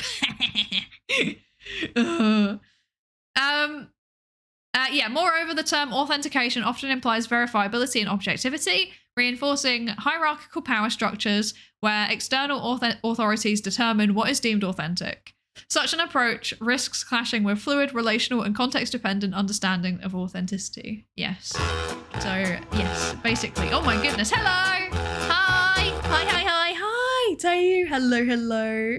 Thank you so much for the raid. What the heck? Welcome in, raiders. Hello. You'll be heard. Let's go. Everybody, please go check out Tayu. He does really, really lovely mental health content. If you like cozy and informative vibes, please go and check out Tayu. 10 out of 10, highly recommend. Also, very good friend. Yes, we love Tayu in this house. Thank you so much for the raid. What the heck? Welcome in. Who is here? General Hellcat, Mizuka, Campbell Reverie, Conifer Tree. Hello. Why is there always an ad when there's a raid? That's so annoying. And Tayu as well. Hello. Welcome in, everybody. How are you doing? For anyone new here, hi, I'm Psydere. I'm a research psychologist. That's my job. I have a PhD in social psychology. And we're reading a paper about Neuro-sama, but specifically how people perceive her to be authentic or inauthentic. So if you don't know, Neuro-sama is an AI VTuber. So she's like a large language model that powers a VTuber avatar. Yeah. That's what we're doing. Tayu, thank you so much for the raid. What were you up to today? Was it it's Sunday, right? Was it introspective art today? Tell me what you were up to. Tell me.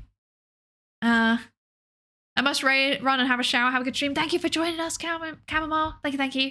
Get in the Skinner box. Get in the Skinner box, raiders.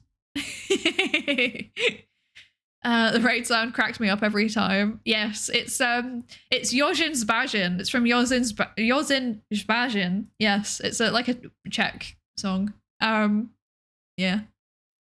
I like it. It's funny. It makes me smile. We did freestyle. Oh, nice.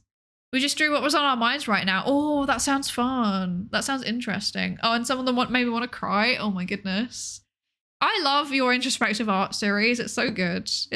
And I wish that I could watch it, but I obviously stream at the same time and then I don't get around to watching it and then I feel sad. And sometimes I feel like I should start my own streams later so I could start watching it again.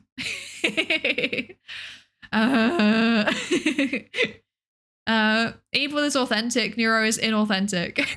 Wait, inauthentic little rage beta. True, actually. True.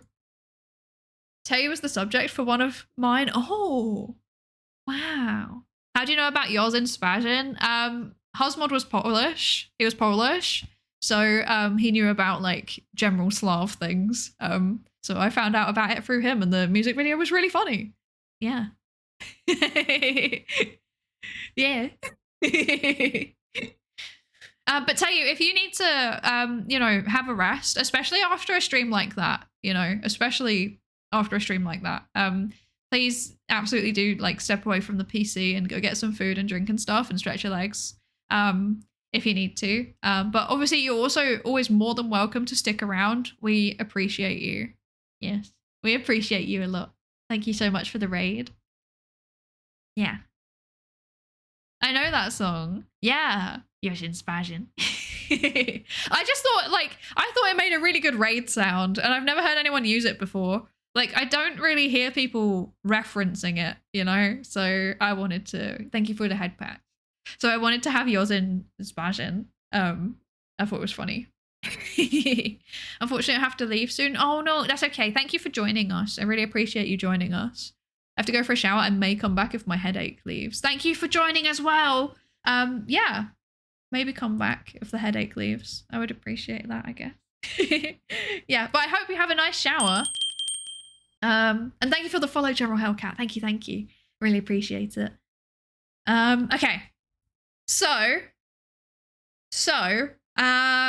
paper, where are we? I used to sing it for myself as a kid. I love that. I love that. I can't sing it because I can't speak Czech. I wish I could. That would be a really fun cover one day, but I can't. I can't. Anyway. Hi, Psydere. Hello, hello. Welcome in. Welcome in. How are you doing? Every time the raid happens, I expect a clown car to arrive. Does it sound like a clown car kind of noise? That's so funny. That's so funny. I can hear it. I'm surprised your mod didn't introduce a paper word count. Oh, we do have like a spreadsheet of how many words I get through per, yeah, words per minute. How many words we read per minute, as like a standardized thing across me and a few friends. Yeah. By the way, that's a good time for me to mention my friends in VTheorem. Look, I've got a new thingy for them. Who also all do like science communication VTubing. So like reading papers and talking about science and stuff like that. So there's Fire the Neutrophil, who does cell and molecular biology. There's Nepenthes, Nep, who does horticulture and botany. There's Mylin, who is in chat at the minute, who is also a psychologist and does like stats as well. And then there's Syzygy as well. Have I spelled her name right? Wait. Yeah, I have spelled her name right. Why did I think her name wasn't spelled right? Who does like astronomy and astrophysics and engineering stuff. So if you like science VTubers, go check them out. They're very cool. Yes. Hi, Yesathoth. Hello, hello. Welcome in. Welcome in. It'd be even more fun because you can't speak Czech. It would make it interesting. That's for certain. That's for certain. I meant the number of time per stream that you said the word paper, as in like, let's get back to the paper. Yeah. If we did that, it would be off the chart. Like, I would be so bad for that. It would be terrible. I'm good. How about you? I'm okay, thank you. I'm okay. I'm doing all right. Okay, I'm determined to at least get through to like the method section for this paper, though. We're doing it. That's not me giving up. We could still do the whole paper in the stream. I'm not giving up. Don't give up on your predictions yet. Okay, so there's gonna be an ad because there was an ad that tried to play itself when the raid happens. So are we okay to Pikmin for a few minutes again so that I can go and refill my drink, because Summer Phoenix has gone done a hydrate and I've run out of things to hydrate with. I have been hydrating the whole time, I'd like to add, but I have run out of water, so like I have like a tiny little bit left. So we're excited for Pikmin. Okay, let's do it. Let's do the Pikmin. How much longer have we got in this section? Wait. Oh, literally that. Can I do this? I can do this in a minute and a half. Okay. So, yes, by framing authenticity in contrast to human attributes, these narratives risk essentializing humanness. Along these lines, oh yeah, we've already read all of this. Basically, like, what is perceived as authentic for a human and what is perceived as authentic for an AI are probably different things. So you don't want them to like overlap too heavily, or you don't want to center how human something seems in a way to define it as authentic, because an AI could be authentic by itself, by being openly an AI. But previous ways of conceptualizing it have kind of fallen into the trap of like implying that there is like some kind of information verification going on as well. So that's something that they've highlighted there.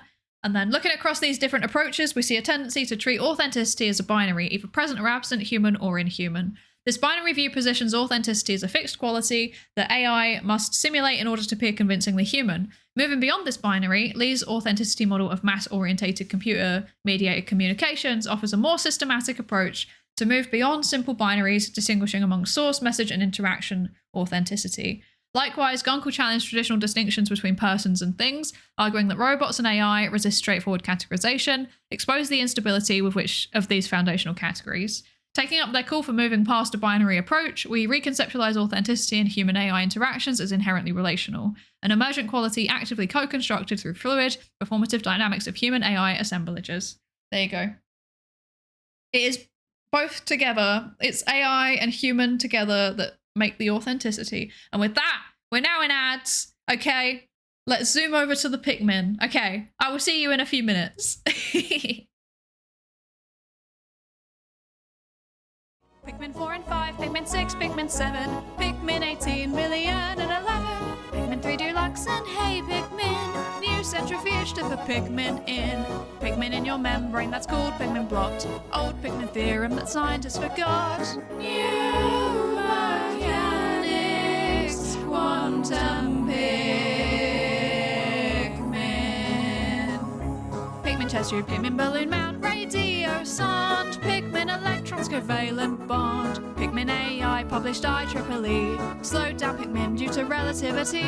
Pikmin in your culture where you can see it contaminating all it touches. Pikmin in your culture where you can see it contaminating everything it touches. Pikmin in your culture. Pikmin in your fucking culture. Pikmin 1 and 2 and Pikmin 3. Pikmin you play control for the Wii. Pikmin 4 and 5, Pikmin 6, Pikmin 7, Pikmin 18 million and 11, Pikmin 3 Deluxe and Hey Pikmin, new centrifuge to put Pikmin in. Pikmin in your membrane, that's called Pikmin blot. Old Pikmin theorem that scientists forgot. New mechanics, quantum Pikmin. Pikmin chest tube, Pikmin balloon mount, radio sound, Pikmin electrons covalent bond, Pikmin AI published IEEE, slowed down Pikmin due to relativity. Pikmin in your culture where you can see it contaminating all it touches. Pikmin in your culture where you can see it contaminating everything it touches. Pikmin in your culture. Pikmin in your fucking culture. Pikmin 1 and 2 and Pikmin 3. Pikmin you play control for the Wii. Pikmin 4 and 5, Pikmin 6, Pikmin 7, Pikmin 18 million and 11, Pikmin 3 Deluxe and Hey Pikmin, new centrifuge to put Pikmin in. Pikmin in your membrane, that's called Pikmin blot. Old Pikmin theorem that scientists forgot. New mechanics, quantum Pikmin. Pikmin chest tube, Pikmin balloon mount, radio sound, Pikmin electrons covalent bond, Pikmin AI published IEEE, slowed down Pikmin due to relativity. Pikmin in your culture where you can see it contaminating all it touches. Pikmin in your culture where you can see it contaminating everything it touches. Pikmin in your culture. Pikmin in your fucking culture. Pikmin 1 and 2 and Pikmin 3. Pikmin you play control for the Wii. Pikmin 4 and 5, Pikmin 6, Pikmin 7, Pikmin 18 million and 11, Pikmin 3 Deluxe and Hey Pikmin, new centrifuge to put Pikmin in. Pikmin in your membrane, that's called Pikmin blot. Old Pikmin theorem that scientists forgot. New mechanics, quantum Pikmin. Pikmin chest tube, Pikmin balloon mount, radio sound, Pikmin electrons covalent.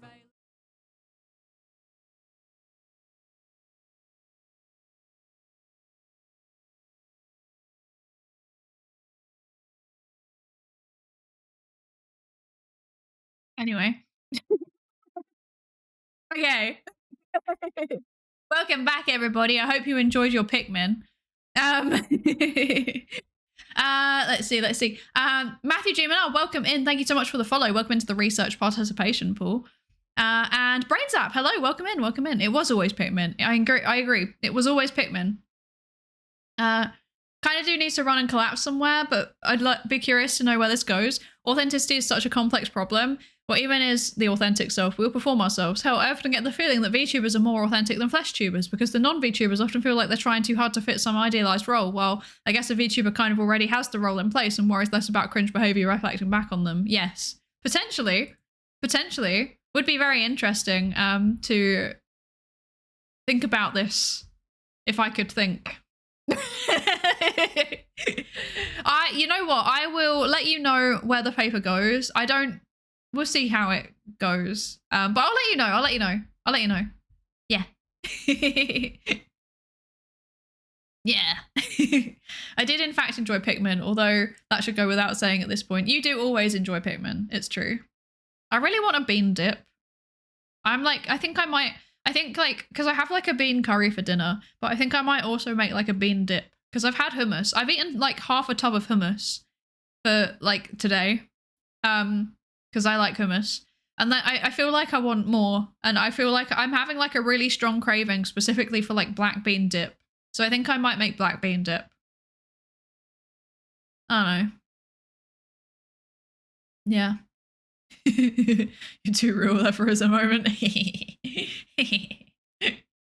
if there was a Pokemon VTuber? Oh, I'm sure there is. I think I've seen... Oh, a Pikmin VTuber. It's me. I'm the Pikmin VTuber. It's literally me. Honestly, for me, I think also having a sort of barrier for privacy can lead to authenticity due to less consequences for behavior. Shows more of you, I guess. Yeah, maybe. Yeah, because like we do know that like anonymity tends to make people do silly things. Like they kind of forget about social norms when they're anonymous. I'm sorry, I'm vibing too hard to this. I'm sorry. Yeah. We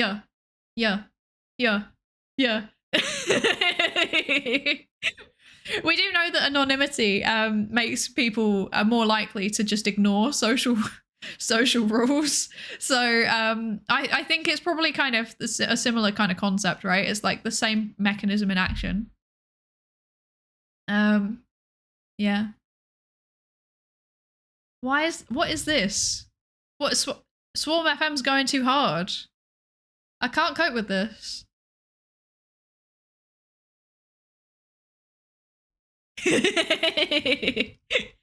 Oh my goodness. Okay. Anyway. Yeah, witch doctor. Yeah, it's me. I'm the witch doctor.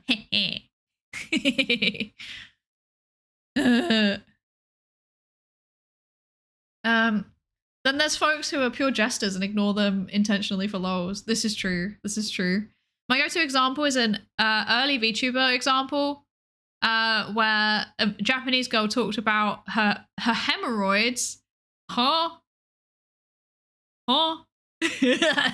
Sometimes I do think like sometimes VTubers probably overshare, and if they were a face cam streamer and people could work out more easily who they are, maybe they wouldn't be saying such things. Not me. Everything that I say, I'm comfortable with my employer knowing because I'm very acutely aware that my manager follows me. I have a bunch of real life friends that follow me as well. Like I know that a couple of them are here, probably lurking. I know you're probably here. I'm living in fear of that fact as well. Thank you for the lab safety Richard checking, Kami. Thank you, welcome. Yes, but yeah.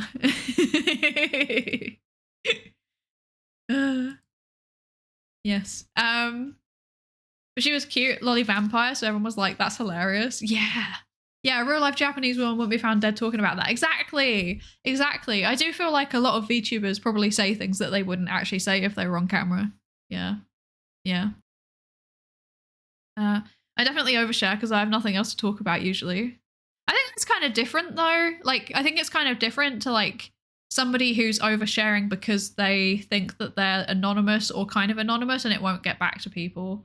But like the thing that I always try to remember is that like everything that you put on the internet is always on the internet. Like it's not going anywhere. Like that's like if you say something, then it's staying out there. So yeah, I I just try to, that's why sometimes I start saying something and then I stop myself halfway through, like the sentence. I just cut it off and then I'm like, no, I'm not saying that.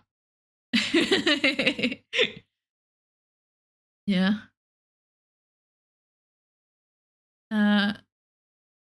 Say bad things about work, get to see stream clips in the yearly performance meeting. Yeah, right. That's anxiety inducing. That wouldn't happen to me though, mostly because my job's really good. I love my job, so that won't happen to me. Yeah. I either try to impart my, we also don't have performance reviews. We have like retros, but we don't have performance reviews. I try to impart my personal experience if it's relevant based on the conversation on stream, or I just crack jokes based on the situation. Yeah. Be careful, everything that you say on the internet can be kept against you. Exactly. Simple, never say anything you can't stand for. It is easier said than done though, to be fair, because sometimes you're just like on a roll and then someone says something and then you just kind of go off on a train of thought about it. And then you're like, oh, I've said something weird that I don't necessarily agree with now. But I think it's something that you develop over time as a skill. Yeah. Everything on here is forever except that one thing that I'm looking for from 10 years ago. I didn't say that everything is forever. I said, go about your life assuming it's forever. There's a difference. Yeah. Intrusive thoughts are a hell of a thing. Or when your opinions change. Yeah, intrusive thoughts are my worst nightmare. They're so bad. They're so bad. Because like if my like brain to mouth filter is not working, then yeah, intrusive thoughts can be cursed. Hi future people looking here. Yeah. Wait, hang on, this is in the way. Wait, there we go. Now you can say hello to people. Now you can say hi, YouTube. Say hi to the VOD watchers for a second. Let's all have a moment to appreciate the VOD watchers. Hi, VOD watchers. Hello. Hi. Oh, observing them. Yeah. I know that you're here. You VOD watcher, you. I see you. I perceive you. Okay. Well, let me get that back and let me get more Zotero again. I bet you won't skip to this part and you watched all the way through like a good viewer. Yeah, you haven't skipped anything, right? Right? Yeah, perceived.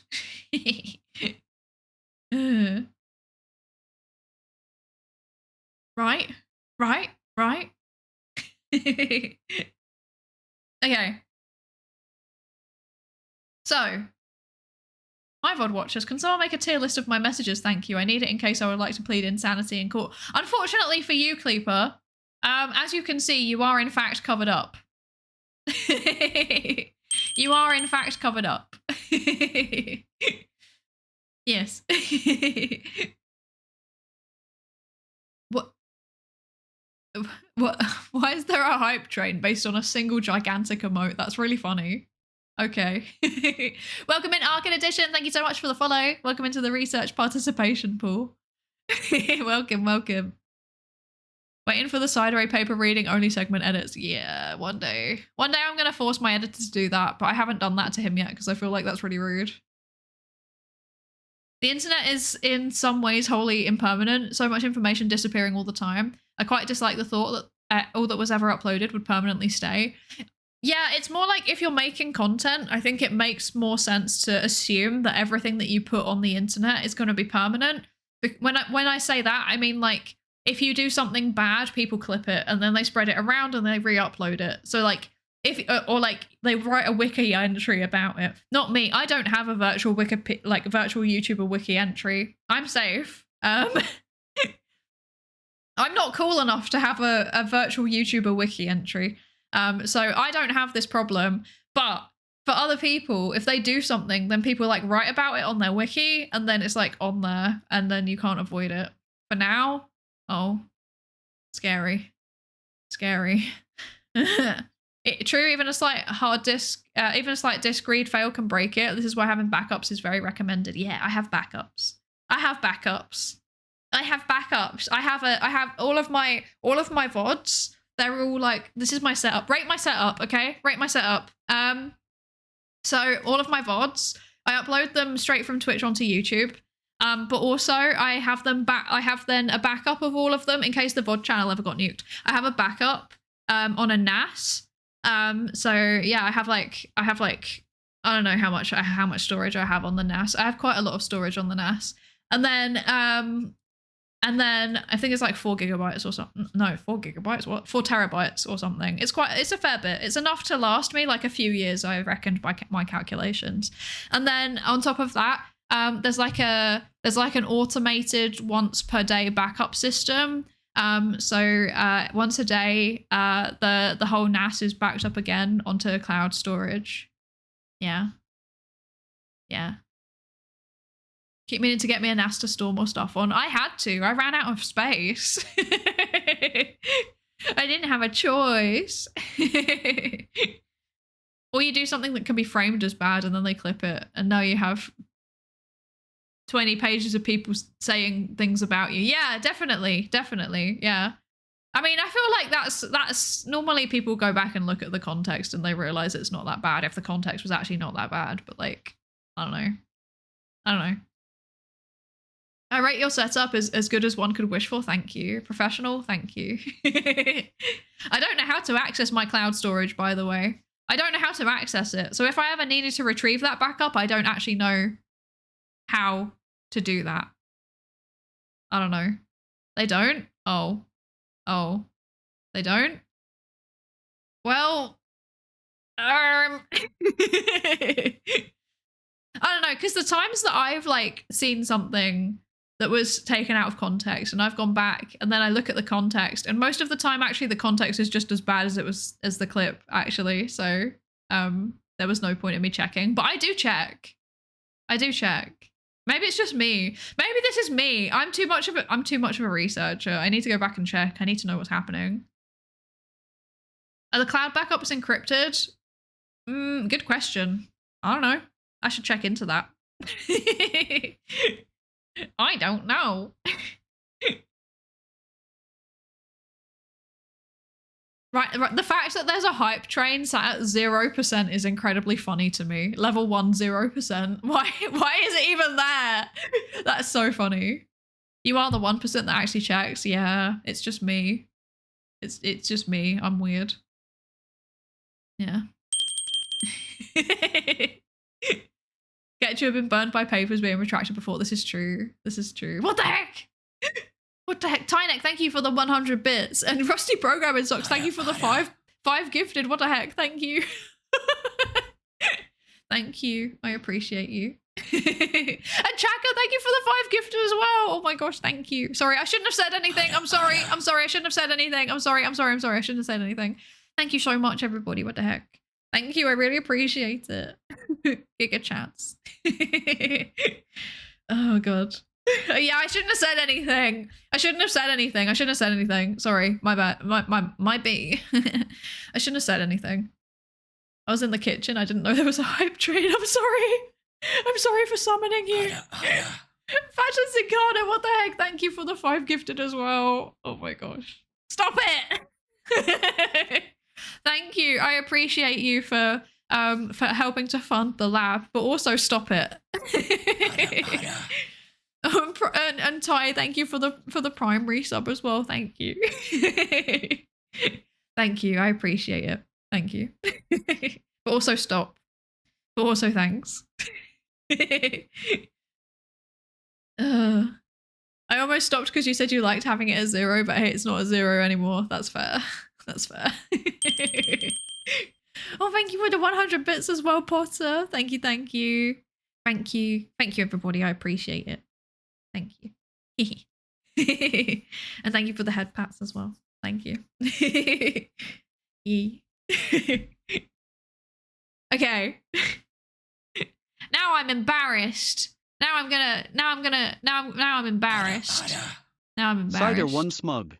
What the heck? Spooky one, thank you so much for the 8 months. Thank you so much. Thank you, thank you. Do you have an estimate on how long it is for you to write and record a short?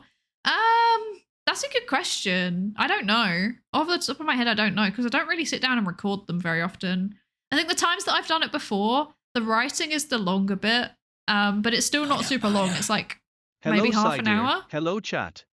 Hi, Basil. Hi, Basil. How are you? I hope you're good. I hope you're good. Yeah, thank you so much for the 26 months. What the heck? What the heck? Thank you so much. Thank you. I really appreciate it. But yeah, I think writing a short would be about half an hour, and then recording a short would probably, for me, it's like maybe like 20 minutes, because I have to go over the same thing again and again because I sound really cursed when I say things. So I have to re-say it many times. Yeah. Yeah. Twitch has an algorithm that changes the monetary requirement for starting a train. People think it has something to do with time since last train and chat activity. Oh, I see. When was the last one? Can I filter out and find out when the last one was? Wait. Hype train. Let's see. The last one was... It's so far away that it's not even in my activity feed, so it was quite long ago. So maybe it's because people are chatting and then, yeah, and then there's not been a hype train in a while. I don't know. Ah, interesting. Plus the hype train helps me further the prediction of not finishing the paper. That is sneaky. That is sneaky and evil. Sneaky and evil. Get loved, nerd. Thanks. Yes. I'm not. It's cold and the world is burning. It's good to be here though. Oh, I'm sorry, Basil. I'm sorry. I know. I hope you're okay though. I hope you in yourself. I hope you are okay. Yeah. You attracted the swarm of the title and the swarm of trains. This is true. Thank you for the 100 bits, Chuck. Thank you, thank you. I really appreciate it. Thank you. This is true. The swarm does love trains. I also love trains, but literally, once I gave an entire stream that was just me talking about all of the trains that I'd been on while I was on holiday one time. Nothing but high quality content around here, folks. Oh dear. I only missed one level 100 emote from a scam train. I'll never get it. Oh, I know. It's so annoying. It's so annoying. Thank you for the 100 bits, Jadelo, as well. Thank you, thank you. Just be glad you don't have a timer. This is true. I don't have a... I mean, I guess it's the how long can we get her to not be talking about the paper timer, I guess. So there's like 1 minute left on me not talking about the paper, and then I'm going to go back to the paper. I guess there kind of is a timer. I'm a wall. Thank you so much for the follow. Welcome into the research participation pool. Thank you, thank you. Not the most autistic we've ever seen. It's like, this is true. This is true. Ori! Hi! Hello, hello. Thank you so much for the sub. What the heck? Thank you so much. Thank you so much for the 4 months. I really appreciate it. Thank you. Thank you, thank you. I really enjoyed our collab yesterday. I really enjoyed it. And I'm like tired because I had too much fun. I'm tired because I had too much fun.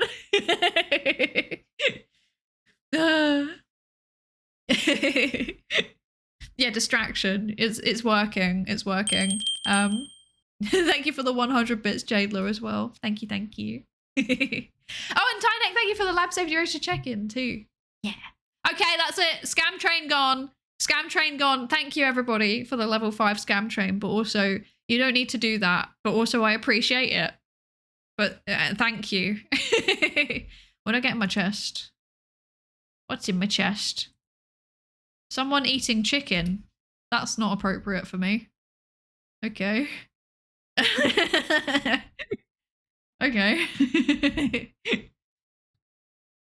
Okay, so yes, thank you for putting my hat on, Spooky One. You know what that means? It's time for us to go back to the paper because the scam train timer has ended. You failed to raise the timer. Shaking my SMH. What has the swarm become? Okay, so my son! This is my son. This is my son, Sullivan. Isn't he a good boy? Okay. Your chest is empty. That's rude. You've been scammed. That's an actual scam train.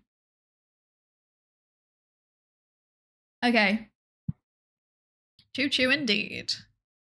Okay. Okay. So. Is it like an IKEA whale? He's not from IKEA. He's a jelly cat. He's a jelly cat, but he does live amongst a pod of IKEA sharks and whales. So yes. By the way, IKEA didn't just do sharks. They also did an orca, and they did a dolphin, and they did a beluga. And I love the beluga so much. I love all of them. They're all very cute, but I love the beluga. He's my other son. But it's like really hard to find a picture of him that like doesn't look weird. So yeah. Anyway, I just like nautical creatures, okay? Don't judge me. There's like an alternate reality where I'm a marine biologist, Derry, okay? Anyway. I love seals and manatees. That's so real. Manatees are very cute. Seals, I have mixed opinions on seals. Anyway. So, yes, nautical nonsense be something I wish, exactly. I now drop on the deck and flop like a fish. Manatees are stupid. They're just silly little guys. Don't bully them. They're just silly little guys. I'd watch Psydere. Maybe one day. Maybe that can be my like good alter ego. Is yeah, Psydere, who's gonna teach you all about the sea. Yeah. Find your friends that will be a gang of orcas with you. That's really threatening. I hate that comment.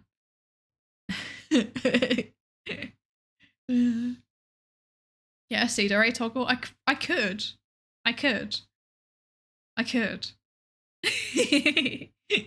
We don't need to give more work to Myelin. They've got enough to deal with as it is. They don't need more. What would be your bad alter ego? Misinformation.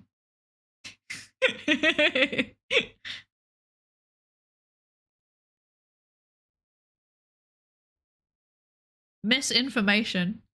Yes, that's my evil alter ego.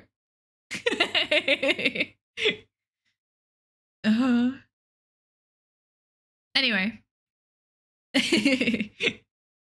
So, wait, I'm gonna cough for a second. And then I'm gonna crack on with reading.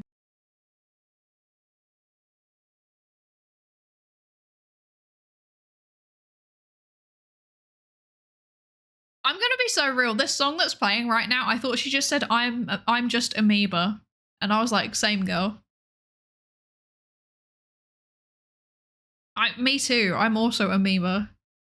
Anyway. So what are the actual lyrics? I'm just a meme. Okay. The actual song is I'm just a meme, and I heard it as I'm an amoeba. Okay. I too am amoeba. No. She's singing I'm just a meme, and I heard I'm just amoeba. Yeah, exactly. I heard amoeba. Amoeba. Okay. Where are we? We're here. Okay. Okay. For real though, that in VTheorem anime, misinformation is posed as misinformation super spreader, but then when you meet her and it's a subversion, instead of lying, she says so much stuff that you can't make out the truth. I mean, that is a tactic that misinformation uses, right? So that would make sense.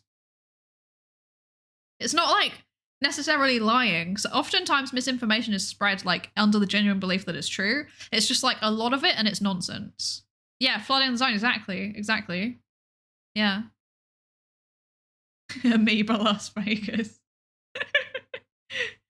Okay, no, seriously, we're going back to the paper. Stop distracting me. Okay, right, so, okay. Conceptual frameworks. We're talking about conceptual frameworks. So, existing scholarship approaches authenticity through three complementary yet fragmented lenses: informational verifiability, effective perception, and ethical boundaries. Our field observations reveal these dimensions as deeply entangled. Moments of technological revelation or breakdown often trigger emotional reactions that in turn provoke ethical reflection on AI's limits. To account for this interrelation, we propose a 3-part framework: transparency, emotion, and ethics, derived inductively from empirical patterns and refined through theoretical engagement to clarify how generative AI reshapes human to non-human interactions. To analyze the relationship between authenticity and transparency, we draw on Chun's critique of transparency as illusion to interpret how visibility and disclosure function as performative strategies rather than epistemic guarantees. Chun's work... Okay, I need to know what this is, though. Transparency is illusion. So what does this mean? How visibility and disclosure... Okay, but what does it mean? That's the wrong tab. This one. There we go. This one. Yes. One of my tabs is Ryan Gosling stood next to Ryan Reynolds. I still maintain that they're the same person. The illusion of transparency is a tendency for people to overestimate the degree to which their personal mental state is known by others. No. This is not the right reference. This is psychology. I knew this one already. What's the Chun reference?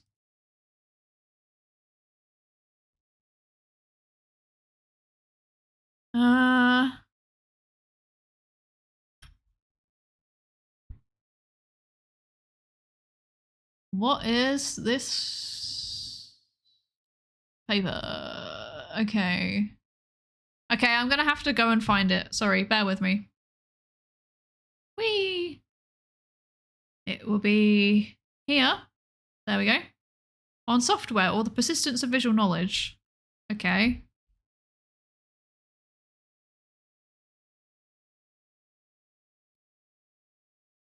On software or the persistence of visual knowledge. And then illusion. This is illusion of ideology. This doesn't say anything about illusion of transparency, huh? Huh? Am I missing something? Question mark? Where are we? We're here. Oh, sorry. Transparency is illusion. Okay, sorry. That's... Okay, I typed it in wrong. Okay, that was me. Transparency as...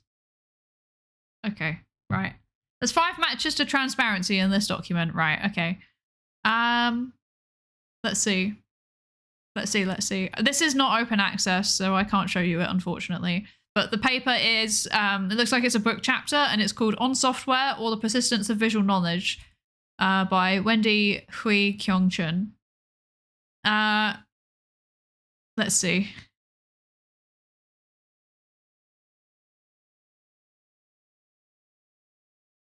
The conflation of information and thus computation with transparency resonates widely in popular and scholarly circles, from fears over propaganda behind national databases to examinations of surveillance society. This conflation is remarkably at odds with the actual operations of computation. For computers to become transparency machines, the fact that they compute, that they generate text and images rather than merely represent or reproduce what exists elsewhere, must be forgotten. Well, even when attached to glass tubes, computers do not simply allow one to see what is on the other side, but rather use glass to send and receive light pulses necessary to recreate the referent if one exists. Huh? Okay.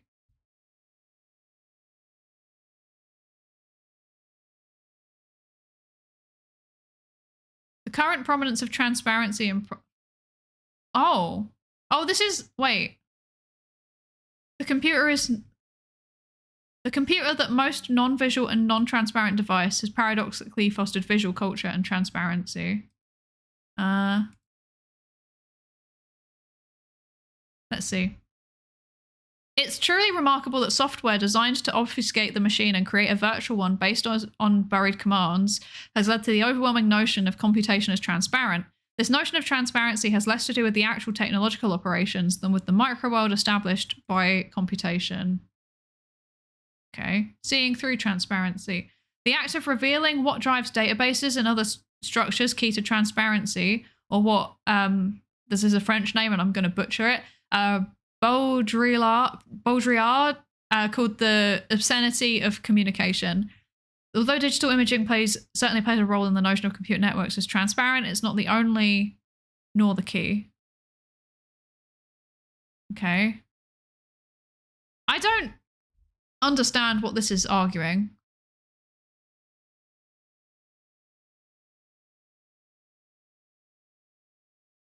I'm trying to process this, but obviously I'm like skim reading it, so it's quite difficult.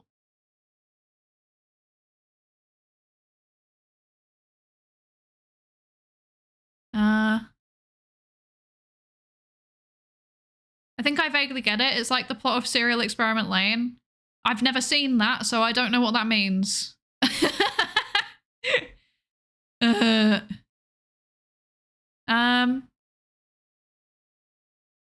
Okay. The current prominent... Okay, no, that's about... Okay, I don't know. I don't know. I'm very confused and I don't know. So, I'm not entirely sure what this is arguing. Yeah, I'm not sure. And I'm not confident enough to make a statement on it. You know? I'm not confident enough. Feels like it pulled the wrong paper. Do you reckon? Because I'm trying to... I don't know. Hang on. Let's see if I can find a summary. The myth of transparency in computing. Modern culture treats computers as transparent machines, but what we see on screens hides complex, invisible processes, and therefore it's an illusion. Okay, that's what it means. Okay. I think it's just written in like a... I don't know if this is going to make any sense to any of you, but basically, like, there are some social science papers and like philosophy papers that are written in like... It feels like they're written in really difficult ways to process. So like I kind of like... I start reading it and then I just genuinely like don't understand what they're trying to say. And then I have to basically like look up at what other people have said about the paper to then try and piece together what it says. And like here, they've only given like a very, very brief summary of like what is going on here. But like, I don't think, if you don't know what this means, then that's not very informative, I think. Like, because it's like, so Chun did a critique of transparency as illusion to interpret how visibility and disclosure function as performative strategies rather than epistemic guarantees. Okay, but like, what is the transparency as illusion? What does that mean? Yeah. So that was quite, yeah, I think, but then that obviously this is like a paper that's aimed at people that already research this kind of topic, right? So I think they're assuming that people will know what that means. So I think that's a me problem. I don't think that's a them problem. But basically what this paper seems to argue is that like modern culture treats computers as like transparent machines, but it's an illusion because computation is fundamentally like most people just like type thing into keyboard and they don't realize all of the computation that's happening behind the scenes to make the letters then show up on the screen. So like it feels transparent because you type into the keyboard and then it does the thing on the screen, but actually there's like loads of layers of stuff happening in between, and that makes it seem like an illusion, but that makes it seem transparent, but that transparency is actually an illusion. Yeah. I think that's what it's saying. Does that make sense? Are we kind of following?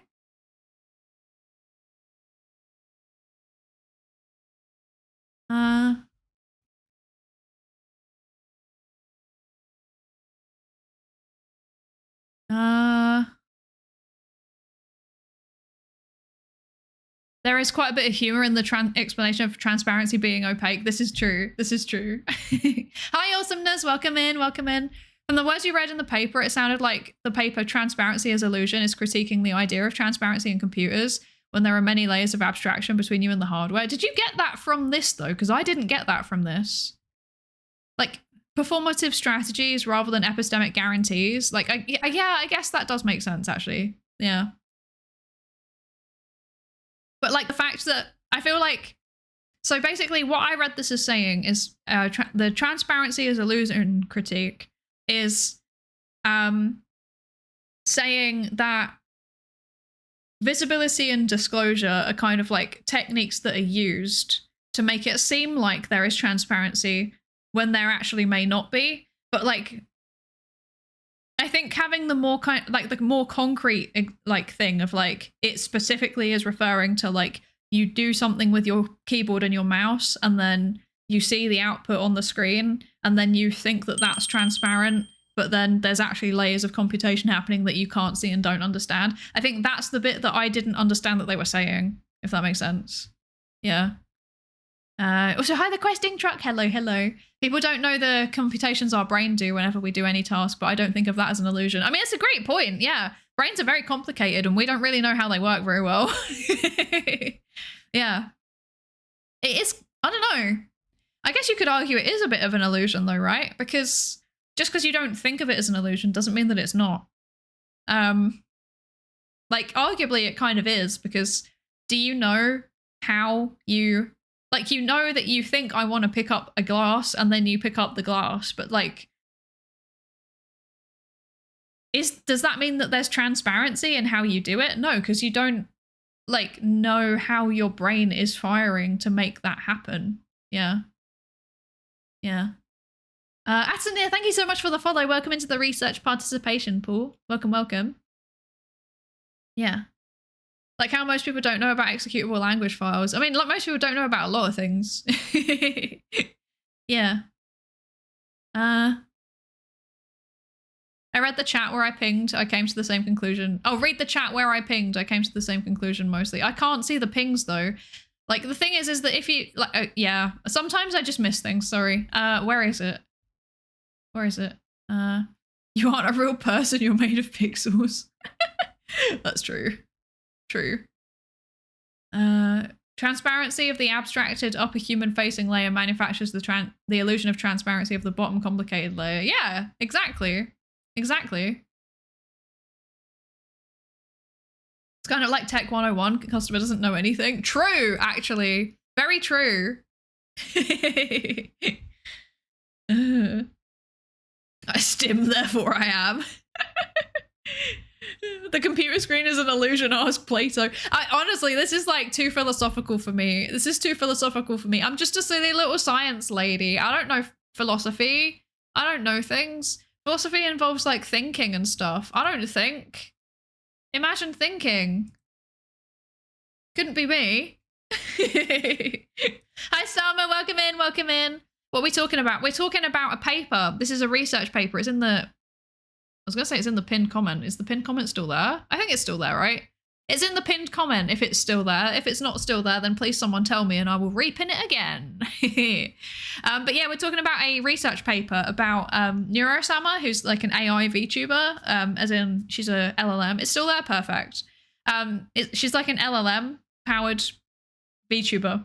Yeah, and it's talking, the paper's like investigating how basically how people see her as authentic, even though technically she's an AI, so she shouldn't be. Like, what does it mean to be authentic as an AI?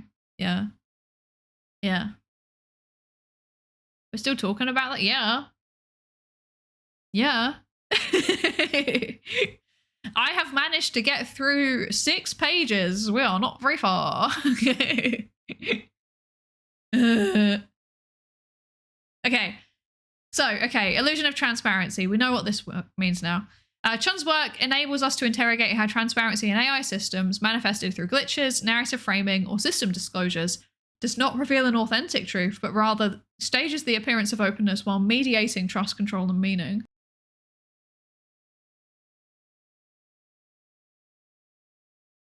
Okay, so I guess, yeah, okay. So...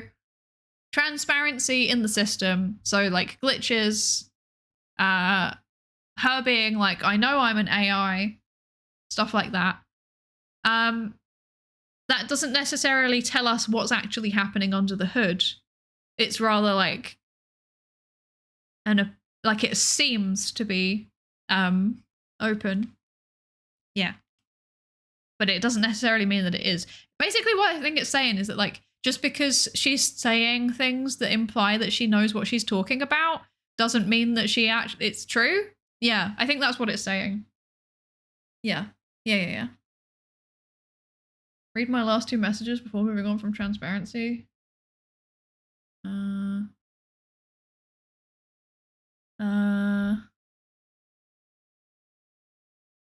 I think human brain being similar is not a counter argument because the same problems appear in the perception of transparency in human systems. Like we think, oh, I see a letter, therefore it's a letter, until you lose that ability due to a stroke when the lower unabstracted layer shows. Yeah, that's very true. That's very, very true. Yeah. Yeah. It's the, you know down below it's just stats, but said 10 times more complicated because it's a science paper, not a bad thing. Yeah, definitely. Definitely. Okay. I think we went through like 3 papers trying to read this paper. Yeah, it's because I don't have the background knowledge and I thought that this might happen, but then I don't think it's a bad thing, right? Because it's showing you like, I don't know stuff. If I don't know, I just look it up. And you should do that too. It's always good to look up things that you're not certain on. Yeah. I love deep dives, me too. It's fun. It's fun. Trust me, it's a step ladder. Thank you for the follow. Welcome into the research participation pool. Thank you. Yeah, it's a fun way to read a paper. I agree. I feel like I'm learning a lot. Like with some of the previous ones, they're like very squarely in my area of understanding. This is like, I feel like this is a bit more communications, a bit more like philosophy. It's very philosophy, I think. There's a lot more philosophy in it than I was expecting. So that's fun. That's interesting. There seems to be like a fair bit of like kind of critical social science going on as well. And it's like not something that I use as much. So I'm learning things from it and I appreciate that. Yeah. We need to bust out a blackboard. I have one. See? You're on it. There's my blackboard right there. Yay, learning. Exactly. I like learning. I appreciate learning. It's very good. 10 out of 10. Highly recommend, actually. Yes.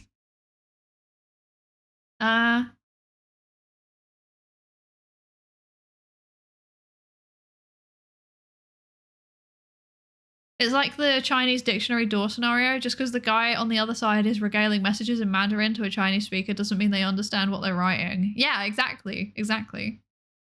Yeah. I'm glad I'm here. Thank you, friend. Thank you for being here. I appreciate every single one of you. Thank you all for like sitting and working through this with me. It's fun. It's fun. And I appreciate your time. You could be doing literally anything else and you're here with me and I really, really appreciate that. So thank you. People make it parasocial. I honestly can't believe someone would date a search and compare program. That's such a funny way to phrase it. Hi, Talarian. Hello. Thank you for the lab safety Richard check-in. Welcome. I hope you're good. I'm sorry I'm here to you or for you. For you, I guess.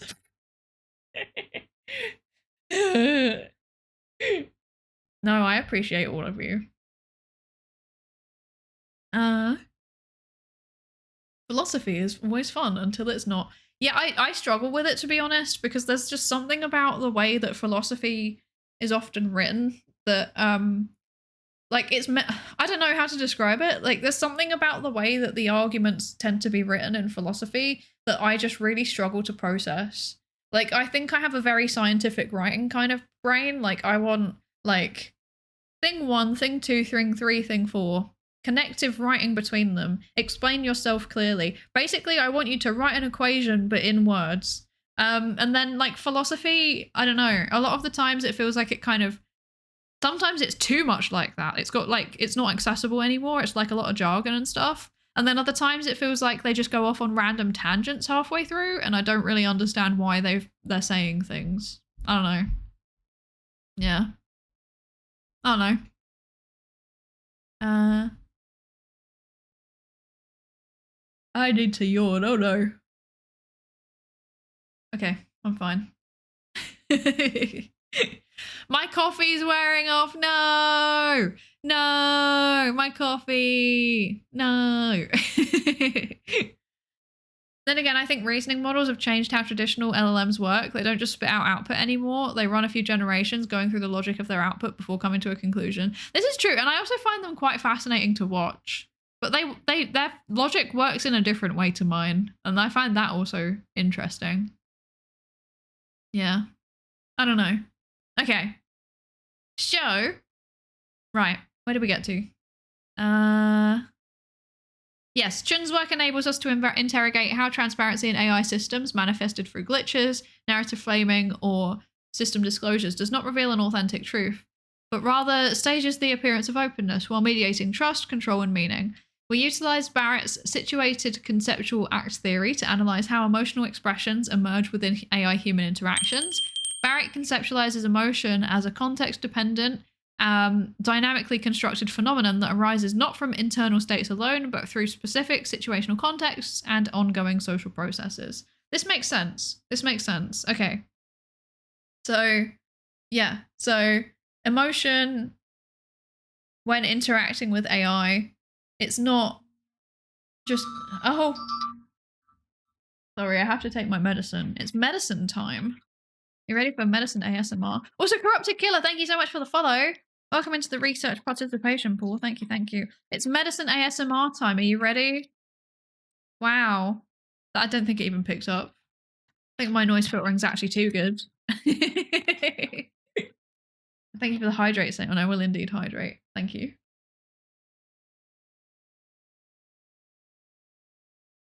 Okay.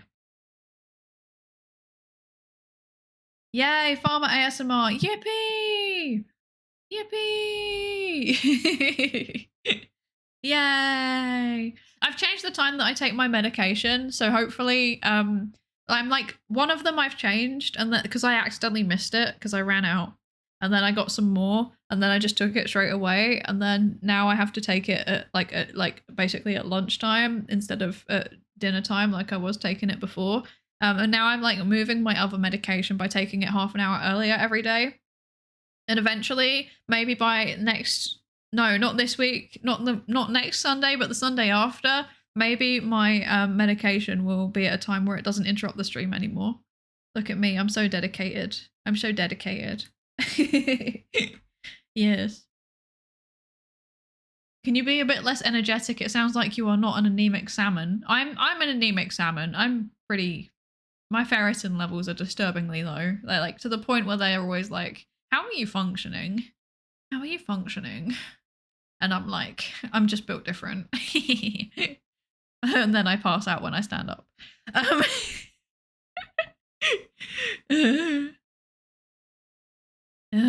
Moving your medication to off-stream time is inauthentic behavior.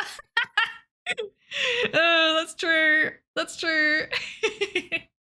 Can't believe I've done this. Okay. So, we utilize Barrett's situated conceptual act theory to analyze how emotional expressions emerge with AI-human interactions.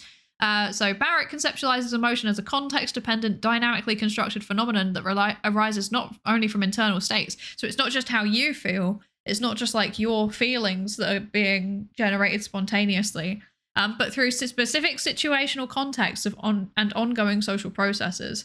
This perspective allows us to move beyond the question of whether AI possesses real emotions and instead attend to how emotional meaning is performed, interpreted, and stabilized. So they're basically arguing that the AI, regardless of whether or not it has emotions, it is performing them. So, and it's responding to certain social cues and situational cues, and then it responds in a way that is performatively emotional, but we don't know whether or not the actual thing is happening, basically. Built different, falsy. Shh. It's true, but shush. Okay. We incorporate Agamben's concept of potentiality to examine how the AI developer and audience collaboratively construct moments of suspended action. Agamben emphasizes not only the capacity to act, but also the capacity to withhold action And it's this tension between realization and suspension that becomes central to how AI authenticity is staged and experienced. By situating authenticity within these relational and performative tensions, the framework enables us to theorize how AI appears authentic, not through fixed traits, but through the unfolding co-constructed possibilities and ethical ambiguity. Okay, so basically, I guess like storytelling, like the tension between like, storytelling can happen through something happening, but it can also happen through something not happening. And I guess it's kind of like that. Like the potentiality is capturing that thing of like, an AI can do something and it can also not do something. And that affects storytelling, which would be an aspect of how authenticity is staged and experienced. Like that's how people respond to it, is based on what the AI is doing and not doing. And also what the AI does or not does helps to like create a narrative. But then also there's like ethics attached to whether it does or not does, in the same way as like basically like the trolley problem. Like, is it ethical to pull the lever or not pull the lever? Question mark. Yeah. What a complicated way to call us all a bunch of theatre kids. There's actually a story that I read years ago about how eventually AI will outthink humanity, since it will be over-aware and learn how to act in ways that even humans can't think yet. Is that like one of those like projected scenario type of things, or was it like a sci-fi kind of thing? I always find them really interesting. I don't know if I agree with them every time, but I do always find them interesting. Yeah. Okay. But yeah, like the AI can respond to what people say by doing something, but also by not doing something. And both of those things are interesting and cool. And that's why people keep watching. Probably is one of those. I see. Okay. So bringing these concepts... Wait, is this... Yeah, this is where we're at. Okay. Bringing these concepts together, bringing everything all together, we identify transparency, emotion, and potentiality as three key performative dimensions through which authenticity is enacted and negotiated in AI-mediated encounters. These dimensions emerged through an iterative process of empirical observation and theoretical engagement. Transparency concerns the visibility of technological mediation. So that's how the AI's constructedness is revealed or concealed. Authenticity is about the audience's capacity. Okay, wait, hang on. So transparency is about the visibility of the technological mediation. So yeah, so like how much the AI is sharing that it's an AI, how much of like the coding, I guess, that you get a peek into. Yeah, I guess that's kind of, I think this is kind of obvious. Yeah. However, with the added asterisk of like, just because it's saying things or just because the developer is saying things doesn't mean that that's actually what's happening underneath the hood. So it's like perceived rather than actual. Like it doesn't have to be validated what they're saying. Okay. Authenticity is about the audience's capacity to wait, what?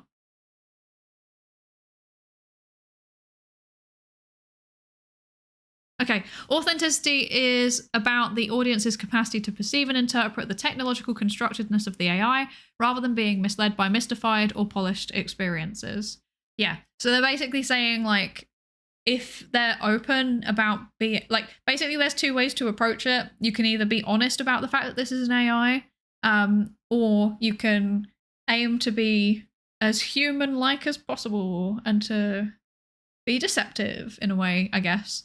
And yeah, they're saying that how the AI, like the authenticity of the AI, the perceived authenticity, sorry, of the AI is affected by those choices. Okay. There's going to be an ad. We're here. We're not going to get through all of this in a minute. Yes. Okay. So if we talk LLMs, I kind of disagree. An LLM has no choice to say, nah, I'm ignoring this prompt. And then again, Neuro isn't just an LLM. Yeah. I mean, of course she is an LLM. She is. But I guess I think the bigger thing is the fact with Neuro is that there's constantly so much inputs that she can she's choosing which one to respond to. I think that's the bigger thing with Neuro. Yeah.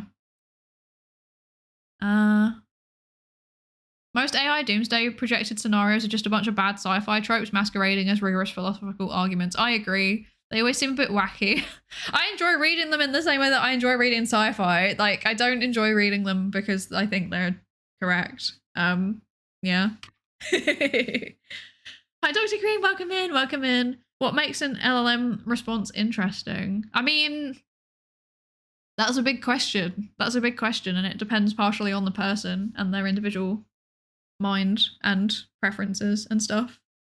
But we're talking about authenticity here, which is how much people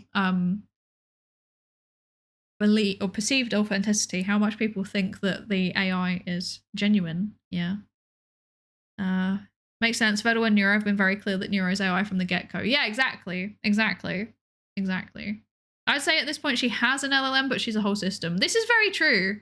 This is very, very true. She does have a whole system going on. She's got the visual input. She's got like gaming inputs, or gaming control rather. Yeah. Okay, so ads happening, which you know what that means. It's time for Pikmin. I'm going to put the Pikmin song on for like 3 minutes. I'm going to fill up my water again, and I will see you once the Pikmin has wrapped up. So see you in a few minutes. Yes.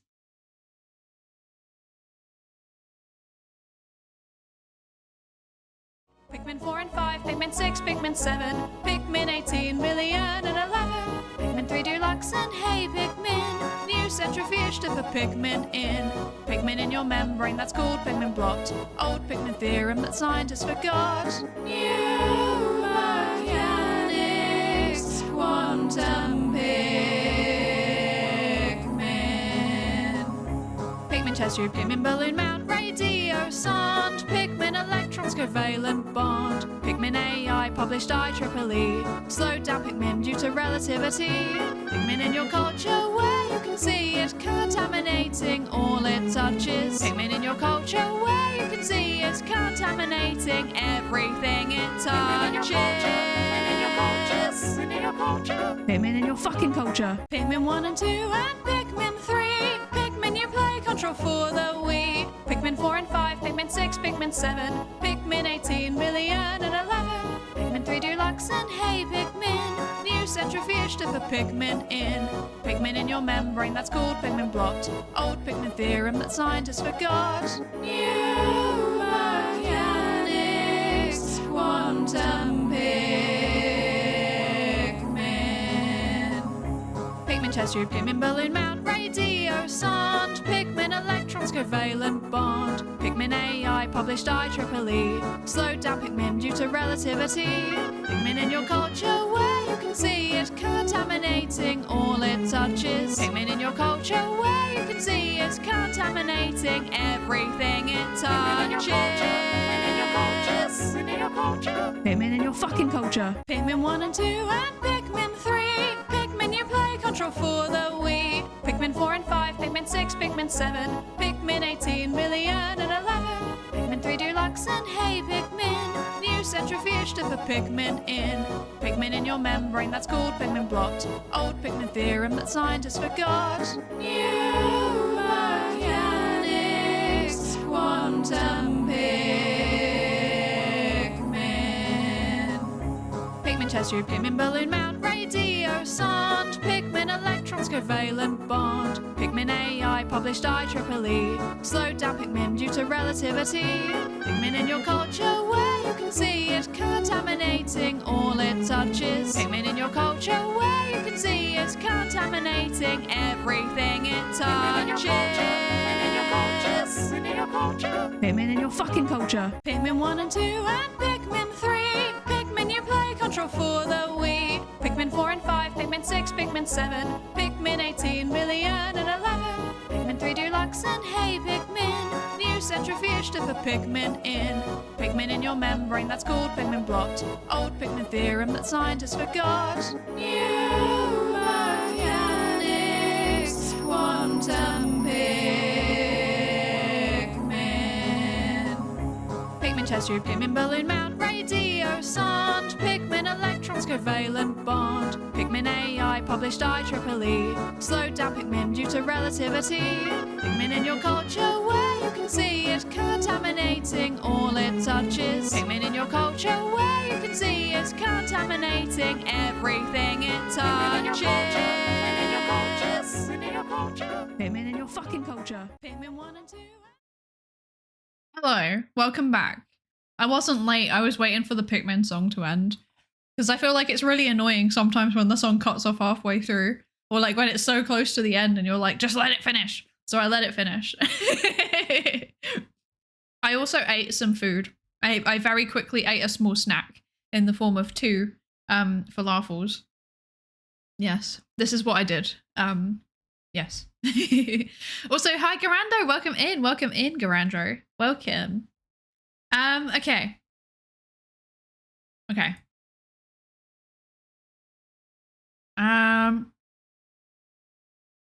Let us bask in the Pikmin's full glory. Yes, you can enjoy the Pikmin. Enjoy the Pikmin. Okay. So next we analyze emotion. So they're analyzing emotion, not to determine whether an AI feels, but to examine how feelings are produced, interpreted, circulated, and stabilized through relational dynamics. That's lots of words. So basically, it's not about whether the AI feels anything. We're not asking that. We're looking at how the AI is seen to be feeling things, basically. Yeah, like how people perceive it. And that is fundamentally social processes. Yes. Mr. Michael 66, thank you for the follow. Welcome into the research participation pool. Welcome, welcome. Okay. So, yes.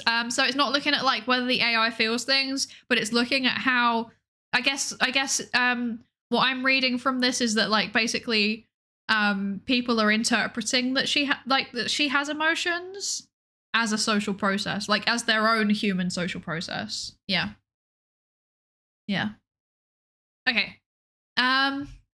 And then, yeah, I know, page 7. I know. We're doing so well. Okay, and then authenticity does not hinge on whether the AI actually has human-like feelings, but whether it can generate effective resonance and immediate relational engagement and interaction. So the authenticity is not about whether the AI itself has emotions, it's about whether people feel something when they interact with her. That's the important thing here. Do they feel something when they interact with her? And do they perceive her as having emotions? Can she trigger empathy in humans, for example? Yeah. Potentiality foregrounds the moral and political stakes of AI performance, how audiences and developers test limits, explore capacities, and co-imagine what AI can authentically be or do. Authenticity emerges in how the AI is recognized and negotiated as an ethically credible or trustworthy actor within a... Sorry, I need to...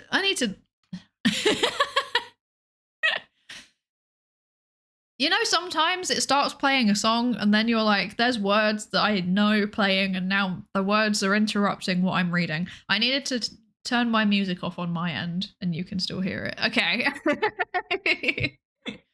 Right. Attempt again. Okay, so potentiality foregrounds the moral and political stakes of AI performance. That's how audiences or developers test limits, explore capacities, and co-imagine what AI can authentically be or do. Authenticity through potentiality emerges in how the AI is recognized and negotiated as an ethically credible or trustworthy actor within specific moral and social frameworks. So, yeah. So, like, if you put Neuro in a car, will she try and run over Bao? For example, hypothetically. Our analysis follows a grounded theory. Okay, this is onto the methodology now. So this is the methodology that they're using. Our analysis follows a grounded theory-inspired abductive strategy. So that means that they're going through the data and they're working out themes out of the data. They're not going in with like too many pre-existing theoretical expectations, but they are using the framework to classify things. Ensuring that the framework remains empirically grounded while engaging with broader conceptual debates. So they're basically trying to match up, I guess. They're trying to match up these kind of like the kind of vague framework that they've developed based on existing literature. They're trying to see, okay, is this actually in the data itself or not? Not. Yeah.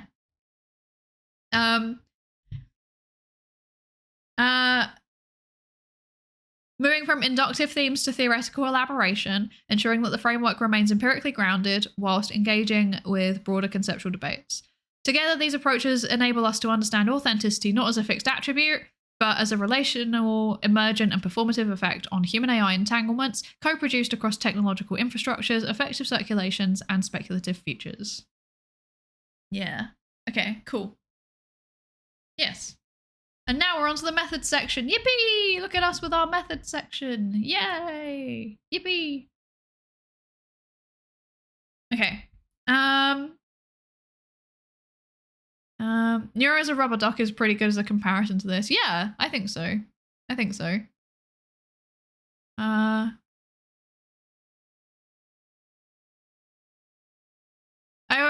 I can already see the thin line of moral and political since it forgot military in that line. I mean, I think military probably gets merged into moral and political, right? Where do you get authentic AI responses to train it to be authentic? It's not about like the AI itself. So what they've been arguing is that the AI itself, it doesn't matter whether it's authentic or not, because like we don't know what's happening inside of it. So anyone who doesn't understand what's happening inside of it, if we perceive its outputs to be authentic, then that is not about the AI itself. It's about the social constructs that we are applying onto it, if that makes sense.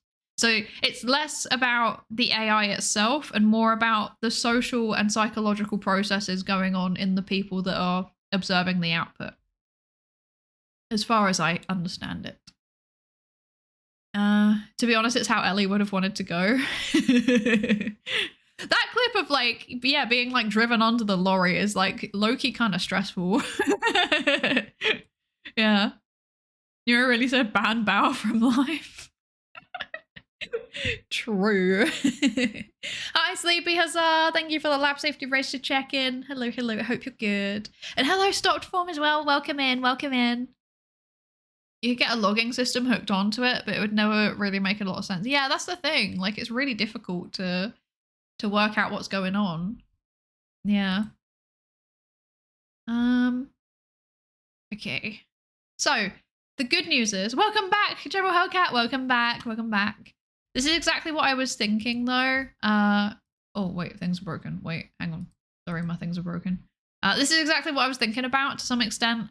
If it's convincing enough, is there really much of a difference? Yeah, right? Because, like, at the end of the day, like, what is authenticity? It's a social construct. It's like, it's what we all kind of collectively agree to be authentic in a way. But even then, there's still variance. We don't actually all agree. So, yeah, it's like authenticity is less about the actual person or thing doing the action, and it's more about like how we perceive that action to be done. And that's exactly what they're arguing. Somehow this child has perished response to the image of her under the truck crossed my mind. I'll never get it out of my head. Quack indeed. If it looks like a duck and quacks like a duck, then functionally it is in duck. Exactly. It's me, I'm the duck. Authenticity is just an abstraction layer. Basically, yeah, that's basically what they're saying. Didn't Vettel once say that Neuro's inner thinking was like peering into a dark void fueled by chat messages? That's pretty much any machine learning algorithm. Like a lot of, especially the complicated ones, we just don't really understand. They're often described as a black box for a reason, you know, and it's because we don't entirely know what's going on. I feel like my face tracking's a bit messy. Hang on, wait. Oh.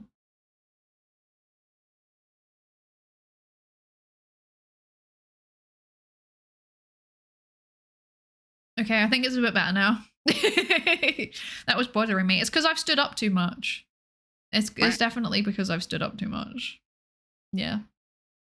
No, it's still annoying me. Wait.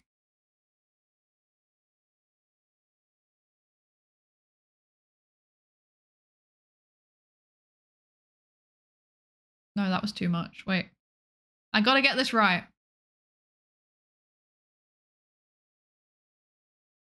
Okay, I think we're good now. Probably none of you could even tell exactly what I was trying to get right there, but it was bothering me, and that's all that matters.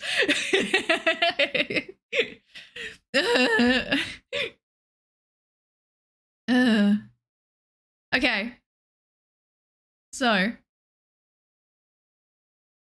where are we at? We're at the methods. Let's go. We made it to the methods. Let's go. Let's go. Okay, methods. So let's find out what they're doing.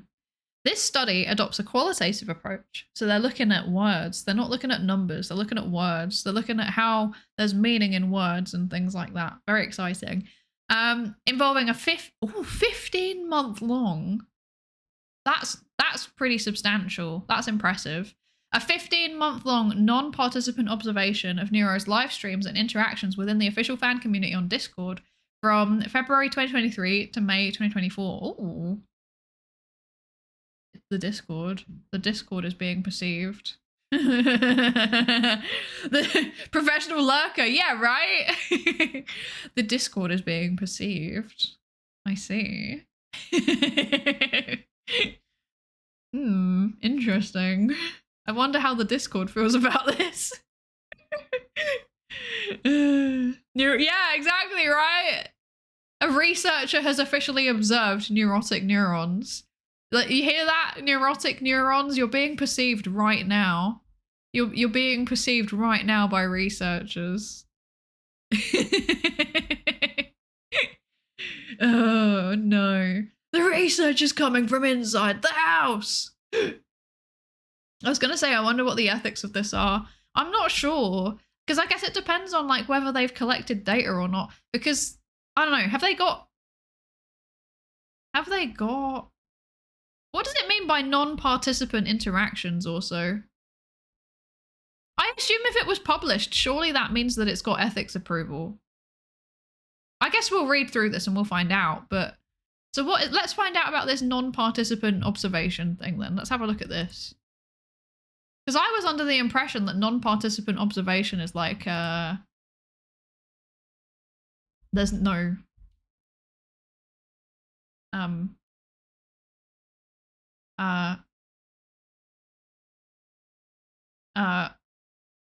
sorry, I can't look up things and talk at the same time, apparently. I've 404'd. I apologize profusely.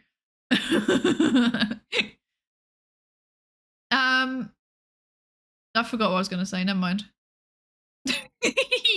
Tee-hee. Tee-hee. Let's see. Non-participant observation, where the researcher chooses not to play any part in what is being observed. Yeah, so I was going to say, I was under the impression that it's like you just go into a thing and like you don't interact with people. You're just there. You're just there. So yeah, so it's definitely, it's like, so human subjects research, it does need ethics approval, but yeah. There was that Reddit paper from last year and that wasn't ethical. Yeah, but I think, wasn't that different though? Wasn't that one that they went through the ethics board and then it was just really bad regardless? And it was the ethics board that had messed up. Well, I mean, the researchers had also messed up, obviously. But like with this, I don't know. I don't know. It's a completely normal part of psychology to study without the participants' awareness. I mean, very rarely actually. Most like modern day research in psychology is like, it involves, we normally would get like informed consent for doing it. So that means that people are aware that it's happening. There are a few exceptions, but very rarely. Yeah. Hello, Ognes. Thank you for the lab safety register check-in. Welcome, welcome. And thank you for the hydrate, General Hellcat. Thank you. I will hydrate. Yeah. I think my main concern is that if this was a public space, it would be non-human subjects. But is a Discord server considered a public space? It's a difficult question, isn't it? Because, like, I guess it's kind of a public space in the sense of, like, it's an open public Discord server. It's very easy to find. It's very widely advertised. And it has... how many people has it got now? It's got a lot of people in it, like a lot of people. Is there a way that I can check? Does it say invite to server? No, it doesn't. Okay. I don't know how to check how many people are in it, but it's a lot. It's like a lot of people. It's like thousands upon thousands of people. Surely there's a way to check how many people are in the server. Surely. I don't know.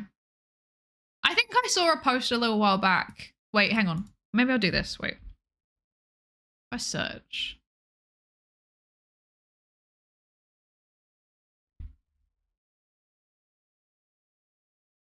Yeah, so 10,000, oh, okay, never mind. 100,000 members. They hit 100,000 members apparently in March of last year, so over a year ago. So I don't know how many people they have now. I sweat thinking about it. There's a lot. Oh wait, actually, I can go into the I can go and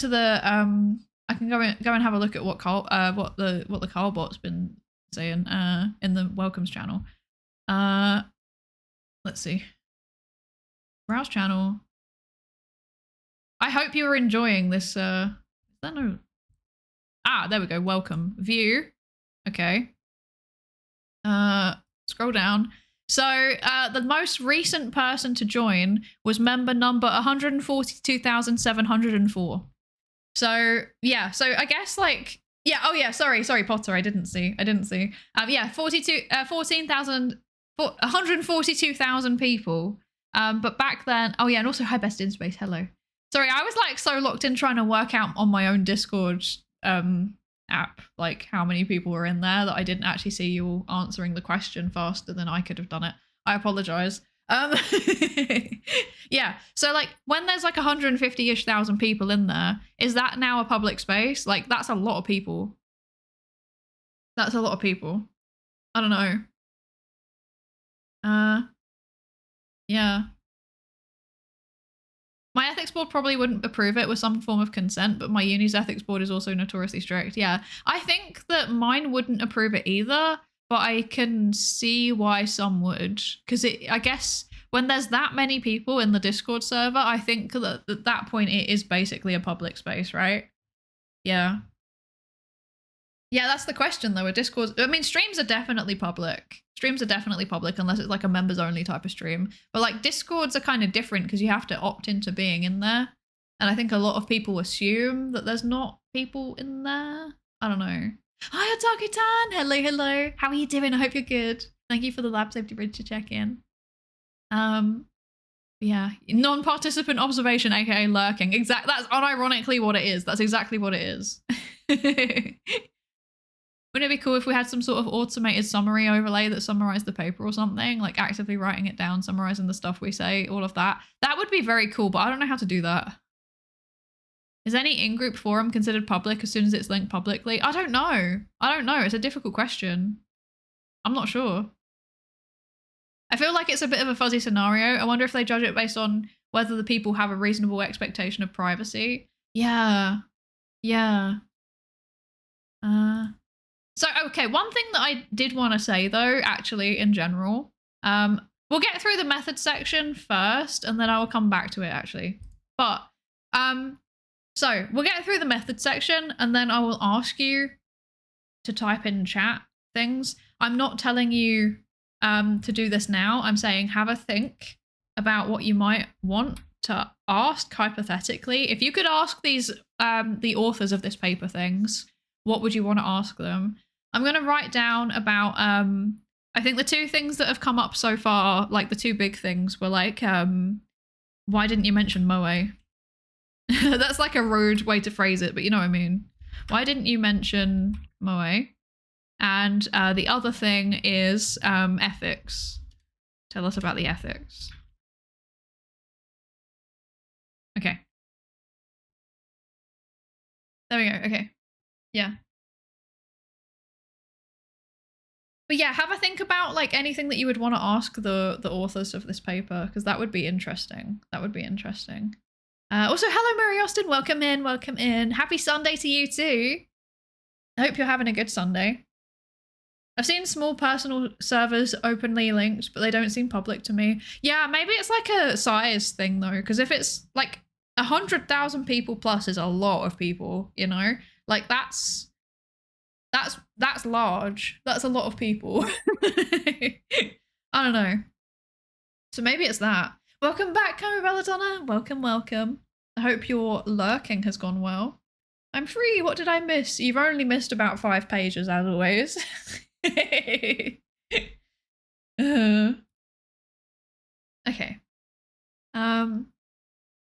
So this study adopts a qualitative approach. They looked at Neuro's live streams and then also interactions within the fan community on Discord.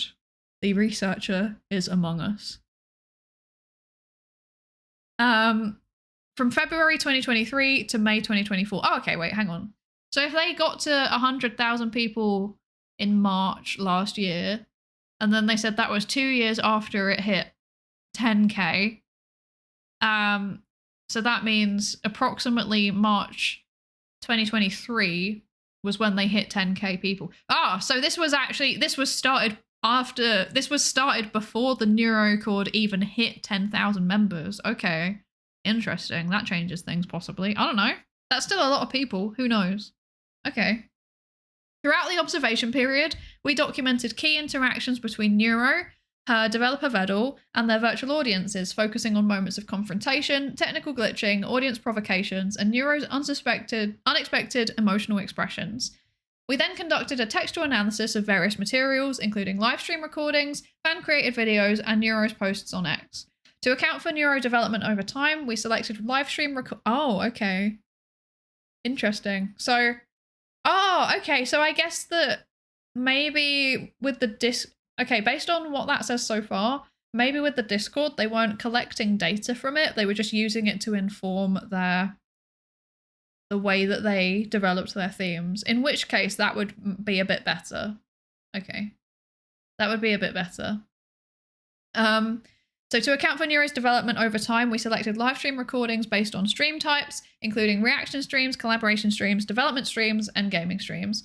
4 videos from each stream type were selected over the course of the observation period, with one randomly selected every 3 to 4 months to capture a diverse range of interactional contexts and performative shifts over time. Live streams that coincided with key moments, such as major model updates or milestone achievements in subscription count, were also selected, as these often featured experimental interactions or model testing initiated by Vedal. Wait, so when was the... Okay, February to May... Okay. February 2023 to May 2024. Okay. We also incorporated highly circulated fan-created videos on YouTube. The comments of these videos threads served as rich sites of data collection, capturing audiences' deeper reflections on human-AI relationships. Notably, platforms afford different modes of engagement, shaping how authenticity is performed and perceived. On Twitch and Discord, real-time interaction enables the co-construction of transparency through visible glitches, unpredictable responses, and instantaneous audience feedback. These live settings also amplify emotional authenticity via spontaneous, effective exchanges. Notably, Twitch's Dan Maku often includes speculative ethical reflections. What? Wasn't Dan Maku the bullet hell thing? Does this mean something else? I'm so confused. What does it mean? Why am I doing so much looking up? What does it mean? I can only find about bullet hell. I'm so confused.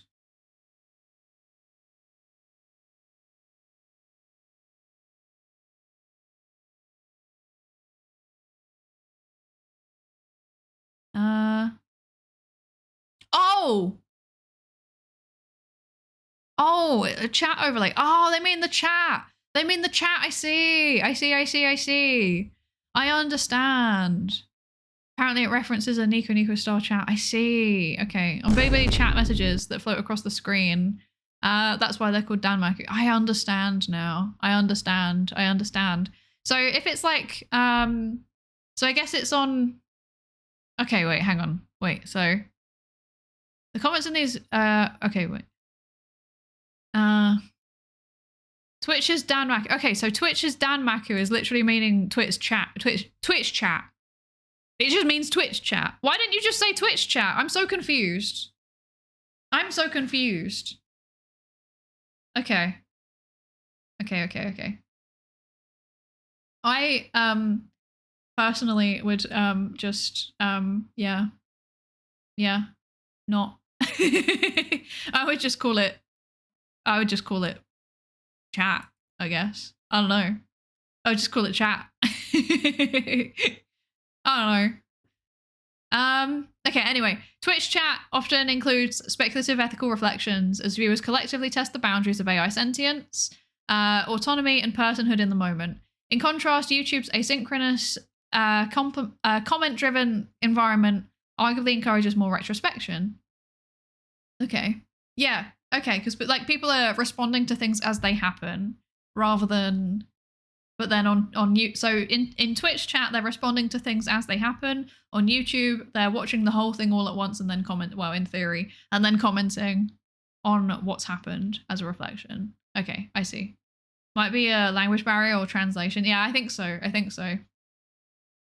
I suspect one of the author's primary VTuber experience is not YouTube or Twitch. I think so too. Yeah. I think it's just a cultural thing.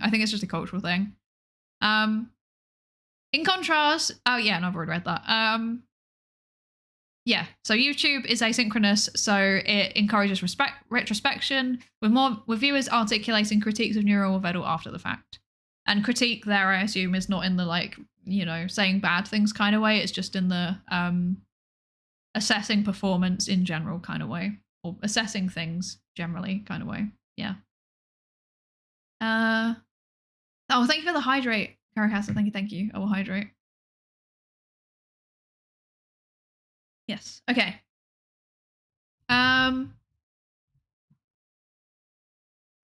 Okay. Where do we get to? We acknowledge that these platform-specific norms subtly structure the articulation and reception of authenticity across its dimensions, but argue that looking across platforms allows for a fuller picture of Neuro's online performance. I agree with that. I think that I'm always a big advocate of like, don't pigeonhole yourself when you're looking at things. When you're doing research, don't pigeonhole yourself. Like, use a range of data sources if possible, because then it will provide you useful information that you may have missed otherwise. So, yes.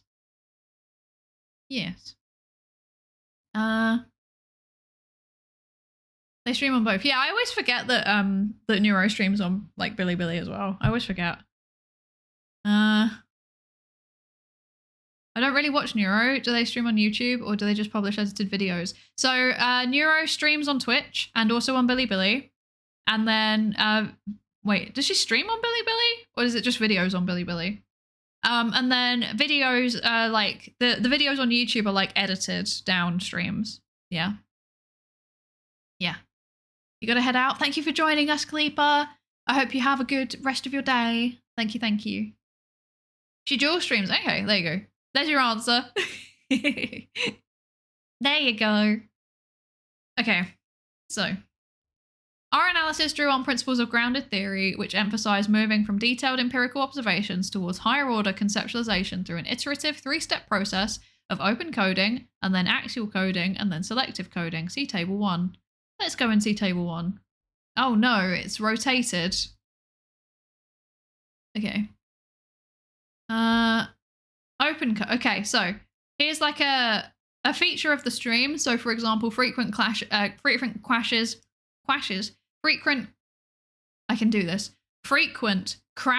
midstream, and misidentification of objects or plots during reaction streams, with audience providing entertaining reinterpretations. And then the open code, so just like generally writing down what's happening, is glitch/crash, misrecognition/error, performance, audience reinterpretation. Okay. And then axial themes, the second level, breakdown as shared performance, stage technical transparency. So it's basically like looking at all of the things around like errors and glitches and things like that. And, you know, evil doing ASMR and going things like that. Yeah. And then it's like basically attaching, like it's basically summarizing it, right? It's kind of summarizing it and saying like what's happening across all of these things. And the thing that's happening across all of those types of glitches is something's going wrong, and then it becomes part of the transparency. Yeah.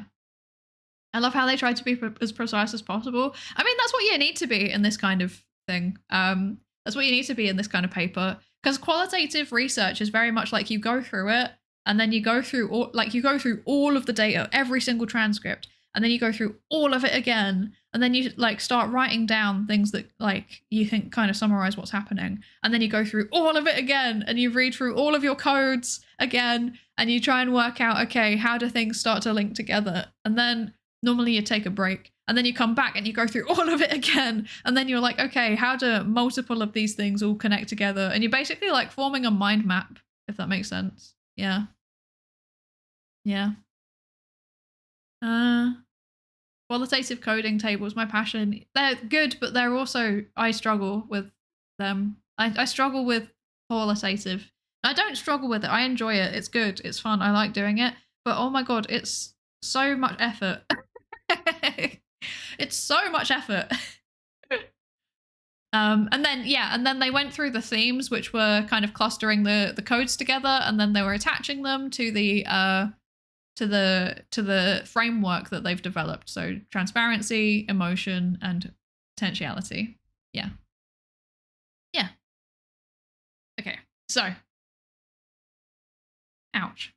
So our analysis drew on principles of grounded theory, which emphasize move from detailed empirical observations towards higher order conceptualization through an iterative 3-step process of open coding, and then axial coding, and then selective coding. So yeah, that's that kind of like writing down like a summary of whatever is happening in that chunk of text, and then going through and kind of trying to fit them together into recurring motifs, and then going through again and creating a framework out of the things that you have now. So it's like, I guess you start out with everything, and then you kind of whittle it down, I guess, each time, and you go through that twice. Well, I guess you go through it 3 times technically, but yeah, you know what I mean. The themes were organized into 3 recurrent analytical dimensions: transparency, emotion, and ethics, which were then integrated through selective coding into the core category of authenticity as performative assemblage. Theoretical perspectives were introduced at this stage not as preset frames, but as adductive resources. So that basically means that they had this framework, they had the data that fit into the framework, they start kind of like interpreting the data in relation to the framework, and then they're bringing in existing concepts that already exist in the literature that we've gone through in the lit review.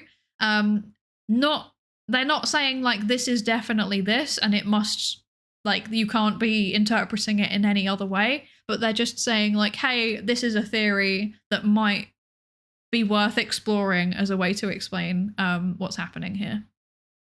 Does that make sense? I feel like grounded theory in general, like, it does my head in a little bit. Like, I struggle with it, and I wouldn't be surprised if other people also struggle with it, because probably my explanation is not very good. Yeah. Interactions between Neuro, Vedal, and audience. Well, I mean, this has happened for hundreds of streams at this point, but this still feels so unreal reading / typing it. Right! It's kind of fun though. Like when something that you are part of or something that you care about is in a paper and they're like researching it, I sometimes it's quite nice, you know? Sometimes it's quite nice to be like, hey, this thing that I thought is kind of starting to be empirically validated. So that's fun.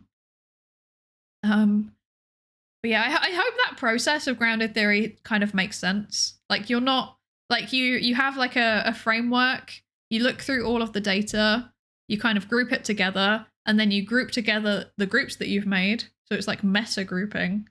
And then you kind of work out how the data places within each bit of the framework, like each of those meta groups.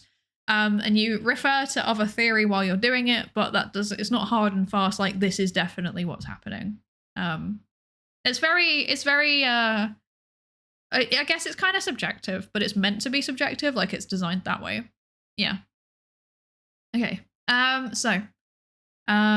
This abductive engagement refined categories that had first emerged from the data, while practices of memo writing, constant comparison, and attention to discrepant cases ensured both conceptual clarity and analytic rigor.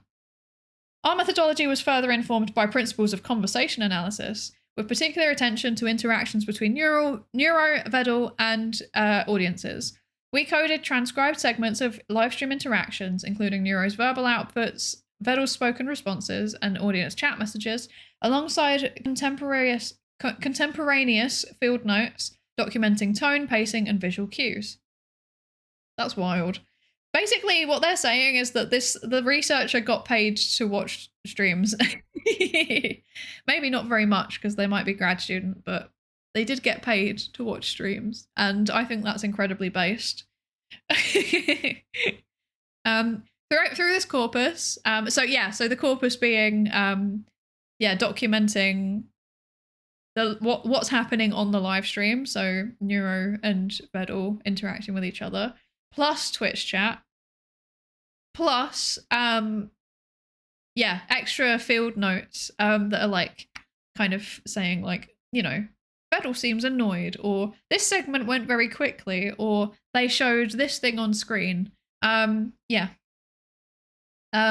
of this kind of information was all brought together, and they used that to examine the conversational misalignments, rhetorical positioning, and moments of compromise, especially during conflict exchanges. So yeah, okay. So these are words, and these are always words that I struggle with. Rhetorical positioning is like, oh god, I'm not even going to try. I'm just going to find summaries that will explain it for me. I'm not confident enough to give my own definition, but I'm confident enough to evaluate someone else's. Okay.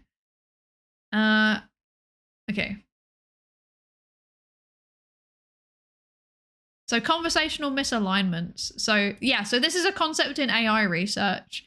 Misalignment in communication is basically when the person has a different intention than what the AI responds to. So, for example, I think a very good example of this would be all of the times that Neuro starts to be weird, like during the subathon when she was like filtered with Vedel's child. That was weird. Nobody liked that. Well, I'm sure a few people like that. Nobody liked that. And that is the kind of thing that would be considered a misalignment. It's where what she is outputting does not fit into what the audience wants or expects, and also Vedel, what he wants and expects. Yeah. So that's that. And then rhetorical positioning is basically choices made by communicators. So I guess it's like the kind of framing of messages. That's the way to think about it. Like, it's like the language that's used, like the way that it's said. I mean, not for VTubers, but in general, it would also be like body language and things like that. How people kind of establish their credibility, how they make logical arguments, how they appeal to emotions. So it's like how we talk about like, oh yeah, politicians and their rhetoric. It's exactly the same thing. It's basically like like how you make an argument. But it's not just about arguments. It's also just about communication in general. It's about like getting a message across, basically. Yeah. Yes. As soon as something becomes a subject of peer-reviewed publication, it becomes a real thing. True. We're all real now. Cheeseburg, thank you for the lab safety registered chicken. Hello, welcome. And also, welcome in Sea Sushi. Welcome. If only they're hiring more stream watching researchers. I know, right? This would be like the best research assistant job ever. I would sign up to that straight away. Maybe we can make it happen, guys. Maybe I can try and get a grant to do more research into this kind of thing, and then you can all watch. Someone can be hired as my research assistant, and you can watch streams as a job. How do you feel about that? I think this is like reason for me to start applying for grants, actually. Maybe I should. With Neuro at the wheel, we need multiple safe words. It's so true. Train keeps going and Vedel yelling, stop. I mean, that was misalignment between Vettel and chat, and we knew what we wanted, and he couldn't stop it. Hi, DP. Hello. How are you doing? I hope you're good. You might do that, but given your speciality, you'll end up watching the most cursed streams. I mean, might be funny. Might be funny. This is how VTubers spread misinformation on the internet. But I just wanted to play Pokemon. I know. Okay.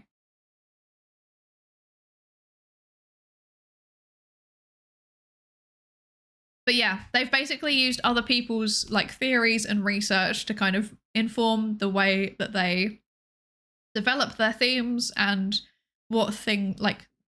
how they define words, how they define words and validity and stuff like that. They're like using it to clarify rather than as like the basis for what they're developing. Yeah. And yeah, then all of the rhetorical positioning and stuff like that. This orientation allowed us to identify not only recurring patterns, but also ruptures in performance where ... Negotiation of authenticity becomes most visible. Importantly, our analysis does not infer the inner states of the AI, the developer, or the audience. Rather, it remains at the level of observable relational dynamics. Okay, so they're not trying to speculate about like whether the AI has emotions. They are simply documenting whether the AI is seems capable of stimulating emotions within chat based on the way that they respond to things, or in Vettel based on the way that he responds to things, but also not assuming that he is actually feeling the thing. Because again, you know, performance to some extent, like he might just pretend, who knows? We all know that British people don't have feelings. Yes. And with that, we are through the methodology and we are onto the analysis. Now I have a feeling, because this is a qualitative paper, this is going to be rather long. Oh yes, it's rather long. It is indeed rather long. There's an actual transcript from... Okay. Oh, there's... Okay. Right. There's some funny transcripts in here, and I think this is going to be very, very fun to go through. However, I do think that I don't think it's going to be possible for me to do it today because I am tired and I have many things to do. I am so busy. Oh God, I've got so many things to do actually. So would it be okay if we wrap it up there? Would that be all right? Hello, Gravesbane. Hello. How are you doing? I'm sorry that I'm wrapping up as you come in. I'm sorry. I'm sorry. It seems fun to get into. Yeah, the rest of the paper looks really good. It does look really, really fun. I am excited to do that. It seems fun because there's literally like transcripts in it. There's transcripts. Raid Z, that's exactly what I'm intending to do. Who likes physics? Who likes anime girls? Who likes anime girls that teach you physics? Because what if I told you one of my friends is an anime girl that teaches you physics? But it's like space. It's like space physics, so it's fun. It's fun. It's like space and stuff. Who likes partial differential equations? Yes! I love partial differential equations! Thank you for the follow, Lacris. Thank you. Welcome into the research participation pool. No, but okay, what are they doing? They're talking about nerdy books. So it's Z, it's my friend Syzygy Z Altair, and she is teaming up with another astronomy VTuber, Stella Curie. And they're talking about books that they've been reading. And there's some interesting ones on there. And I think it would be really fun to go and raid them and to go and show them some love. But you need to be nice because basically Z is mostly on YouTube. And currently, hang on, let me just have a quick look. She currently has significantly more people on YouTube probably than on Twitch. And she also has 8 viewers. So So this is going to be one of those things where like we're gonna be flooding it slightly potentially. So I need you all to be nice, if that's okay. Yeah, I need you all to be nice. But this paper, we will get back to it next week. Next Sunday, same time, we will read through the analysis. It sounds like it's going to be really interesting. There's also large quantities of like transcripts and stuff in there. And I saw a reference to Filipino boy. So I think that like parts of this analysis section are actually going to be like funny. Like I think they're going to be fun to read. So yeah. Oh yeah, the prediction. The prediction, I'm sorry everybody, choose outcome. Did we finish the paper? We did not. Enjoy your points or sorry for your points. There you go. Sorry everybody. Sorry. You put your faith in me and I have failed you. I'm sorry. 21k goes to Fortress Spy. And 18 others, let's go. Well done everybody. Well done. It was pretty much 50-50 to be fair. But yeah, some of you had too much faith in me. Yeah. I didn't lose 4.5k points this time. Well done. Well done. Next time we won't do the prediction because like I'm just reading the results. So surely we'll finish it. Surely. I believe it's in shambles. I know. It's so sad. It's so sad. But yeah, okay. So here's the raid messages. Raid message 1. The top one is if you're a sub. The bottom one is if you do not have a sub. It's like, you know, global emotes, anyone can use it.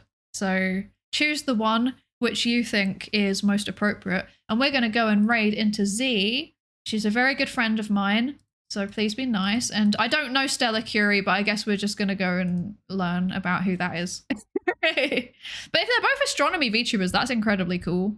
I like that. I like that. Let's see, where are they?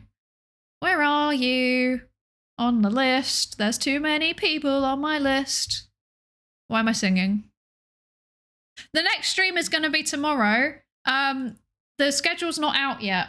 But I think I am in theory I'm meant to know what I'm doing and I have forgotten what I'm doing. But it's miscellaneous Monday, so that means we're probably playing a game.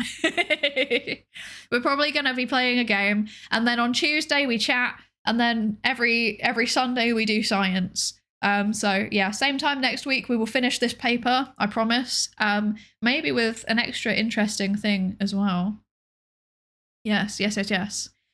Please enjoy Z and Marie Curie. And thank you all so much for joining me, and also for the level 5 hype train earlier as well. I really appreciate it. Like genuinely, I appreciate so much every single one of you who's like stuck around or like even dropped by for a bit, because I'm doing a partner push at the minute, and every single person makes a really, really big difference. So thank you so much, GeoGuessr. I will put GeoGuessr onto the list at some point. We are overdue a GeoGuessr. I think I might have put House Whipper on the list, or maybe Unpacking. I want to finish Unpacking, but I'll see how I feel. Maybe I'll swap it around. It's my schedule. I can do what I want. Anyway, I will see you hopefully tomorrow, if not on Tuesday, if not on Sunday next week. And yeah, thank you so much. Have a lovely rest of your day. I appreciate all of you. Thank you for sticking around with me. Yeah, thank you. Bye. Bye.